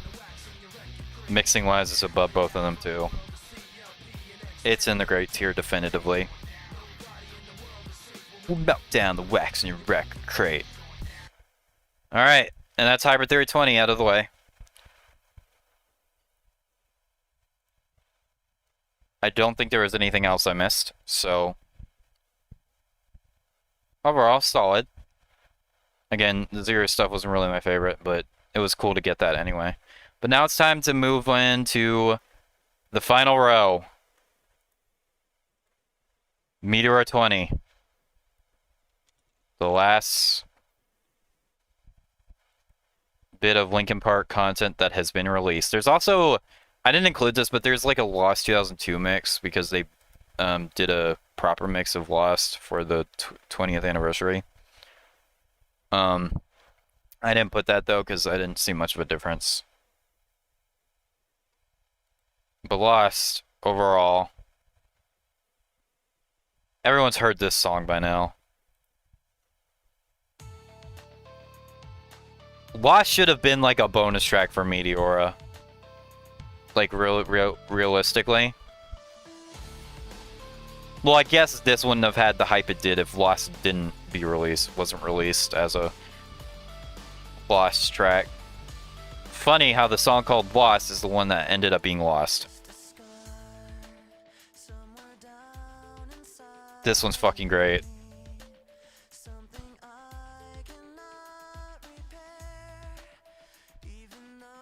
You can't even tell that this is a demo. This one has Numb vibes. I believe that's the reason why it was cut, was it sounded too close to Numb.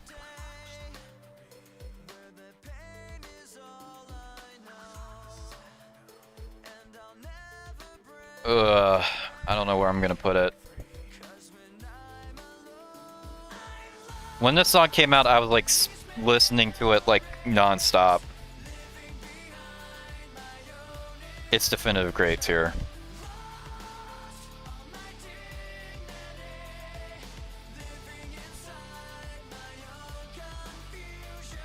God, I'm not sure where to put it.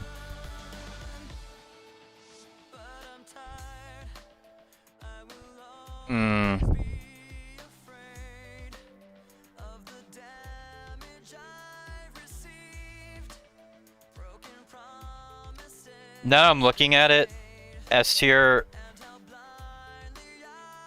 could probably do with having a few more tracks in there.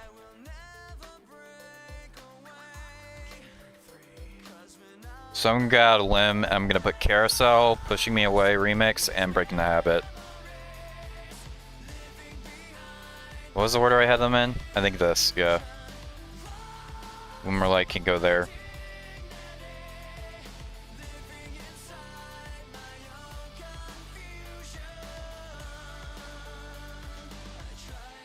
This breakdown is fucking amazing. I will never be.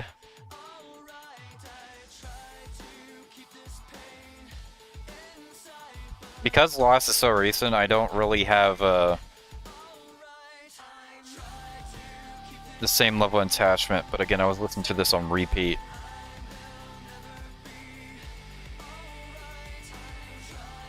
Oh god.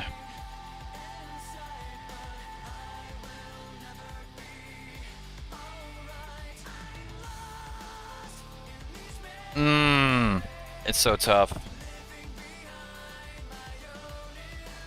I'm inclined to say above I'll Be Gone, above Talking to Myself, even above Picture Board.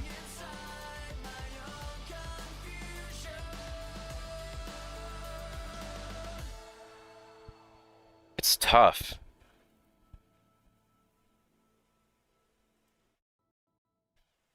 I nearly fucking like... Don't fucking lag out. Okay. Shit. I guess that's fine. And now I'm thinking about it, Pushing Me Away remix and Breaking the Habit go above Carousel. Okay. There we go.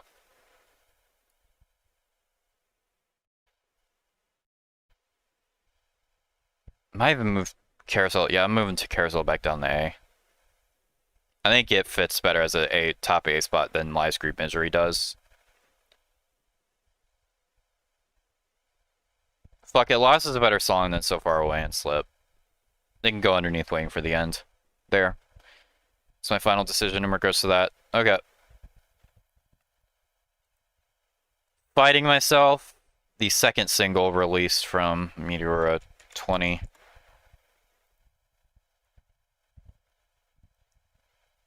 On first listen, I genuinely thought Fighting Myself and More the Victim were better than Lost. I'll get to More to the Victim in a second. As for Fighting Myself, this is another great tier. What can I even say?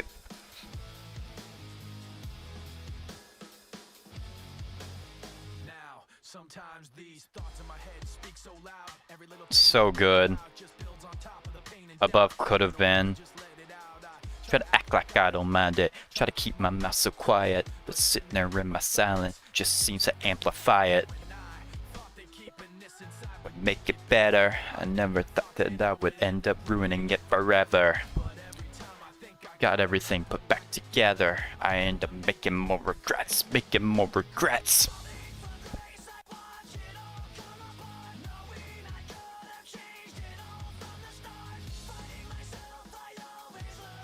God, this song is so good.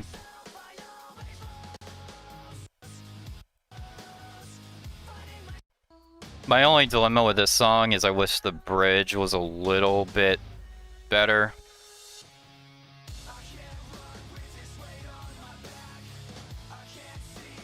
But everything about this else about this song is amazing.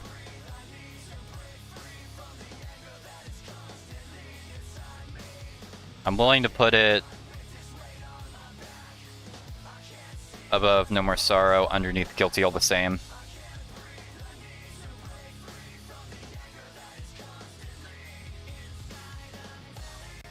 I like how it closes out too. Different take on the chorus. You have the first chorus and then the second chorus. Second type of chorus, excuse me.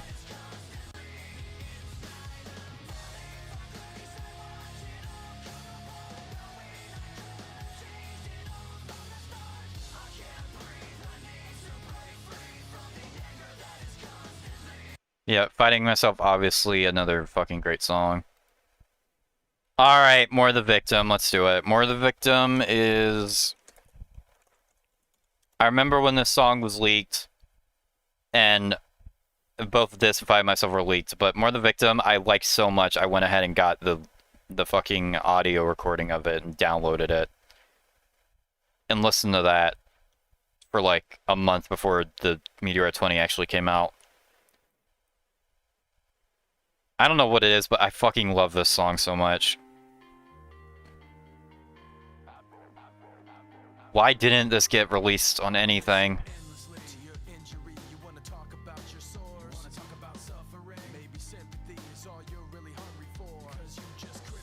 And obviously I mentioned earlier, Cumulus is a demo to this one. Yeah, Cumulus only got decent tier because More the Victim exists. And More the Victim, I'm gonna go out on a limb.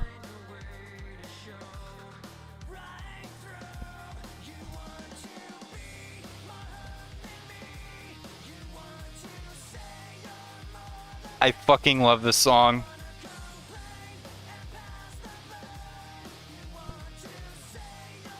This song is fucking amazing.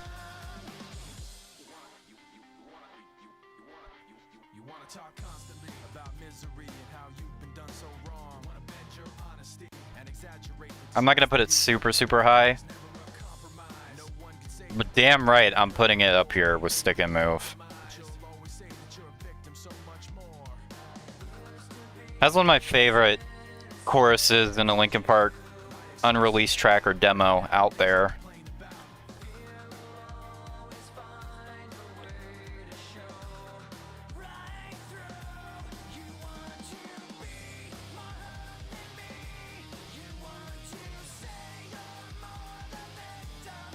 How did this not get released, bro?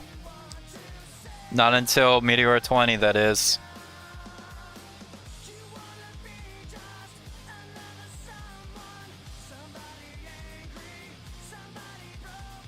The bridge for this song also isn't amazing. But I think it's stronger than the bridge for Fighting Myself.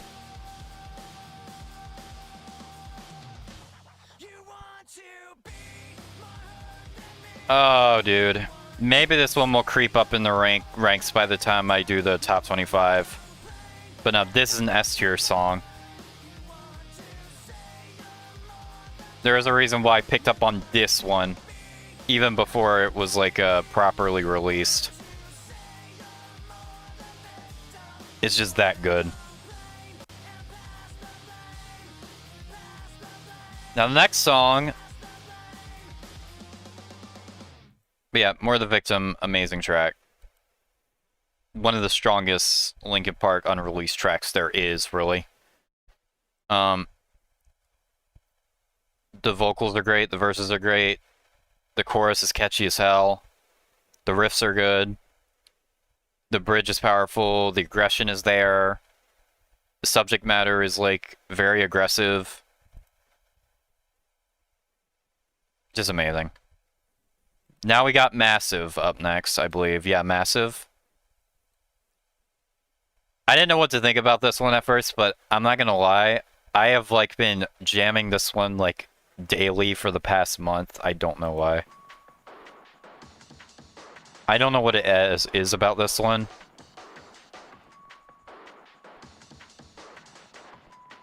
But the riffs, bro.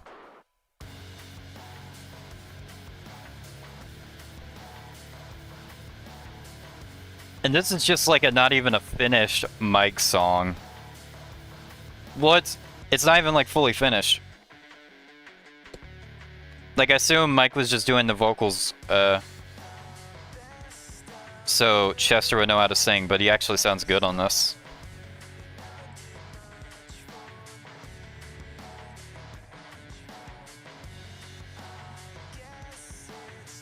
Yeah, I have been listening to this one non-stop.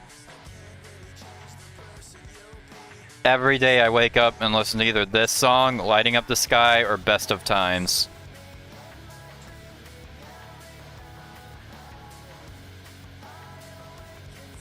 I listen to More to Victim a lot too.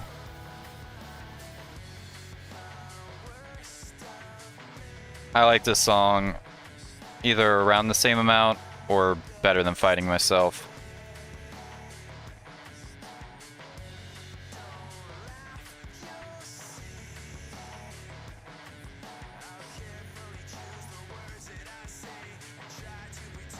Actually, I've been listening to this song so much recently.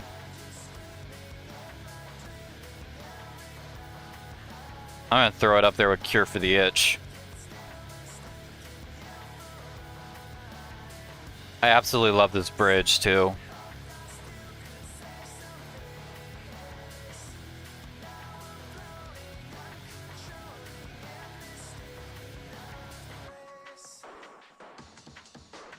This bridge is amazing.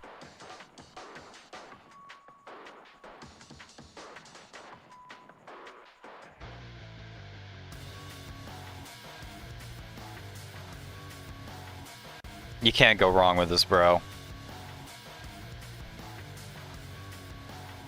Only thing that would make it better is if Chester actually did some vocals on this.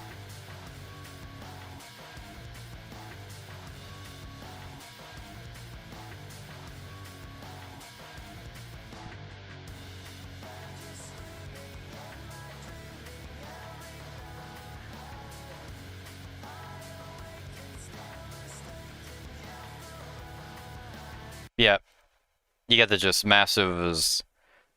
I don't know why I've been listening to it so much. Again, the riffs are just so fucking sick. I just boot up that song, or Lighting Up the Sky, or Best of Times, or What About Me, or Let's Go, any number. I agree with everything you are saying right now, yeah. I don't know why, but that one grew the hell on me, and I just keep listening to it over and over and over. And I will probably do the same tomorrow when I wake up. Who knows? But yeah. Healing Foot. Healing Foot was like released on this website before it actually came out. Mike posted on some website. I forgot what it was. as an exclusive thing, and then it got leaked immediately after.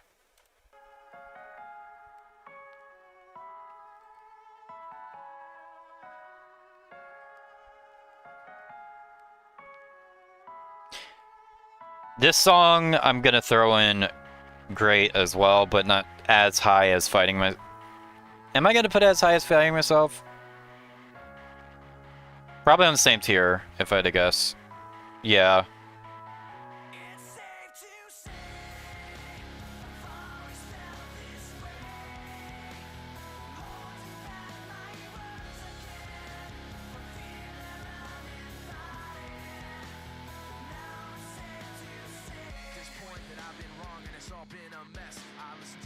I listened to this one a fuck ton when it first came out too. This, Lost, Fighting Myself, Massive, and More the Victim were like on my playlist constantly.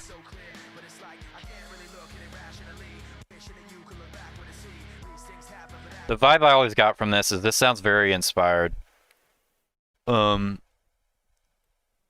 Massive does too, as well. They both sound very inspired. So I can see why neither of them like made it that far. I'm not sure how far this one made it. Again, I'm not sure which ones were like mixed properly and which ones were already tracks that they just found and mastered. I don't know which one this would fall under. I do know when this one first leaked that Puddle posted about it. Let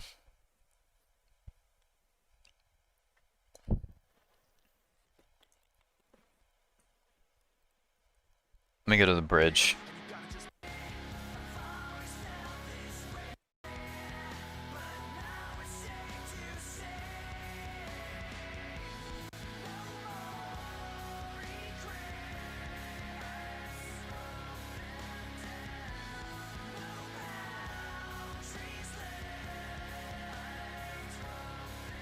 Yeah, Chester sounds very aggressive on this song. This was another track that we saw bits and pieces of in like documentaries and like live stuff, but never saw the full thing until it got released here with Healing Foot. Leak for this one for once. Yeah, I did too. Yeah, I did. Yeah, I saw it was posted on Twitter, and I saw a few people posting about it.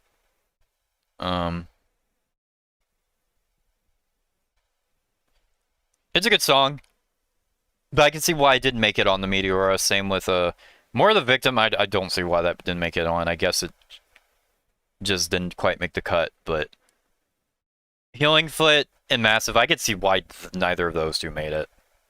That makes sense to me. Because they do sound very inspired, and Massive, in particular, doesn't sound like he has the best mixing or mastering. So... But that's fine. They're both great. Alright. A6. This is basically the A-6, except with Mike's verses. It's literally the same song except with Mike verses.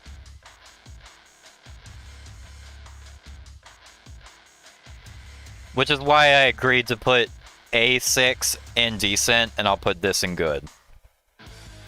Because this actually had the vocals. It doesn't have vocals from Chester, but it does have vocals from Mike.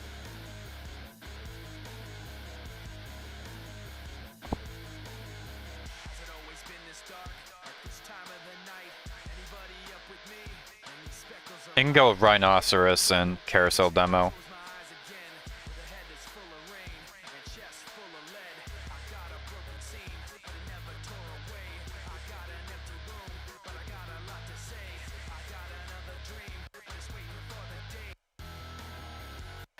But yeah, we already listened to A6. This is just that instrumental, but with Mike's Mike's verses. So I can't really say much else. Alright, we got Cuidado, whatever, of Lying From You demo.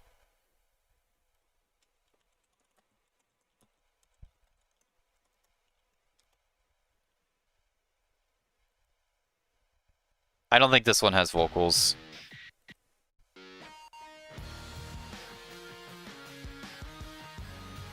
Wherever I put the others, this one will go to.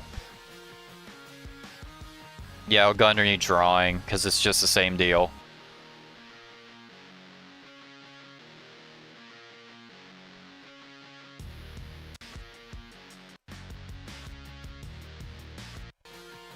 Instrumental's a little different, but not by a whole lot.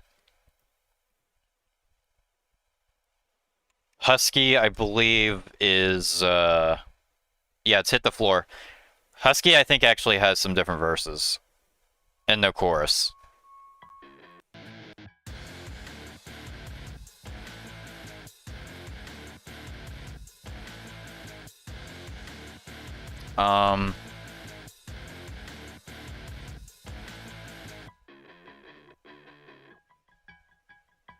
Unless it doesn't.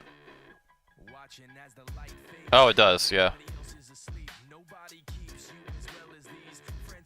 It can go above Cuido.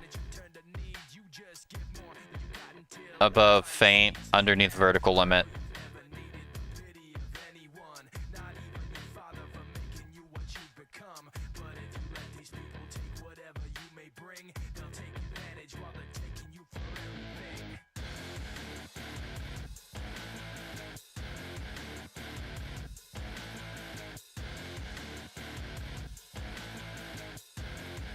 Alright.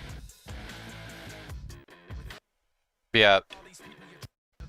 It's basically an instrumental demo with different verses. Interrogation, Easier to Run demo.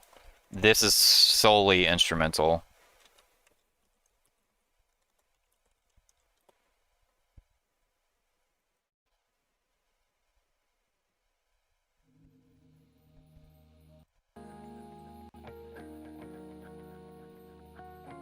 Kind of sounds like the live version a bit.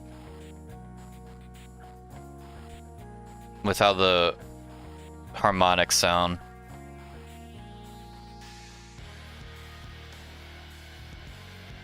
It can go with Cuido, whatever. Indecent.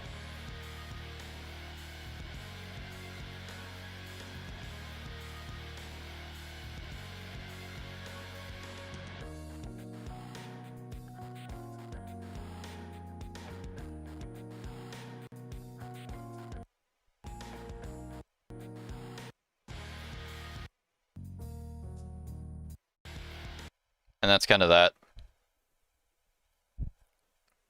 Alright, now we got Faint. The Meteor 20 demo. This one has mic vocals, but still no Chester ones. It's basically the 2002 demo, except with Mike's verses. Which are different from the...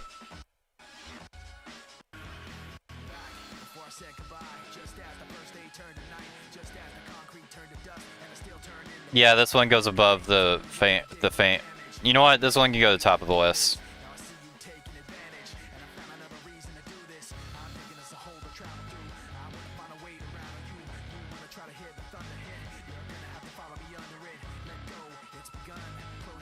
Yeah, I'm not done. Left.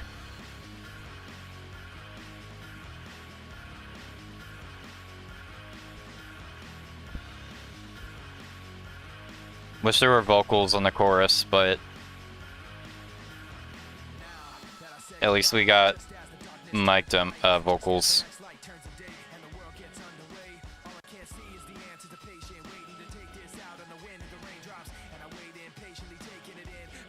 Actually, this one can go with A6. Basically, same thing.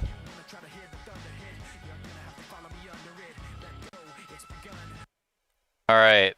Plaster 2. Not Forgotten, Figure 9.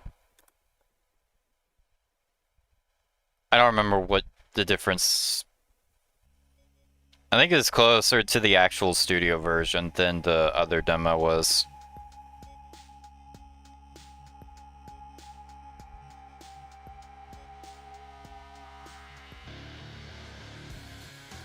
Yeah, that's closer to the studio version. Can't remember if there's vocals on this or not.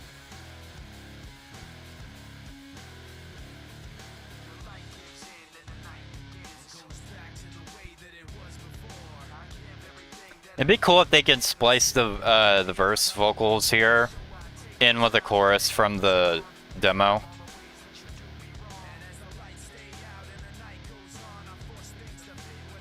There might be a mashup of that.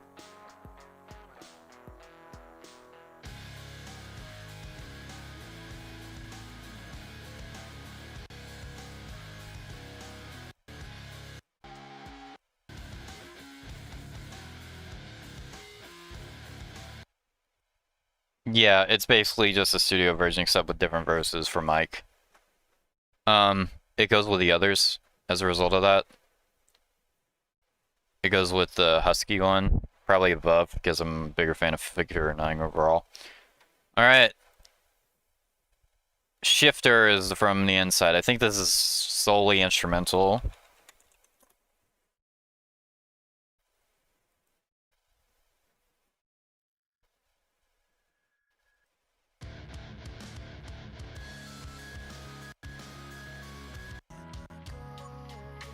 Never mind, Mike has some...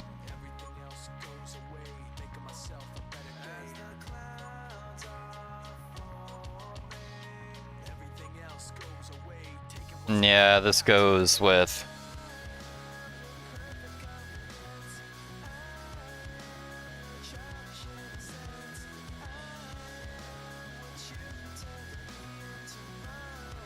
It can go under the lag from you demo.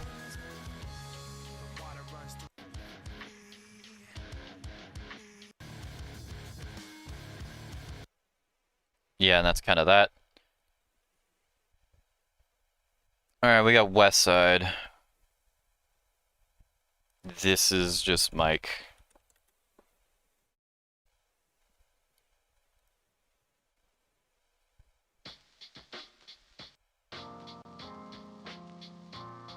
I don't know where I'm gonna put this.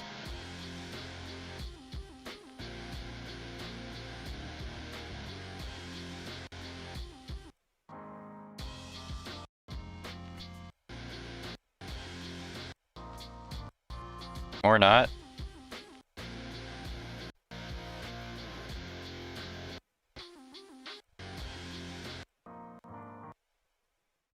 Huh, I thought this actually had vocals, I guess not.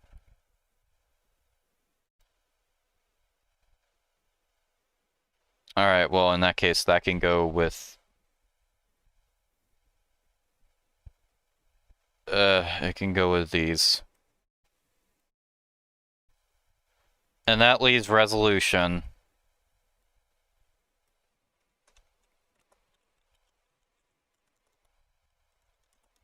This track does not have vocals. This was the precursor to Lost, from what I know. This one actually does have vocals. I did play it on stream before, I know that. But it's just mic vocals.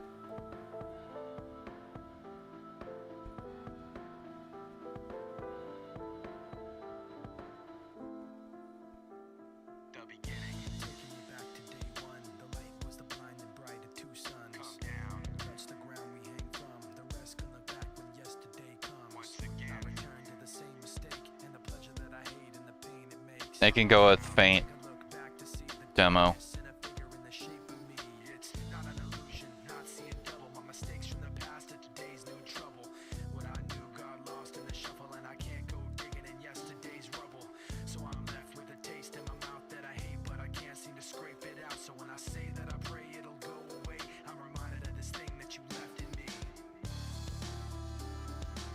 Yeah, there's no vocals from Chester.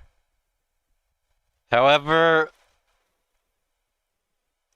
this is the instrumental for that joke song from one of the documentaries that someone has made a mashup of. So yeah, this is that track.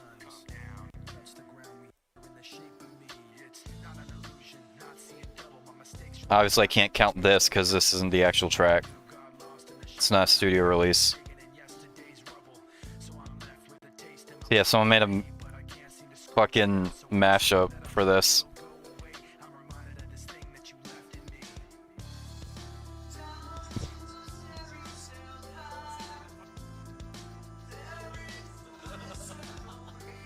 Imagine if they actually did splice these vocals in. Probably couldn't find them.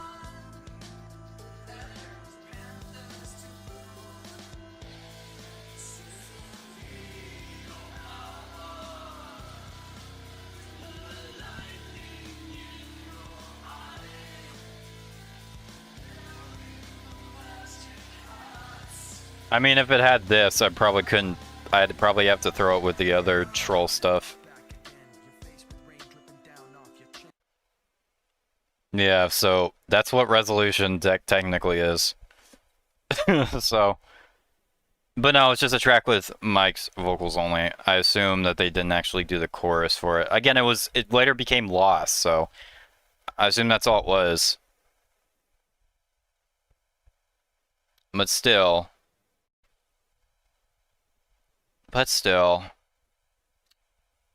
And there you have it, everyone. That is every Linkin Park song ranked. All of them. Every single one, aside from a few of the remix stuff. Everything else, however, at least that is listed on this wiki, that is not soundtrack or fucking remix related, aside from Reanimation, is listed. Only took 8 hours, bro. But yeah, I think this is good enough of a list as I'm gonna get. Difficult as hell, because I like the vast majority, not just like, but love the vast majority of Linkin Park stuff, so. Figuring this out, had to pop in and share my condolences to the Manchester, yeah. Welcome, by the way, Corson. But yeah, I figured that I had to do it. I've only ever missed this date once, and it was back in 2019. I figured I couldn't do it again, so I went out of my way and did a 8-hour ranking stream. But hey, it was fun, and like I said before, there will be timestamps in the description regarding the separate albums and singles. Well, if it's only a single, then I'll do that. But different albums and remix albums and EPs and underground stuff. This is absolutely everything. I cannot believe I did this. I cannot believe I went through with this. Especially the night before I'm supposed to go see Godsmack in concert. But hey, it is what it is.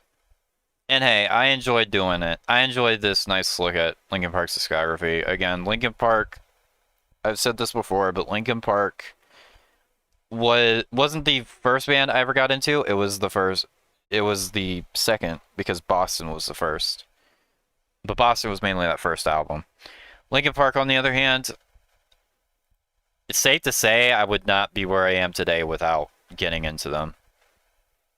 A lot of the foundation of this channel is built off of either influence from Linkin Park or content I made inspired by Linkin Park. They're a massive part of what I am and what my channel is. Huge influence on me. Got me through the roughest of times. Just time and time again. Hello, Noise. Welcome to stream. Wish there was a timeline where we could have, where he could have got the help he needed. I know. It's unfortunate. And it still hurts to an extent. But it's best to just appreciate all of the greatness we have been given instead of dwelling on all of the negativity and sadness that came as a result. But yeah, man. I had a fun time tonight. And I hope you all did too. And how many likes did we get overall? 68, 4 likes. Not bad, not bad. And we've been going for 8 hours. Holy shit. But hey, every time the music lives on. Yeah, indeed. The music does in fact live on. The legacy lives on. And that's all that really matters. And I'm sure we will, from time to time, be given some anniversary stuff like we've been given with Hybrid 3 and Meteor. They might do one from Midnight to Midnight, who knows. But yeah.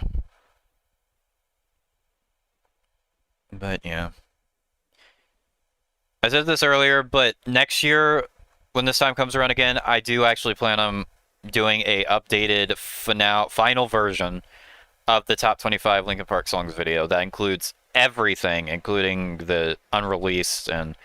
Well, it has to be released studio-wise. It has to be released physically. It can't just be something that is leaked online. It has to actually been released. Where I include all of the demo stuff that was released with Meteor 20, Hybrid 320, and so on and so forth. With all the studio stuff, it will be the ultimate version.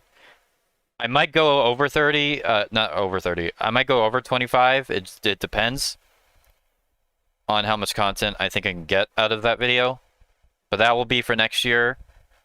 This year, I wanted to do a ranking all Linkin Park songs video, but I knew I was going to have the time with the 10-year anniversary stuff and the Godsmack concert on the horizon. So I decided, you know what? Let me just do a live stream. So yeah, I had a blast ranking all these songs. Some of the stuff I'd never even heard of. It was nice checking some of this out for the first time. Giving you the ultimate Linkin Park ranking experience, you know? So I really don't have much else to say beyond that, so I'm going to go ahead and call it here. So I am pleased with Final Masquerade in top 10. There ain't no way I was going to rank it any lower, so yeah. I guess I will get my final words and then sign out here at the 8-hour mark. 8-hour, 10-minute mark, so yeah. Again, as I've stated before, as everyone else has stated, Chester was a big impact on me, and Linkin Park's music was a big impact on me. I would not be where I am today without it. 100%. Songs like Until It's Gone, Final Masquerade, Roads Untraveled, Valentine's Day, Shadow of the Day, most recently, Leave Out All the Rest, Powerless, Easy, and even further back, Easier to Run, even some of his non-Linkin Park stuff like Let Down by Dead by Sunrise, all of it was a massive... helped me get through some really rough shit. And it still hurts that he has been gone for 6 years now. And I will never forget the day I found out. And all the circumstances surrounding that. The fact that I was supposed to see Boston live that same day and how I was supposed to see Linkin Park like a week or two after. And it didn't end up happening. It's insane. Yeah, but I am very grateful. I am grateful for all the music that was given. I am grateful that I was able to get to the position I am in today. And I don't think it would have been possible if, again, if I didn't really get into Linkin Park when I did. It was a right time, right place moment, and I will honor that and cherish that forever. And I will make sure to keep celebrating the legacy as long as I see fit. I definitely ain't stopping now, since I do want to do another top 25 video next year. So yeah. Rest in peace, Chester Bennington. Thank you for all of the years of music, all of the... Just thank you for everything. And thank you all for watching the stream and reliving all these memories and enjoying listening to some Linkin Park and ranking their music. And I hope that I can continue to do this and stuff similar to this into the near future for as long as possible. As long as I see fit. So yeah. I have nothing else to... I really have no reason to keep the stream going. So, as long as my PC does not crash... Probably should have reset it before I started streaming, but it is what it is. Okay. So yeah. Rest in peace, Chester Bennington. Indeed. Yeah, rest in peace. Alright. And with that, now we have that out of the way.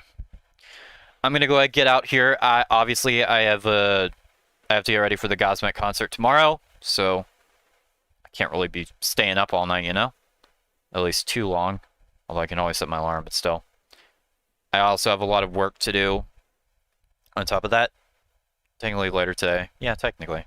But so I have all of that to look forward to. Yeah, I'm glad that I was able to at least be here for a while and rank some Linkin Park stuff and fulfill my promise for another year. Whether I will continue that into the near future, we will see. But yeah. I'm gonna go ahead and sign off, get something to eat, relax, and whatnot. I'll put some timestamps in the description. If not tonight, then sometime later. And yeah.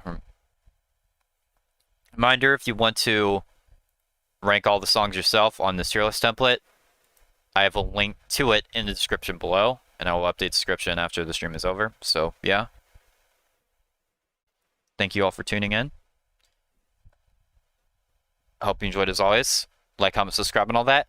And I will see you in the next one. See you guys, I guess, in a few days when we get to Smash Ultimate.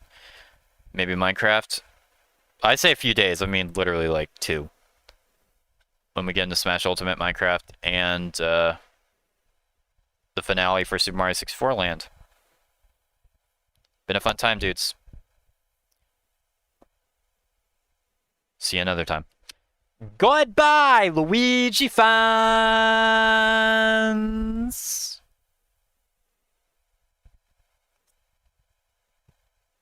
See you guys another time. I assume the intro is just gonna randomly blast. Yeah. I should have figured. I did not properly set that up. Alright. Goodbye.